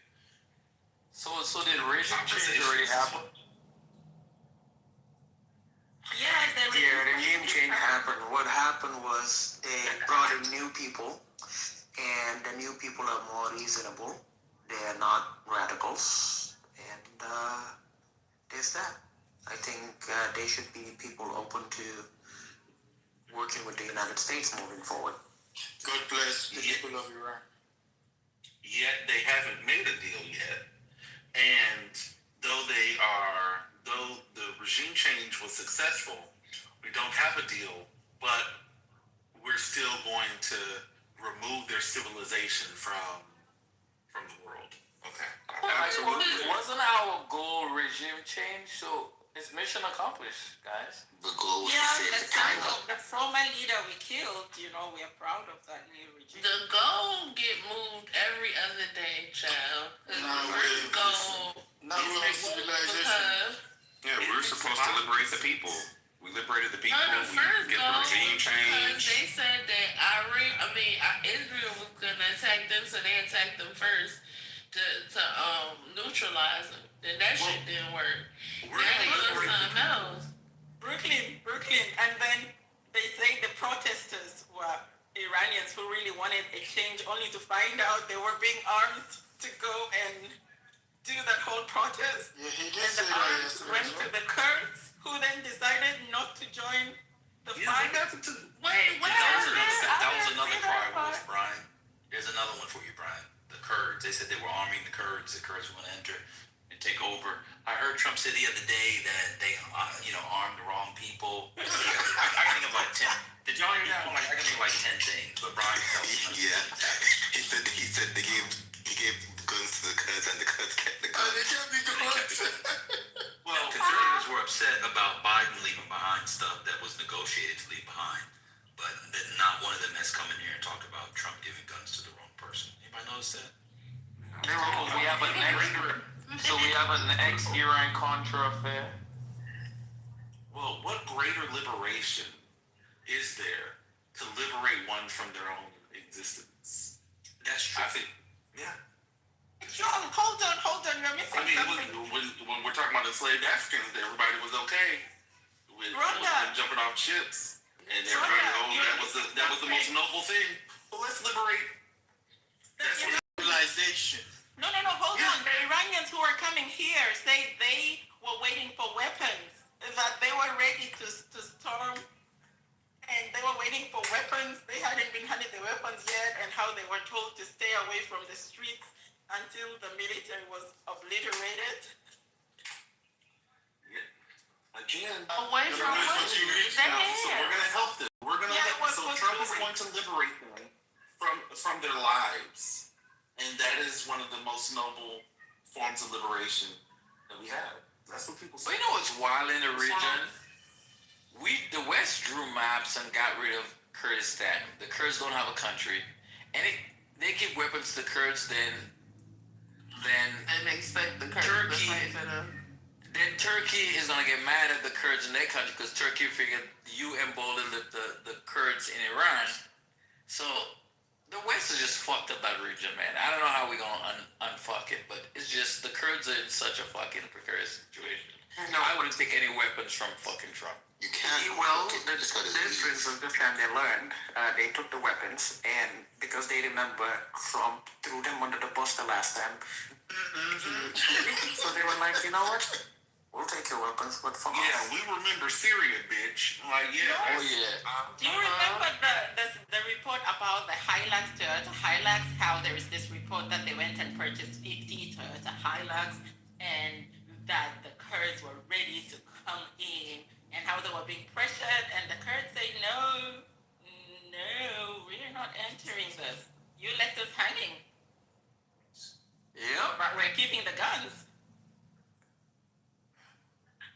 Yeah, that being said, regardless of what kind of ceasefire they might announce tonight, this thing is not going away anytime soon, because this morning the State Department issued a travel advisory for Saudi Arabia.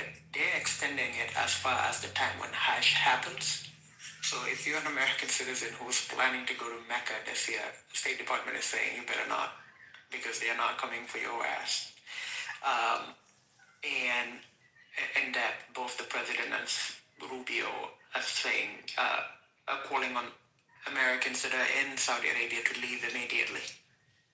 So I have no idea what they plan on doing, but they are getting ready for an Iranian response.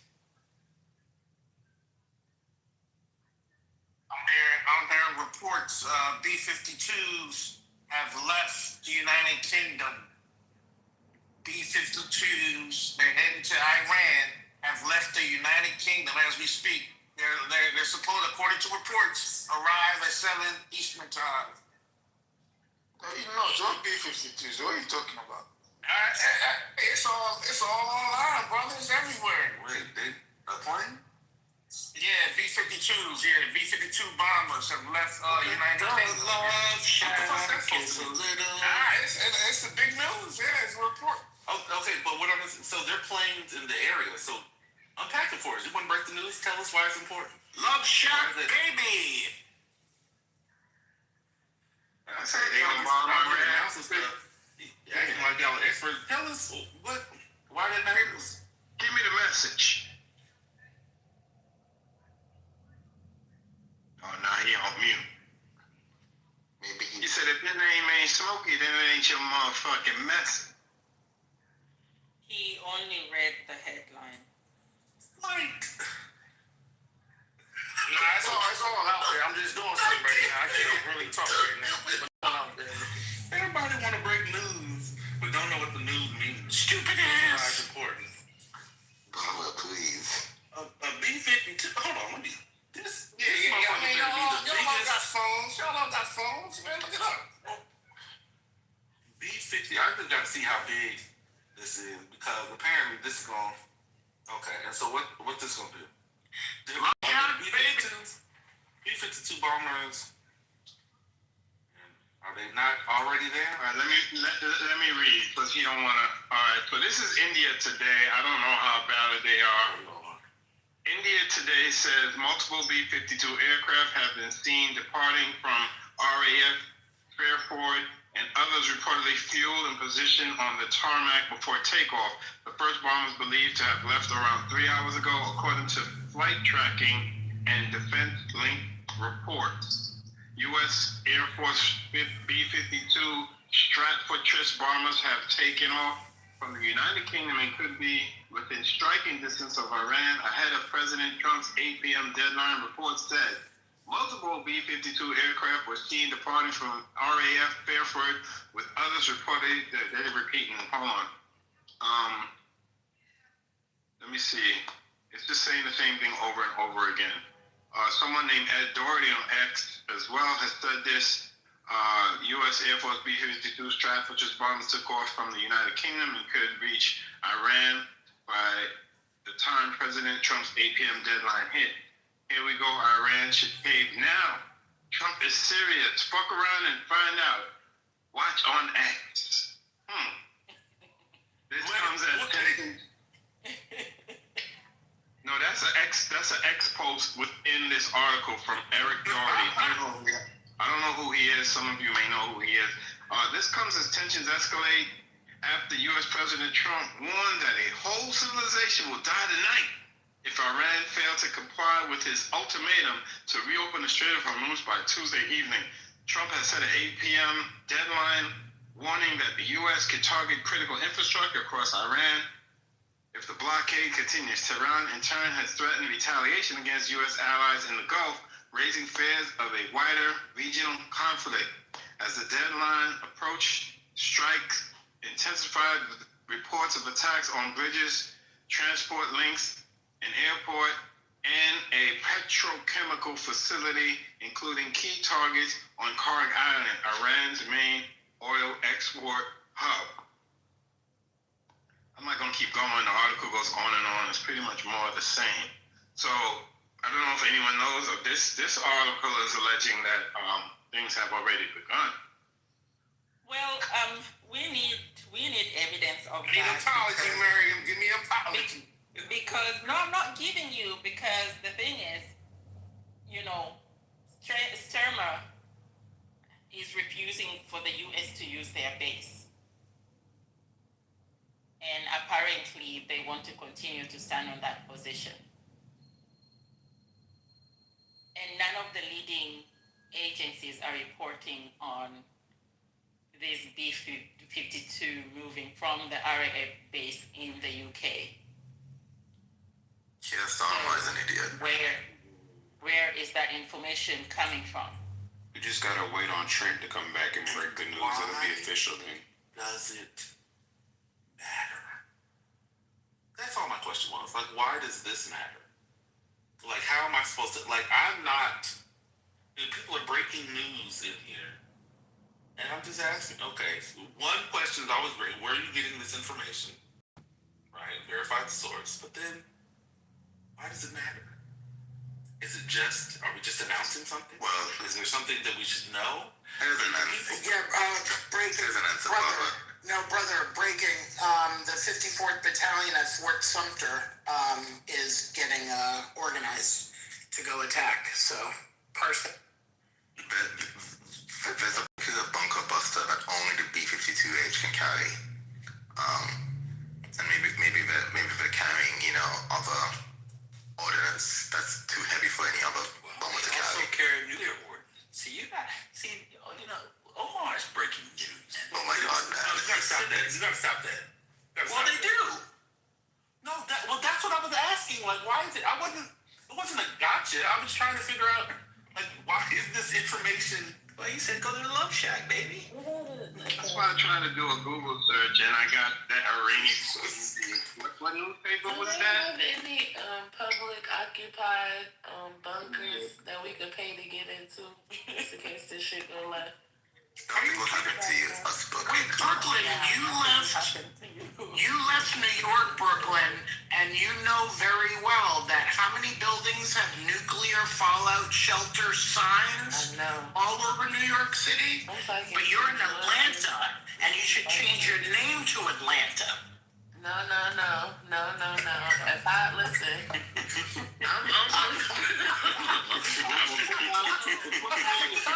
You come on, chips down and relax, okay? Hey, we gonna be all right. Relax, put it down. Oh, I'm about to go double time now. You're paranoid. You're paranoid. You're paranoid. You're high. So you just go. Brooklyn, I'm sorry, you got it. It's not gonna go right. That's why. But can we go back? So potentially, right? And this is why I asked the question, like, why does it matter? You know, I didn't know. Apparently, I'm the only one in the room who didn't know the significance of a B-52. That's normal. You being the only one not know. Yeah, obviously, right? Like, I don't know what station means in the context of any discussion. But use that with Golden Corral stations. But like, okay, so this could potentially be absolutely insane if B-52s are carrying what, nuclear weapons?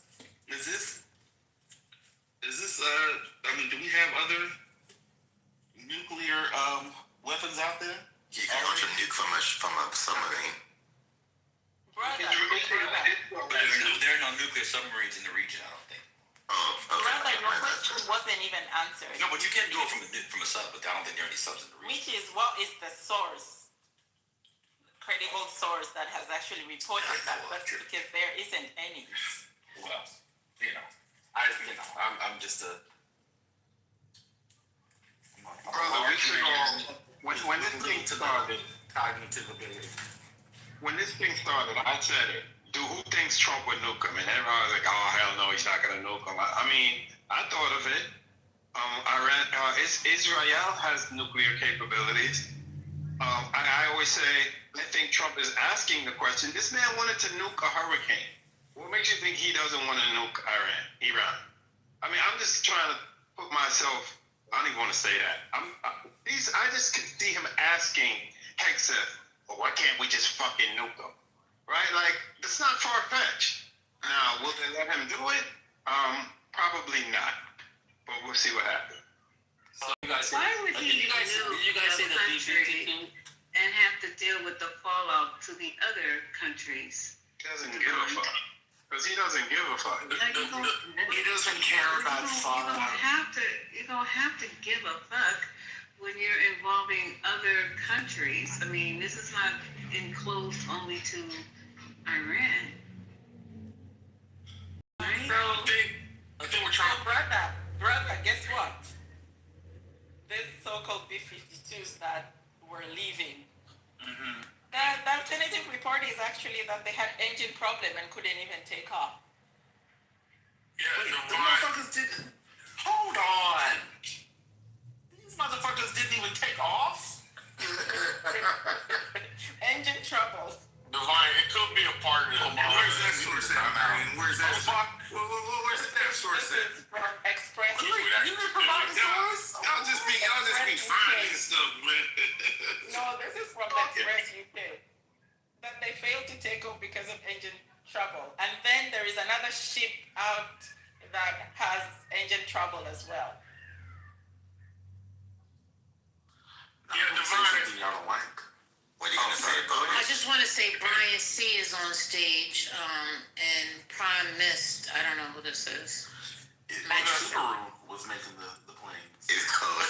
They were I'm gonna say Divine. I don't think he's actually a war hawk, much in the way that he would portray himself.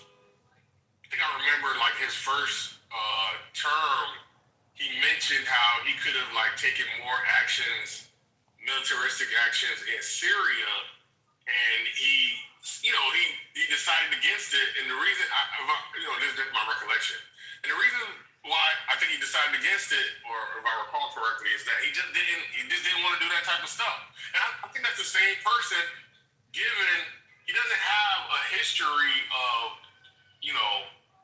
bloodshed, in my opinion, because he lived his whole life as a businessman. Right? It's not like, a military. It's not the same thing as like a military man whose whole life is toward, these type of ends, to these type of measures. He's different. He's a business guy. He talks. He blows VAs. He gestures. That's what he's doing in this instance. I believe more more so than actually intending to do anything. We could have potentially said that before the first two bombings. So now we know he's capable of doing some maniacal behavior and give out some catastrophic type of orders that will have extreme repercussions. So that there's no doubt in the fact that there's a madman at the controls. So I wouldn't underestimate anything coming from any Neanderthal that's in power that has never had power like that and never been exposed to that kind of power. It sends in all of them. I've watched them go into a maniacal rage once they fully realize they have that kind of power. In the person of Bill Clinton bombing Iraq, in the person of George W. Bush bombing again Iraq and Desert Storm, the potential bombing Jimmy Carter and the situations in Iran early, how they had their own Desert Storm before. So we know that they'll potentially, like you say on the streets, yeah, well, we'll do something. I have no doubt, maybe you do, that he will do something. I have a question. Years ago, the Lox, you know the music group, the Lox, they had a very good question that nobody really had the answer to, but maybe we might have it now. If you had 24 hours to live, where would you go? What would you do? Who would you screw? Who would you want to notify? I'm going to with your astronaut that your ass about to die. I'm going to sleep. I'm going to the Serengeti. No. Can y'all hear me? So, by the way, I do have another Hold on, let that lady go. Let that lady go. Miriam, it did say one of the B-52s took off. So I don't know what you're trying to bump with that. Oh, did you see the link? Yes, that's what I read. The link you provided. It said one of the B-52s took off. One was grounded. Yes. Can we add a footnote? Talking about. I posted it. But you said it was a lie. You posted it. No, I said where was the source? I went to search for a source. Yeah, you said that it didn't happen, that it was grounded. And it said one did it. All right. Yeah, I wrote the source. I went to search for the source because I said there was no source. Well, there's more than one base where we have B-52s, because we do have B-52s in Diego Garcia. We have B-52s on the mainland, and they could fly non-stop from anywhere. So if that one didn't take off, they could probably take off another one from another place. The other thing I wanted to add was that there is a UK HMS Dragon, which was heading to go and protect US bases in Cyprus. Don't mention that, please. It has minor technical issues. Why? This is just embarrassing for the UK. The HMS Dragon had to go back to base because of technical issues. Yeah, so they're not going to get there fast enough to protect their bases in case Iran attacks. I mean, is the US going to attack? Remember a couple of weeks ago, on a beautiful Saturday morning when news came out that there was an attack at Diego Garcia? And I remember playing this clip from an analyst from the UK who basically said, if that was indeed the Iranians, then the Brits are fucked because they definitely don't have any kind of mechanism within English territory, within the UK, so that will stop a ballistic missile from Iran or anything like that. So, remember, you what you played seems to be correct, Lloyd.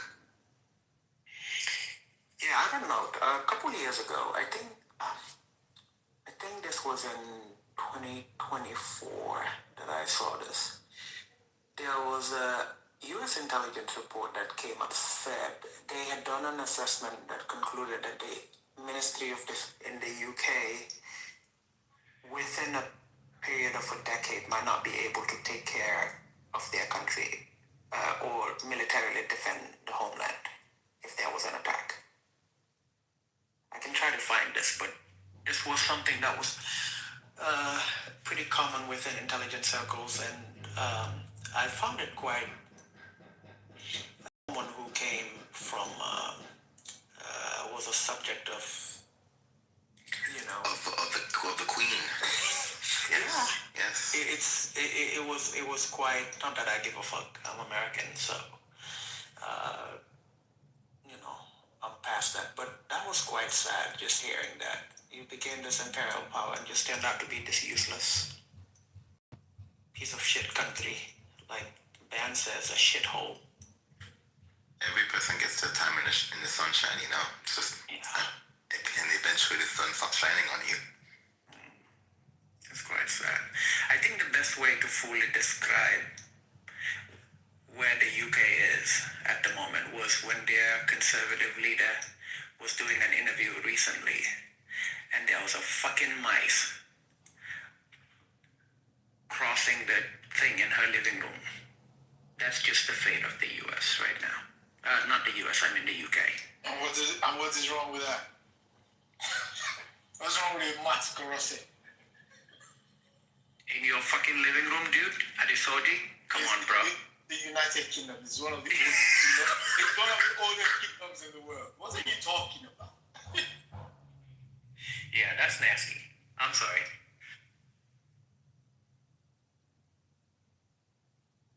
Dude, how you been to London? It looks like they got mice all over the place. And rats. I'm well aware, but we live in community with them. Don't worry. We're okay. Yeah, I'll feel some type of way if the leader or one of the most important leaders of my country was doing an interview and boom, in her living room. That's just wild.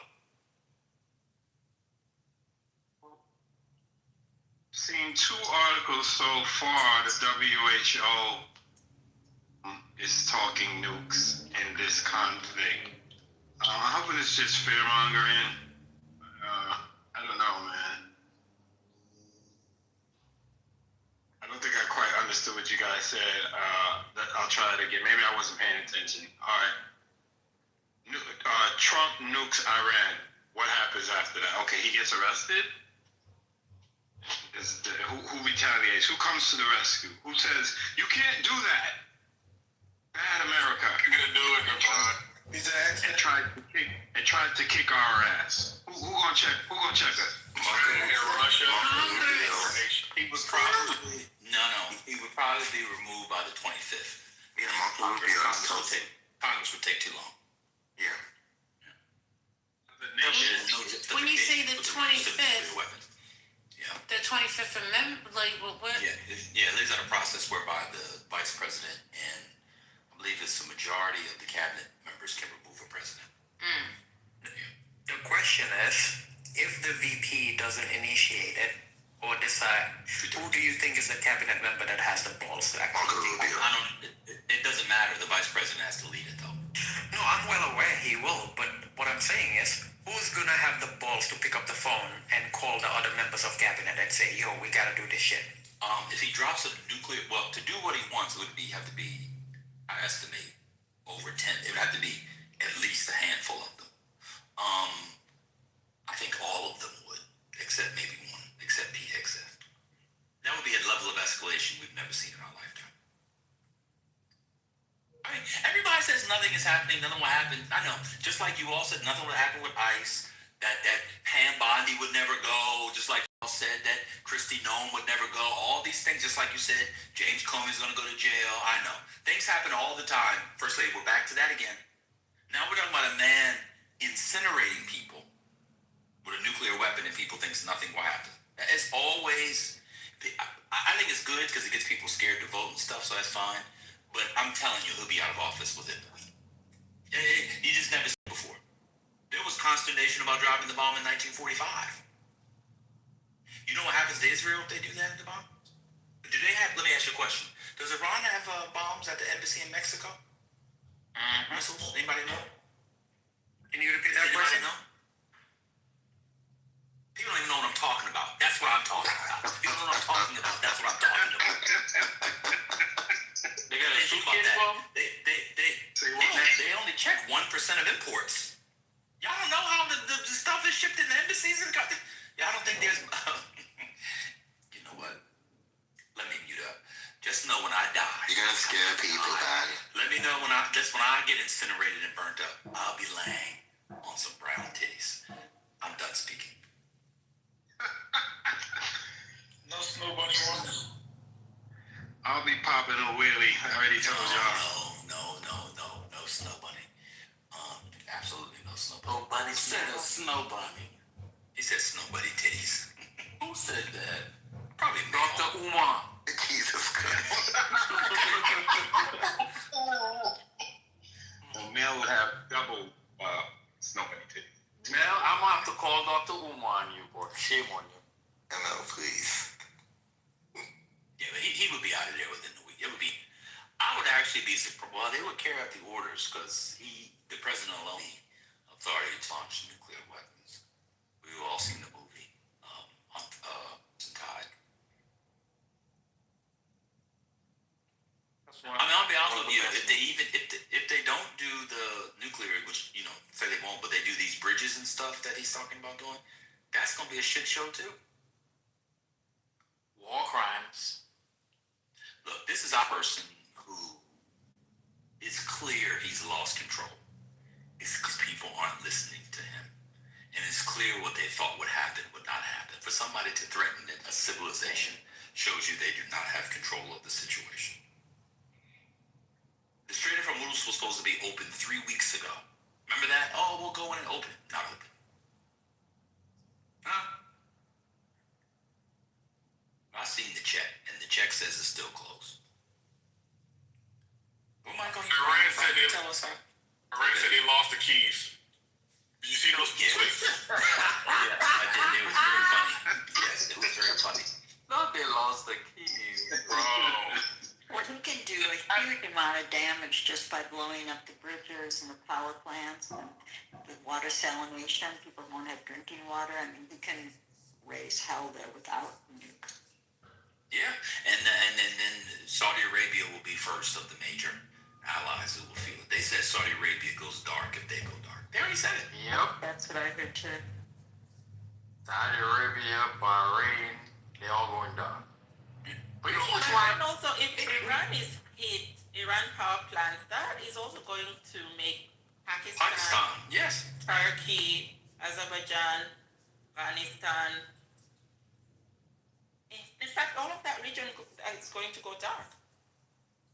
Yeah, and the reason the Pakistanis cannot afford their place going dark because their population.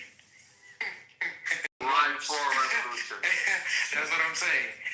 They're already pissed off that Imran Khan is locked away and all of that. So whatever you think was happening in Bahrain would look like an appetizer for what will happen in Pakistan. Isn't the region also like very geologically active? Like in my mind, dropping a nuke on a couple cities sets off an earthquake. That's what it sounds like to me.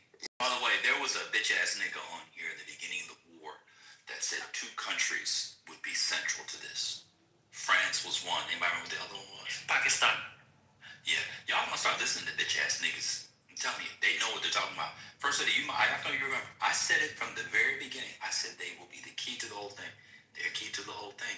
And I'm telling you, in the worst case scenario, as we would say in Baltimore, the worst case, here we go, yo. The worst case scenario, there's a lot of Shia in Pakistan. Huh? Mm-hmm. I think it's 15, 20 some percent of the population. Huh? I'll leave it there. God bless. You guys hear that Israel blew up a synagogue in Tehran? How's that for irony? Yeah. And today, millions of people are learning that there was a synagogue in Tehran. Oh, yeah. People don't realize. Yeah, because imagine when I was in Afghanistan, our interpreter was from Iran, but she said she was Jewish, and I was like, I was like, She goes, yeah, Iran had the biggest Jewish population in the Middle East outside of Israel. Right. And I was totally blown away when she told me that. She's like, yeah, I'm from Iran. I'm like, you're from Iran, but you, yeah. So that's why they always say that Israel gets the best intelligence from Iran because they have so many, they still have a lot of Jews who left in Iran. I thought they'd all left by now, but apparently I think there's like 10, 15 or 20,000. I could be wrong. I'm gonna go look it up. We have Persian Iranians on the app. Almost like Iran is not as bad as they tell us it is. Seeing a lot of social media of Iranian people trying to, let people know. And look, this is not me. I've seen several posts. We don't have a problem with you everyday Americans. When we say death to America, we're talking about your government, we're talking about your leaders, we're talking about national interference. I don't know how true that is because people will come on and say they mean death to people like me. So, I don't know. This shit is all like copy and put in my eyes. Wait, so you haven't seen those AI videos where they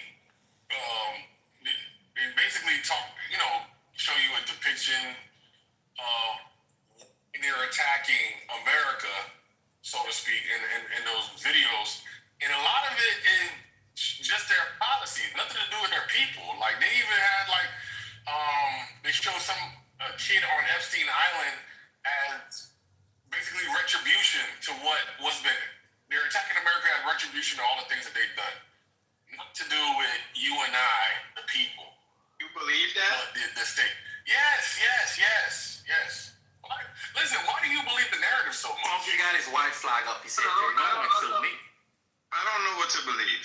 That's my thing. Well, I don't know what to believe. I think we can use some evidence to get to what to believe America versus Iran, death to America, the nation, or death to America, the people in power, and for the things that they've done. And it's just pretty clear that those people want to live their lives. They're doing, economic agreements with China, which is basically a bright future for them. Why the fuck would they want to do something pretty much suicidal, right? If you were to think about Iran as a person, they have no prior indication that I could tell of, suicidal tendencies, right? So I take it to be a narrative. I think they are minding their business, living their lives, and are prepared for war as they should be. And Israel and others are using narratives to excuse their nefarious agenda. What if I say you've been propagandized because you said you believe it? What if it's all a lie? It's not.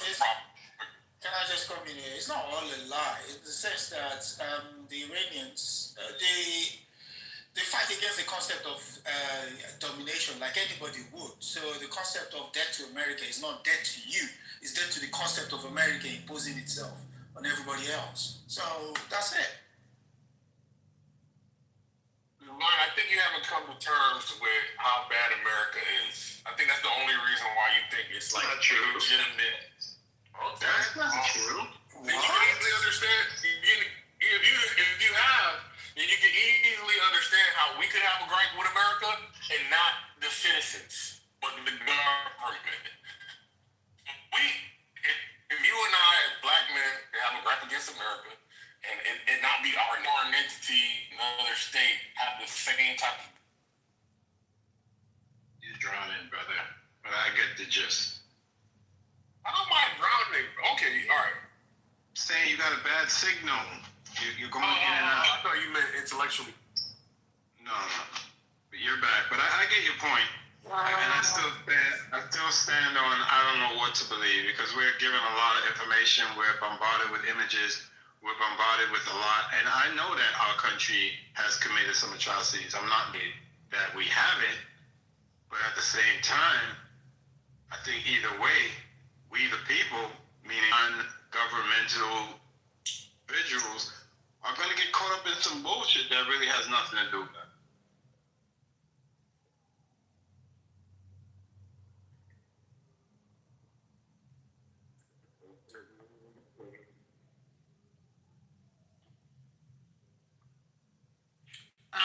Jay Great is trying to come on stage. So neoliberal says that am I breaking up? Somebody else is off mic. Go ahead.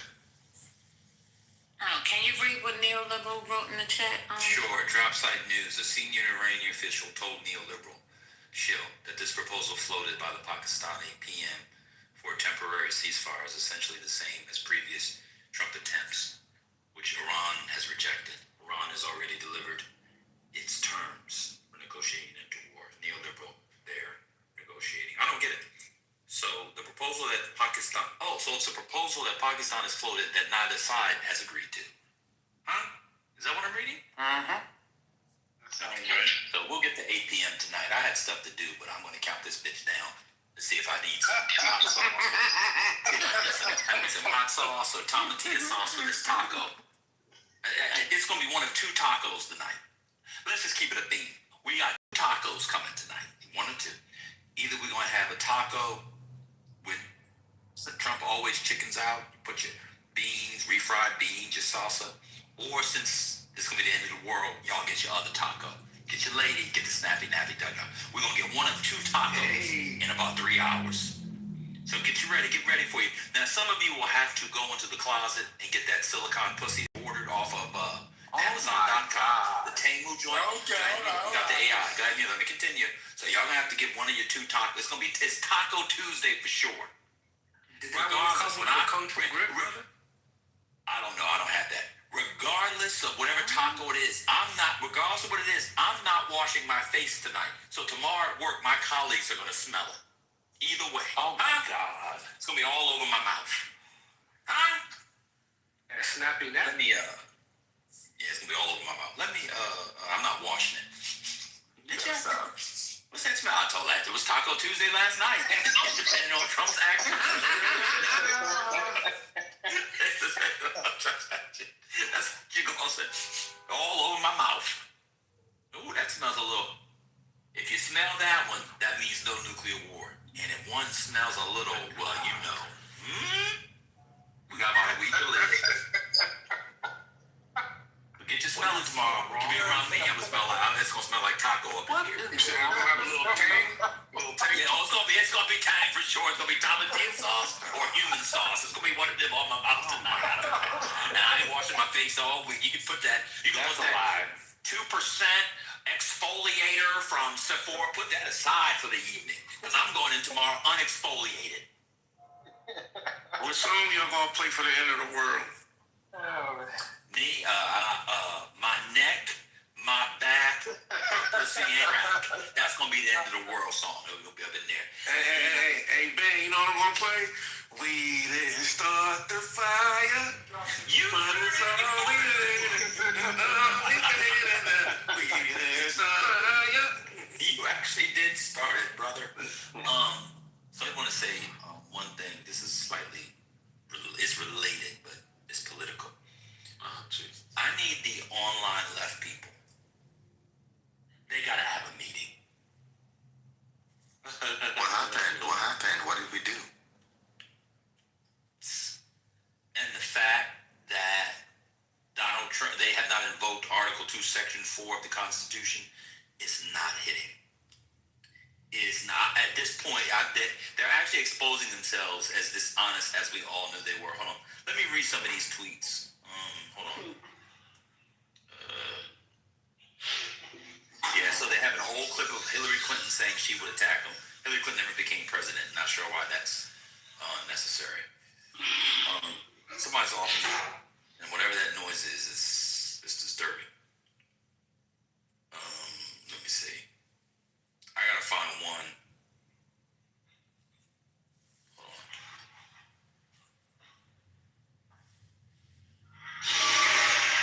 Somebody's off mute. Sounds like they're dying. Somebody just had their whole move on. Hold that throat. Move on. Please, I'm begging you. Well, I'm not looking at my phone, but I can hear that phone. Yeah, I know. Please move on. Move on. That is a high pressure toilet. They They don't make those anymore. They do not. Y'all gotta move on. The restroom, Please. No, I'm trying to do this. that was The message trying to be the adult in the room. Yeah, you gotta move on. You ain't clogging that bad boy up, I'll tell you that one. You only get that in big office buildings. Man, please. Man, please. What? I'm trying to find the thing. No, I'm trying to help you. Yeah, I'm saying move on. No, I lost it. I don't know. Oh, this is a line too much for you, brother? This is the line. That's how you lost it? It wasn't. This line, are you upset because you have some environmental restrictions on your toilets? I'm trying to move the conversation. Oh, I got one. The two-tier flush I system? got one. Here's Mehdi Hassan. This is an insane tweet. So Bill Clinton, from his Twitter, which obviously Bill Clinton doesn't control. The only Twitter account Bill Clinton has is Billy Jug. And all he's looking at is, Billy's Jugs. You go to Billy's Jugs, it's him. Bill Clinton tweeted, once again, the best college hoops team proved there's nothing. Once again, the best college hoops teams prove there's nothing like madness to get our jaws dropping, our hearts racing, and our brackets busting. Congratulations to the Bruins and the Ruins. The Bruins and the Wolverines. That's what we did after the game. It's a pretty good game last night, right? This is Mehdi Hassan, who we're supposed to take seriously. Anything that a former president is tweeting about college sports while the current president is pledging genocide at 8 p.m. The inanity of the top Dems in a single tweet. That's what Mehdi Hassan is upset about. An auto-generated tweet that some PR firm. Who the fuck wants to hear from Bill Clinton, who hasn't been president for 30 years? This is the level of criticism of this. So Bill Clinton is supposed to do something that's supposed to move people. He couldn't even get us to vote for his fucking wife. Hello? Now he's, but Mindy has his expecting it. When I tell you these people are right wingers, this is what I mean. There's some other ones. One second. Wait, Mehdi Hassan criticized Bill Clinton? The tweet about the basketball game. About the basketball. That's who he had smoke for? Yeah, it's a whole bunch of them online. Hold on, I'm trying to find some Doesn't other ones. sound like Mehdi though. That's weird. No, it sounds exactly like him. I'm sorry. Oh. I'm sorry. I had some other ones. Hold on. See if I can find them.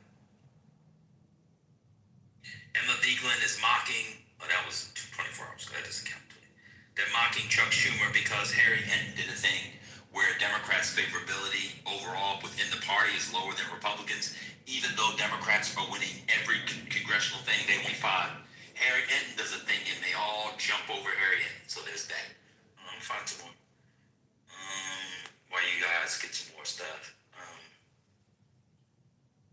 I got the co-ops and all the community organizing was going to be the thing that was going to save us. If we don't vote, but we just do a co-op, and we do a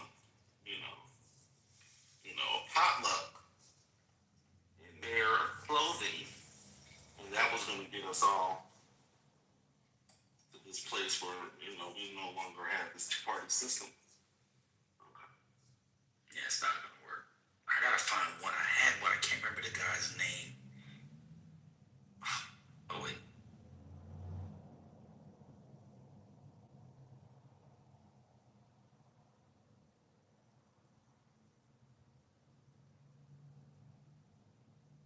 He was calling for the Democrats to impeach and move Trump. Because they have the numbers to impeach and remove Trump.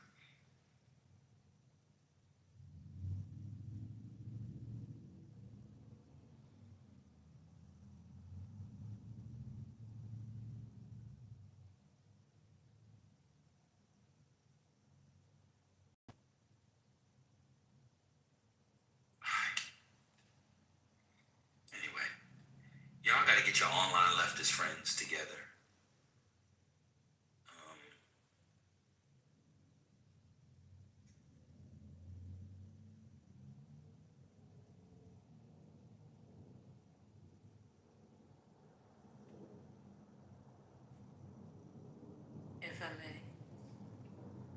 FMLA? Family medical leave. Is that what you said? No.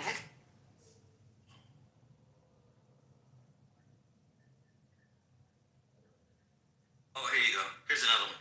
Democrats could position themselves as the ones ending this historically unpopular war. They could force war powers votes after war powers votes. They're choosing not to. How can Democrats force war powers votes? They don't have the majority in either house. They voted on it 3 or 4 times in the Senate. Republicans shot it down every time. Are these people real people, or are they legit controlled by, like, what's going on?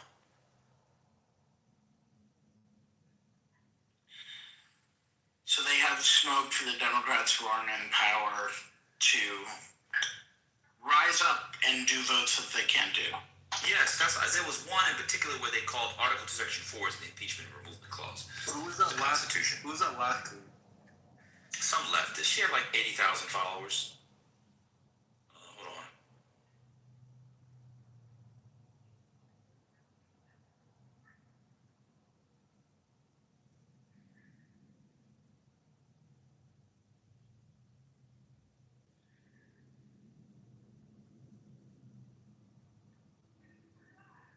I can't find any more. It's insane.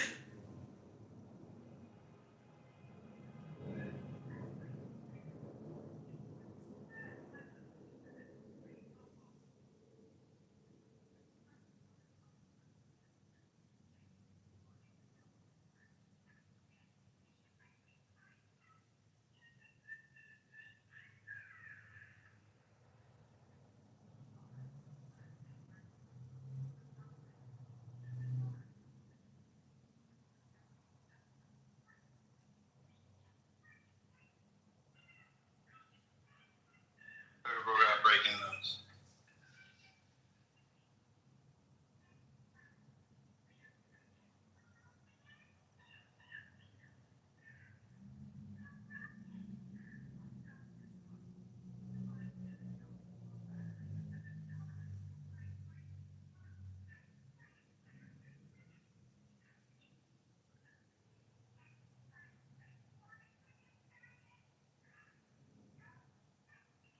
Neoliberal says breaking news. A senior Iranian official tells Drop Site that Pakistan's 2-week ceasefire proposal mirrors earlier U.S. efforts Tehran has already rejected.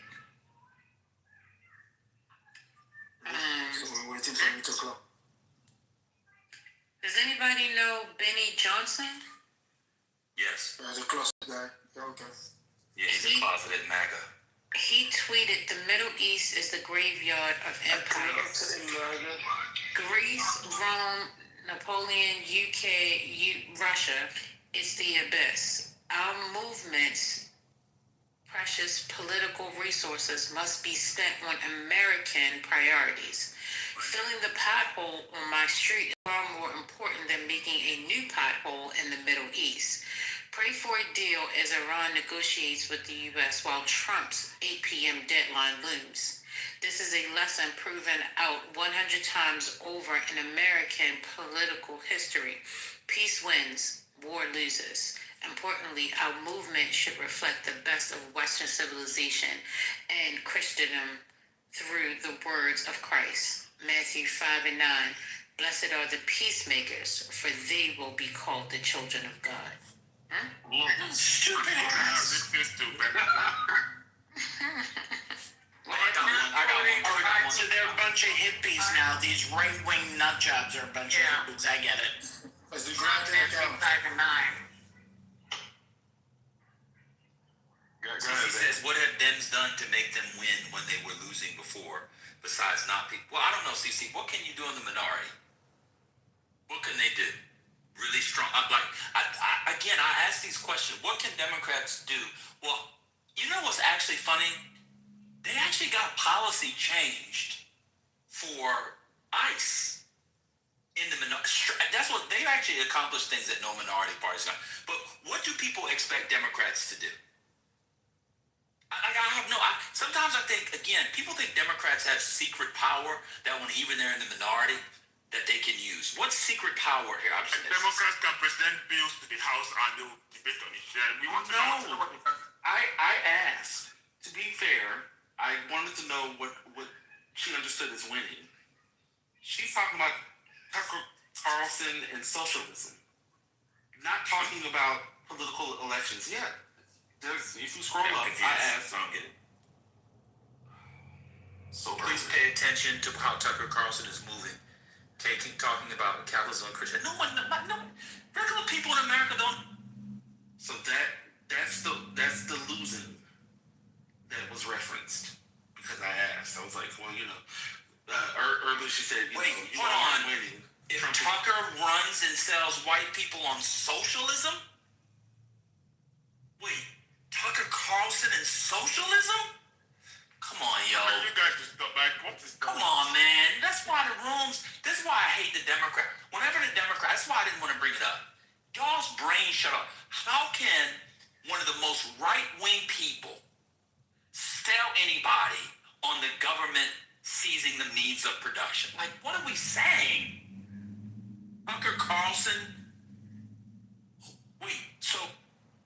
He wouldn't even win just with white people. I'm actually confused. Like, what is she saying? Maybe you haven't seen this. You know who else hasn't seen this last video? 329 million Americans. If Tucker runs and sells white, from Tucker, I love that too. They call him by their first name because they watch YouTube videos, they become friends. If Tucker runs and sells white people on socialism, you're right. Eugene V. Debs couldn't do it. There's RJ here. Wallace couldn't do it. FDR couldn't do it. But fuck it, back when socialism was at its peak in America, but Tucker Carlson. Rich boy, Igbo baby Tucker Carlson. Right wing is gonna run on Medicare for all. Are you insane? What are we doing here? That's why I backed off. I said, thank you for the context. Don't understand it. Don't agree. God bless. All right, this is what Top tweeted. The President of the United States is threatening to commit war crimes and wipe out a whole civilization, all because of a disastrous war of his own making and had no plan and no strategy for how to end it. This is a board and the American people do not support it. Somebody on Blue Sky, responded. Hosting here won't achieve anything. Do something, please. Be the opposition. Get him arrested. I think Americans should be lined up. Your only ace is a Trump candidate running? What does that mean? Wait, Cece got to come up. I mean, Cece doesn't know anything about American politics. She's I don't even know what she means. I don't either. Your only ace is a Trump candidate running? What does that mean? Democrats have won more elections in my lifetime. Well, that's not true because Bush won it, but it's been 50-50. What does that even mean? They're winning in state and you're losing. There was a whole analysis today. The whole analysis today is that Republicans are worried about being wiped out in state races they gerrymandered in state legislatures. Now, I gotta be honest with y'all. Y'all don't know anything about American politics. I know America's the big boy, but y'all must be saying stuff. Can Tucker Carlson even win a primary? Like, what are we doing here? Oh, let me guess, he's gonna win a write-in campaign. He won't even win Maine that he comes from where he lives. Like, what's so... Yeah, I don't know. Like I said, you don't just... Do y'all think that all of the candidates that's running... Yeah, do y'all think that all of the candidates that's running on Trump policies, do you think they're radioactive at this point? I mean... As of today? I don't think they're running on his policies. I don't think anybody's running on any policies. When we're in war, I think it's just a war. And then the effect of the war. I don't think anybody is running on policy. Oh, I got one. Why is Congress still on vacation as the president threatens to destroy the Iranian civilization now? Do you understand it's one party and they fucking hate you? He's implying that Democrats can call Congress back. They ain't been paying attention to the news. That's what is going on. They was blaming the Democrats for the shutdown this whole time. They really think that the Democrats got a lot of power. I don't even know what they expect Democrats to do.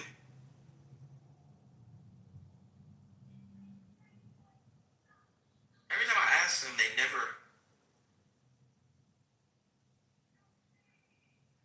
give me an answer. I tell you now, that's an open question. I tell you what I would advise them to do. Yeah, go ahead. Just like I'm doing.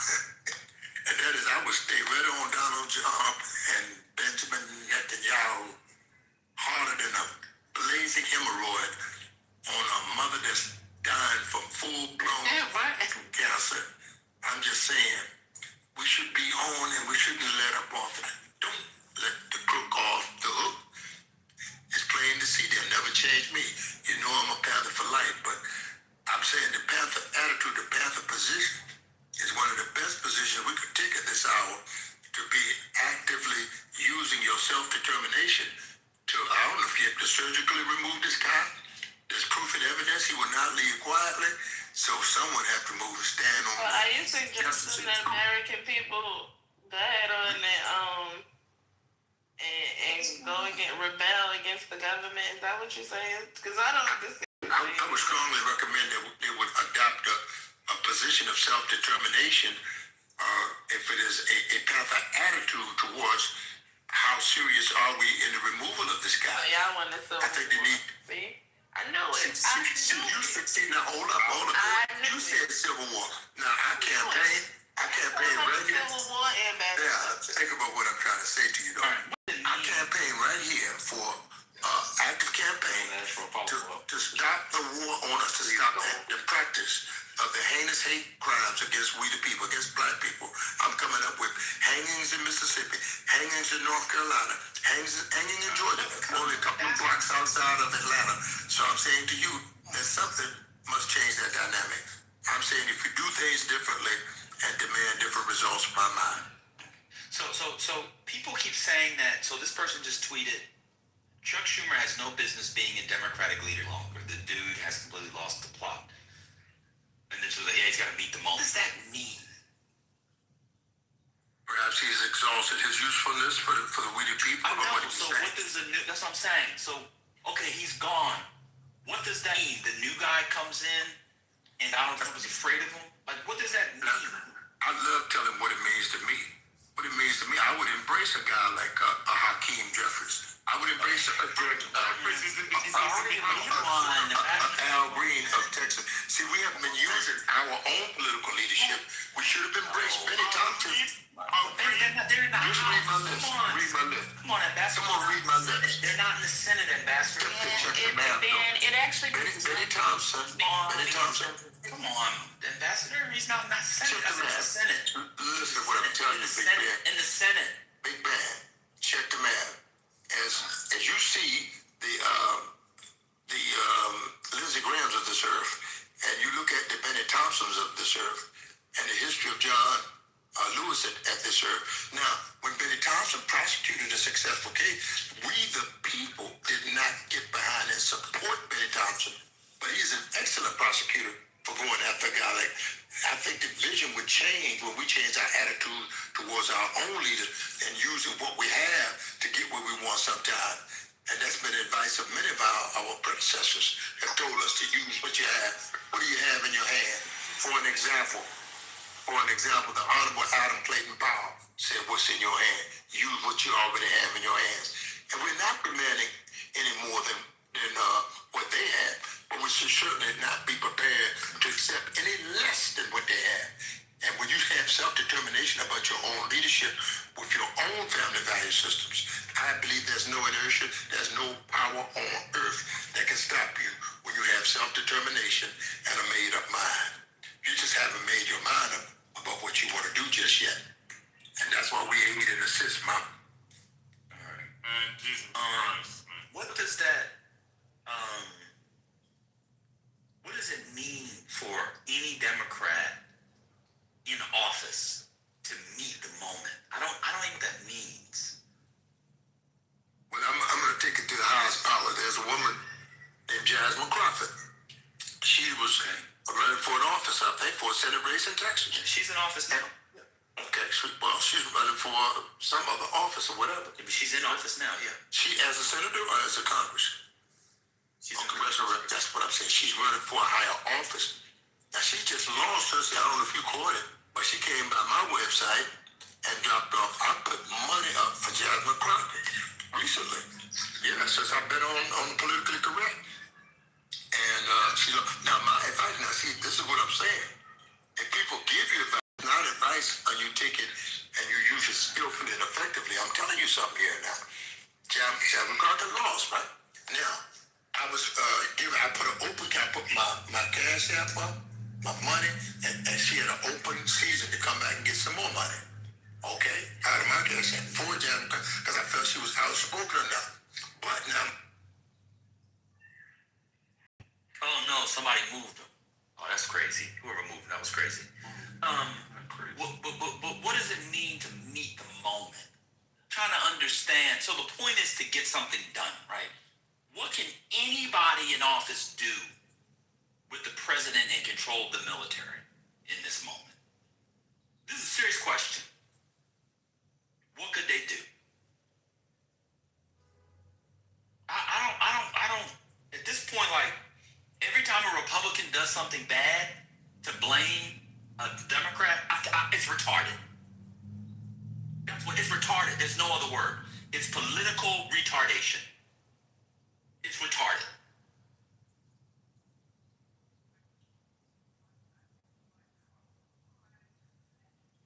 Democrats do something that Republicans do that no Democrat does, and be like, well, Democrats would anyway. Then why didn't they do it before? It's retarded.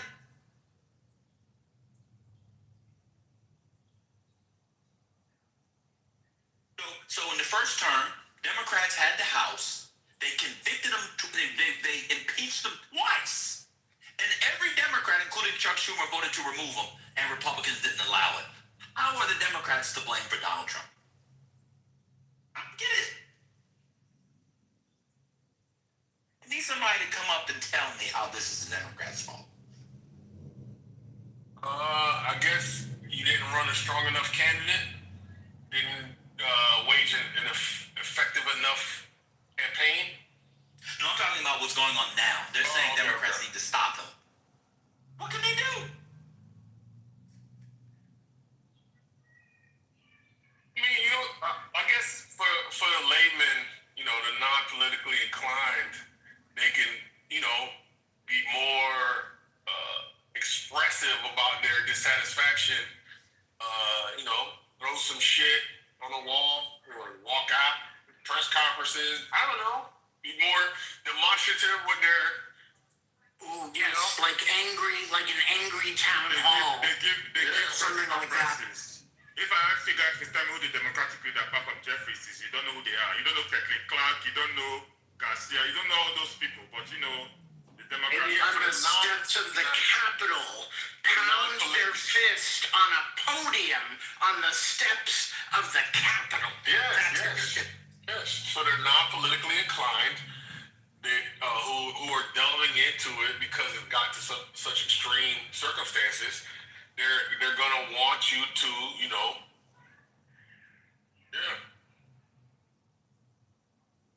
I don't know, it just seems to me that if you don't like what somebody's doing, for you to blame the opposition party that can't do anything, when it comes time to voting, you home in on this moment, and then you get the people who do the things you don't want them to do, as opposed to finding ways to get the people in the opposition party that you want. That's what I don't understand about. Let me give you an example. I don't know if y'all saw it. David Hogg didn't give money to a lot of people he said he was going to give money to. Did anybody read that story? I read this story. Did anybody read the David Hogg story? I read this story. Oh no, what happened? David Hogg had promised all this money and everything. Never sent them the money. He left people in the lurch in the primaries. So you want this opposition party, you want the Democrats to do the thing. You're not even giving the people the $50,000, $60,000. There's elections tonight, by the way. The runoff in Major League Green's district. I mean, people don't follow politics. Something Wisconsin too.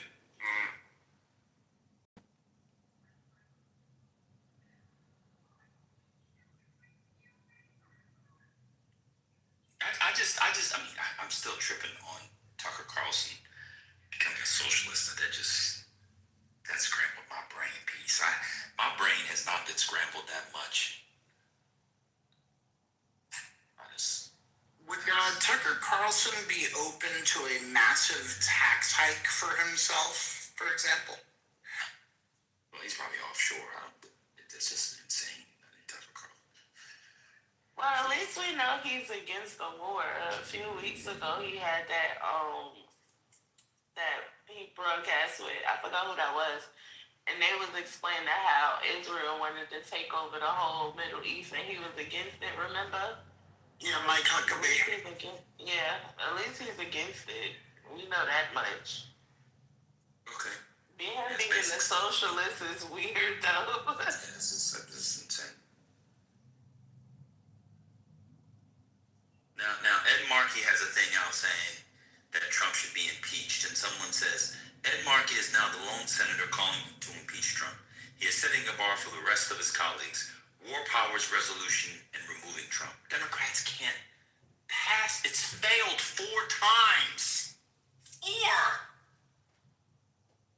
By the way, a senator calling for impeachment is like me saying I need to, it's like Odie saying he needs better tampons because he has a big flow. It's not a woman. Doesn't matter. That was kind of funny. Where's everybody?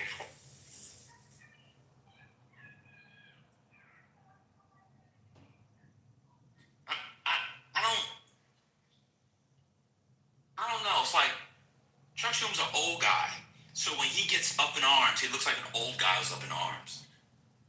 I mean, with all due respect, nobody in the Senate has swag. They're in the Senate.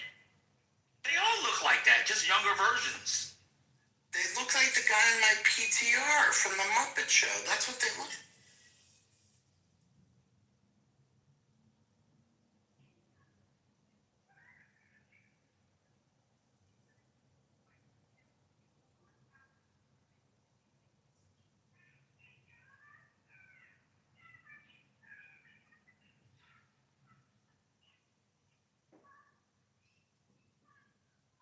I can't believe.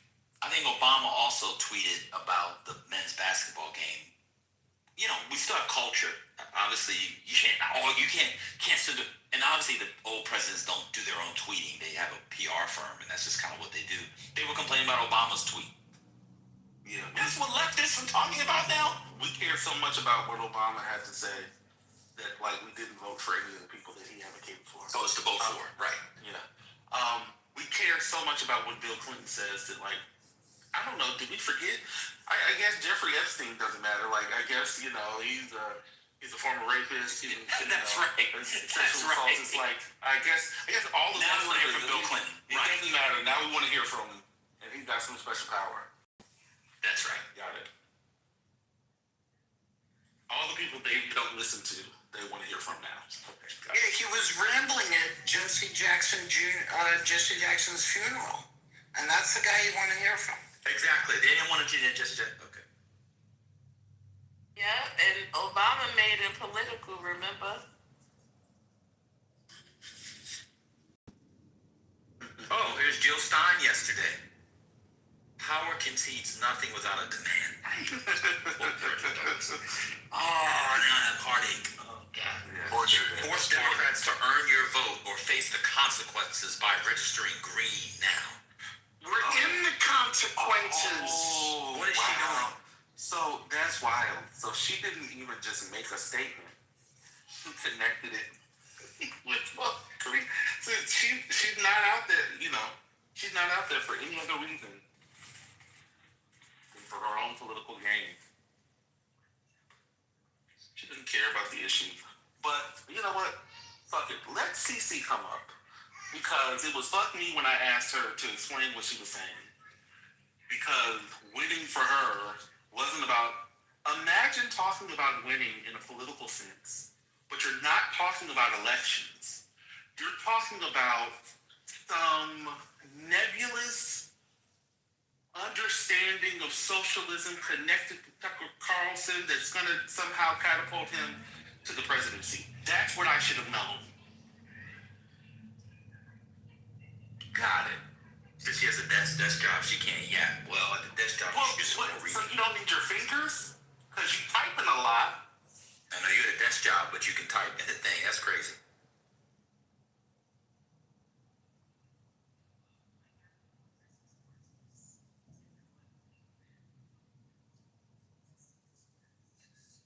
Did Tucker Carlson make an argument for socialism? No. I don't understand this. I'm still trying to grasp what the hell she's saying. Well, sometimes, I mean, listen. Sometimes you just have to ignore people, okay? And that's just it. Just ignore it. Because she also wrote that, people are being mean to old people. So.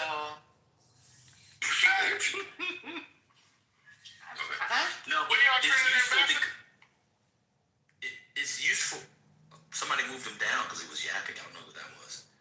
It's useful because she represents the left that is actively working for Donald Trump and the Republicans to get reelected. Now, I want them to be reelected, to be fair, so I'm fine with it. But it's good to have her be a synecdoche of that, because it's odd to be complaining about former presidents tweeting about basketball games. So Republicans can bomb people and do all types of things. How come none of the leftists were complaining about the people on the right supporting Israel when Biden was president? Their critique only goes in one direction. Huh? That's low. I think it's less about the politics and more about the engagement more than anything, because it gets people talking, so why not tweet something like that? But that's just how I don't know. I would think they would spend their time getting ready for the primary. I don't know. Whatever.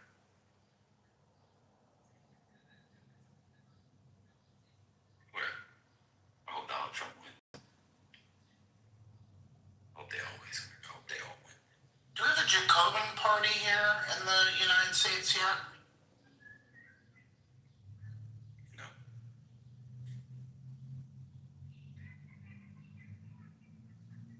It's just odd because these centrist Democrats they all impeached Trump the first time, twice, all voted for him. And now they're saying they don't support his impeachment removal. They impeached him over a phone call with Ukraine. A phone call. I don't know, man. Y'all, this is strange. Very strange. Whatever. Well, people have an expectation of the Democrat, and if it's not met, then they criticize. But they don't have the same expectation for the Republicans. No. And they don't do that. And they don't understand how hurtful that is to the party. You think you're helping because you want to call out something that you see as flawed, or you don't think they're doing enough, but you're also not helping the situation. You become a part of the problem versus a part of the solution. And that's what I don't think people really understand. She says, asking you to suck less is not equivalent to wanting you. But I'm saying they never explain what sucking less means. All they have is speech. They have no power. They shut down the government for the longest shutdown ever. They shut down ICE for the longest DHS for long. They're doing things people are asking them to do. Centrists, so-called centrists are. What does CC and them want them to do now? Now, we're about to get taco in the next 2 hours. All these ceasefire deals are going to be announced, and people still going to be blown up. So, I guess the taco you'll smell in my mouth tomorrow will be red sauce and sour cream. But what do they want people to do now? Is it the spicy red sauce? Mild. It's the sour cream that's gonna be ew. It's not a pleasant smell. I can't understand why every single Democrat isn't calling for the 25th Amendment. That's what you want. You don't think the Democrats, you really need the Democrats to call for all of Democrats want Donald Trump out of office. So you want them to call for it to do what? That's gonna move JD back. Like, I don't even understand what that's. I don't even understand that. This is like jerking yourself off intellectually. Sounds like. That's the equivalent. Wait, what? I'm gonna be honest. I think people are used to just talking, and maybe amongst their friends or their loved ones, and they've gotten positive reinforcement by the things that they say. And so when they hear people challenge them or ask questions for specificity, they find that hostile. When they have to sit through an argument, they find that hostile. They find that problematic. And then sometimes they might even find that the thing that they're saying is sounding good to their friends doesn't actually make sense when other people who won't blow smoke up their ass. She says it sounds like you have the votes now. Where? Not the votes. That's what she said. It They says. do not have the vote. What is she talking about? They don't have the vote. Wait, She said, "What's going on with the war power vote? Sounds like you they don't have have the them now." votes. Oh my God! Listen, I thought you was gonna at be work. So she's at work. She's at work. Can type to us, but it's Skype work. But thinks she knows easy. CC, name the 4 Republicans in the Senate that'll vote on the War Powers Resolution. By the way, the War Powers Resolution does not end the war, just so people know. But anyway, watch this. Name the 4 senators, Republican senators. Quickly. And one of them better be soon. And she's at work at midnight. Remember, because she's at midnight at work. Because she's in the UK. She's at work at midnight. Maybe she's girl 6. Hello. Yeah, I didn't know where she was, but Terrible movie.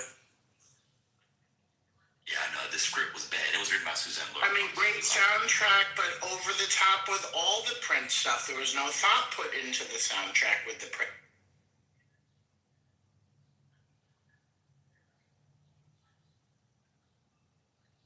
Who are the 4 Republican senators? That was a And make up, and you probably need 5 because we have Fetterfuck. But just give me 4. That's how investment bankers work. None of you would know. Huh? That's not true. My investment wankers don't. Well, my friends are managers. I'm older. I mean, my friends don't. They go home to their big homes in South Orange and Maplewood and their big apartments in Tribeca. They're about to hit the golf course. Huh? I just bypassed a couple of them. Yeah, they're not working at midnight. Now, entry level, people make $1,000 a year might be working like that, but I've been out of that tax bracket a long time, boo-boo. Huh? Not boo-boo. Investment bankers. Name the 4 senators, Miss Investment Banker. Because there's 57, it's 53-47, so you need 4. Name the 4. Watch this. Watch it.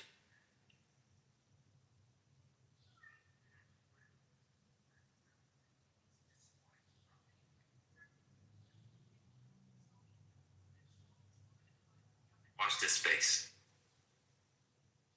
Since we have the votes now, name the 4.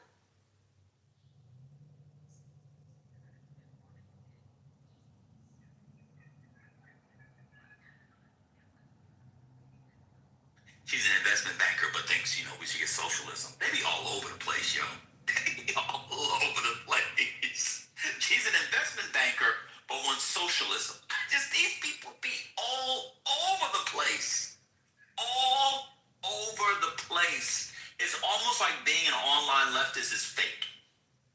Or it's a way of coping with the fact that you're actually the rapacious one, feeding off the exploitation and alienation of the working class and make yourself feel better by being a Marxist, leftist, Leninist online. Huh? What does Marx say about investment banking? It's all superficial, brother. Still waiting to hear the 4 senators.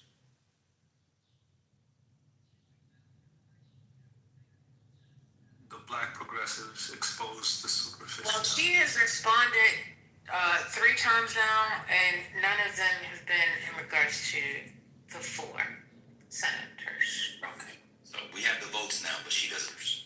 No. That's incredible. Amazing. It is amazing. I just never understand it. Oh, wait a minute. Brian wrote Larry Carriage.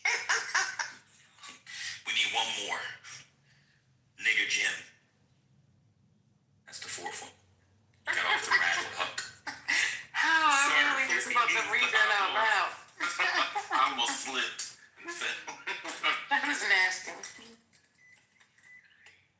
I'm sorry. Y'all just be saying anything. I'm also. I'll say this. It is not just Americans who believe they know more than the people who live in the places that they're often talking about. It's not just Americans.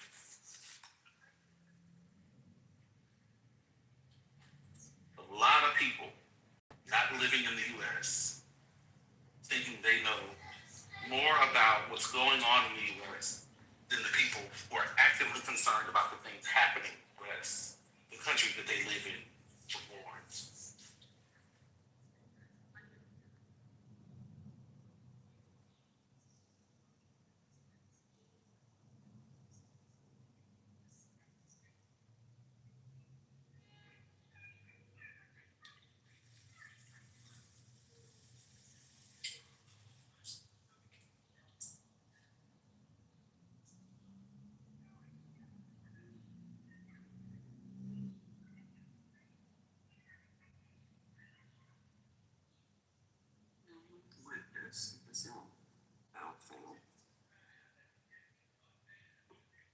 Real tight.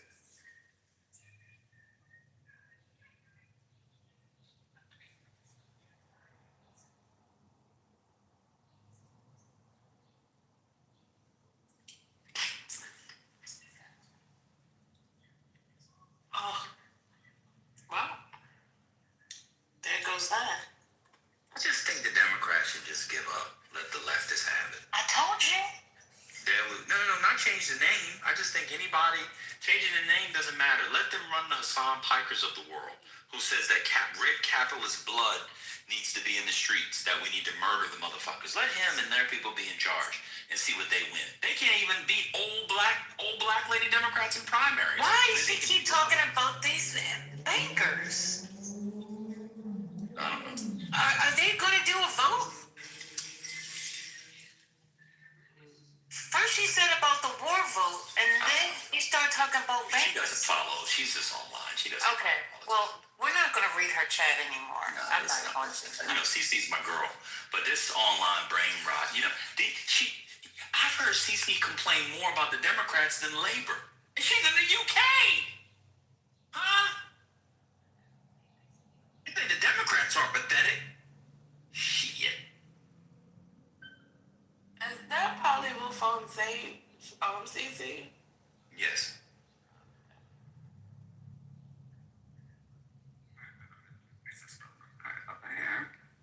Wait, Margaret Chase Smith just came out against the war.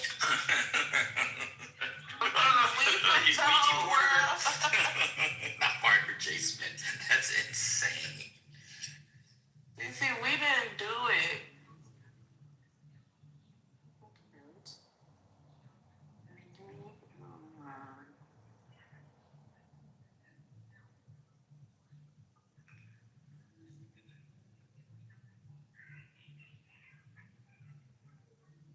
India issues a shelter-in-place order for its citizens in Iran. I don't know why India hasn't gotten its people out of there by now.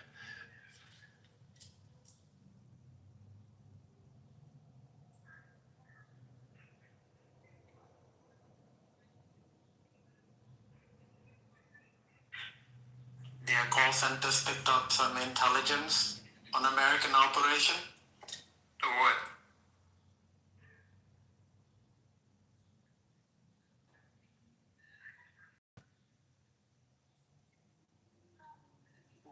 Oh my God.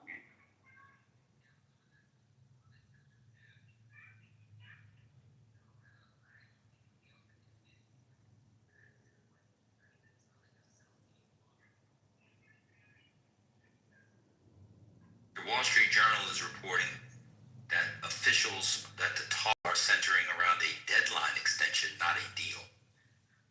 Great.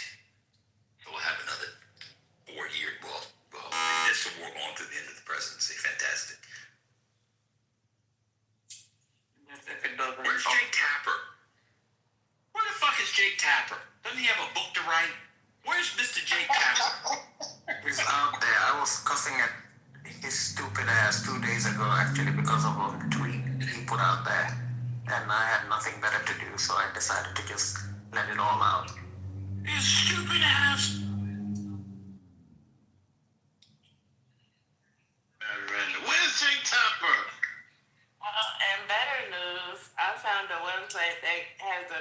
fallout shelters if you all need if you all need the map, holla at me. We got plenty over here. I'm not worried. Rokana and Martha McAllen brawl in fiery Fox slugfest over Trump war threat. I saw Tommy Vito shared that earlier, and he was basically saying, why aren't many of them speaking out like Obama? God, did you guys see Todd Blanche's? I'm reading the quotes now. Did you see Todd Blanche's first Yeah. Did you? Oh my God. Yeah. I did not ask for this job. I love work for President Trump. It's the greatest honor of my life. And if President Trump chooses to keep me as Attorney General, that's an honor. If he chooses to nominate me, that's an honor. If he chooses to nominate somebody else and I'll go back to being deputy, that's an honor. If he chooses to nominate somebody else and ask me to do something else, I will say, thank you very much. I love you, sir. Oh, I didn't see the I love you part. I love you, sir. What is going on? What's the whole this man have on these men? I'll tell you what he I has blame on Hakeem Jeffries. I blame Hakeem Jeffries. I'll tell you what he has on them. Remember those shoes he bought for Marco Rubio and everyone else? That's it. You put on those shoes, you're basically gonna speak like that. Those $150 I blame Bill Clinton Brooks. Wasn't it your PTR for a few days? Like a pair of Joan and Davids, and you got me. You put on those shoes because you're his bitch. That's why you walk around in shoes 2 fucking sizes too big. You know what? I blame Jimmy Carter. Because he was in office. Jimmy Carter, what? It's over a year. Let him do it. Let him do it. His brain is a One mic on. no, his brain is amoeba. This is the second day in a row. I be just in the goo, don't say nothing, and brother's brain has gone. What have y'all done to him? You missed got them Trump shoes. That's what happened. You missed it already. I came in here this morning and y'all wasn't doing nothing but listening to tape. That's the morning show. Brother, I'm going to take you one step further. I blame Ted Kennedy. Your mama, the people worry he done threatened to wipe out his civilization to people. We worry. That's all it is. Worry. Everybody losing their Well, mind. that's when I came flying in here. Like, where we go? I posted. Look, I put in the chat the map of the fallout shelters near you. It's one in every state. So y'all look at it and see. I was gonna say, brother, Jimmy Carter, and y'all, there's a definitive biography of Jimmy Carter that came late in his life. You have to read it, because if you read that book, you will know that he did not fail in Iran. You will know that.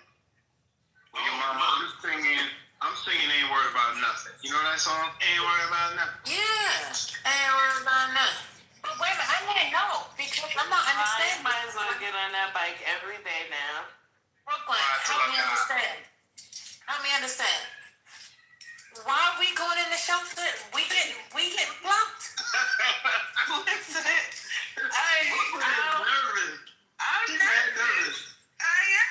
So if he takes out their civilization, you think they're going to return and take us out I the same think so. night? I think it's The going same down. night though? Yeah, but first lady, you know what the problem is?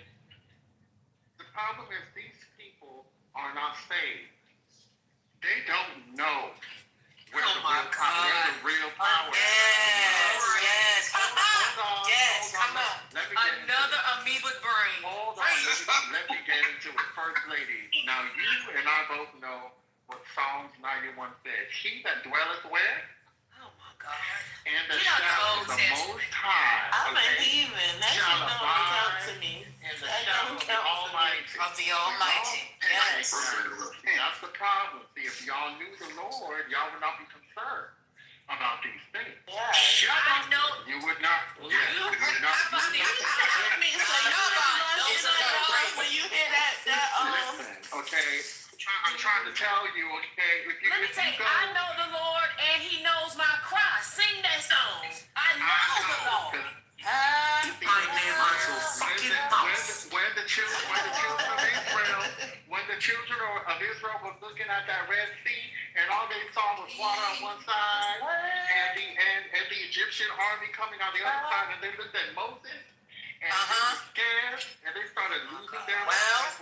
What did Moses say? Moses said, We know what kind of church he went to. The salvation of the Lord, okay? Amen. That's what happens. So y'all need to go in that word. That's what y'all can keep your mind right and not lose your mind and get the people reigning. Like what's her name? Your mama say y'all got. Because I know I ain't got no enough. I ain't got no evil, bro. Breaking news. My mind is right. Y'all got less than 2 hours to get your freak on. Breaking news. Okay, I guess y'all don't want it. So breaking news. Neoliberal just put in the chat, massive strikes reported in Tehran. Massive strikes reported in Tehran. Massive strikes in Tehran. Right, like as if we... Like, I thought they did striking in Don't Tehran. ask what things mean. You can't do that. Brother, somebody wrap his lips up. Can't do that. I've asked 2 people today what things mean. 3 people. But they all Neoliberal right. put it in the chat. I'm just reading what Neoliberal put in the chat. Hey, son. Hey, shit. 2 hours. Congressman, I gotta tell you something. What's up? I'll have you some Just remind me. I will. Cause these blacks need to go back. They need to go back to their roots. Cause back in the day, Stop laughing, first lady. Stop laughing. Back in the day when y'all got bad news, y'all relied on the Lord. But see, y'all in church no more. That's why y'all are losing like Yes, preach. Tell him, brother. Tell him. the whites don't know Jesus. Now you get him confused with brother. No, he's still a brother, not the brother. The whites is online praying to Jesus. What are you talking about? They was at the White House praying. They don't know. They're not praying to Jesus. They know Jesus. They playing the white Jesus. That ain't the right one. I don't know the difference at this point. That ain't the right Jesus. The Jesus I know. Well, that's The Jesus I know says.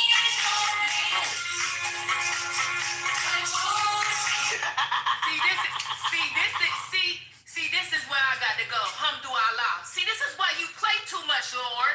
You play too much. Alhamdulillah.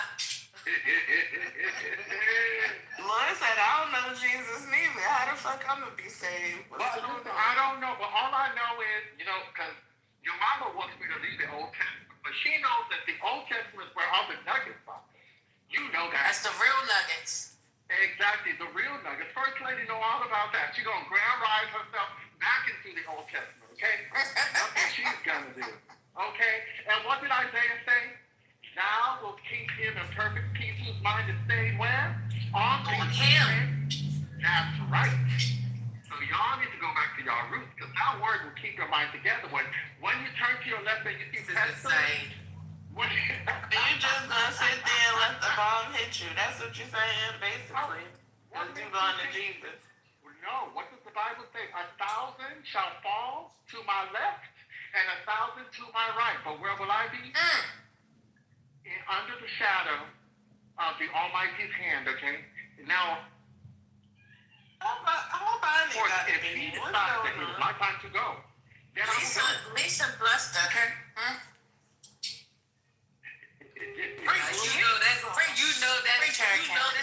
You know this room down bad. Wait, what is that supposed to mean, your mama? I want your haters, that's all. They got bananas of mine, man. What's going on? No, but seriously, y'all need to go back to y'all roots. Y'all have done too much pagan worship. I'm serious, Barney, you too, because you know you were raised in the church. You know you got it in you. Oh my God. That man, I'm trying to tell you. Are you saying that the church is going to save us from the whatever fall out? No. I never. No, when your soul is anchored. Right. So we gonna die. So when we die, we going to heaven. That's what you say. As long as we know the word. That's what you're saying. I'm trying to figure it out. You know I'm heathen. So I don't know none of this shit. You got I'm a trying to little figure bit it less out. than 2 hours. Well, you got 2 hours to figure it out, man. We got to bring you to the Lord. Go to Chat GPT and Bible your way through. You understand? Word from the Lord. No, ChatGPT. Listen, all you got to do, Brooklyn, is go to Acts chapter 15, verse 31. The prescription is right there. He's wearing me out, my God. She's mad at me because I know my Bible. Girl, leave me alone. Well, the preacher came on CNN last night and quoted Jeremiah something I don't remember, but it was in reference to the fact that the powers that be has the right to decimate a fucking country if they want to. Oh, wow. That's what I'm saying. Y'all I'm trying to figure out what's going on. I need to know. Which one is it? I took her back to the New Testament for your mama. Okay, good. Acts Okay, good. Because the God in the Old Testament, that God is mighty.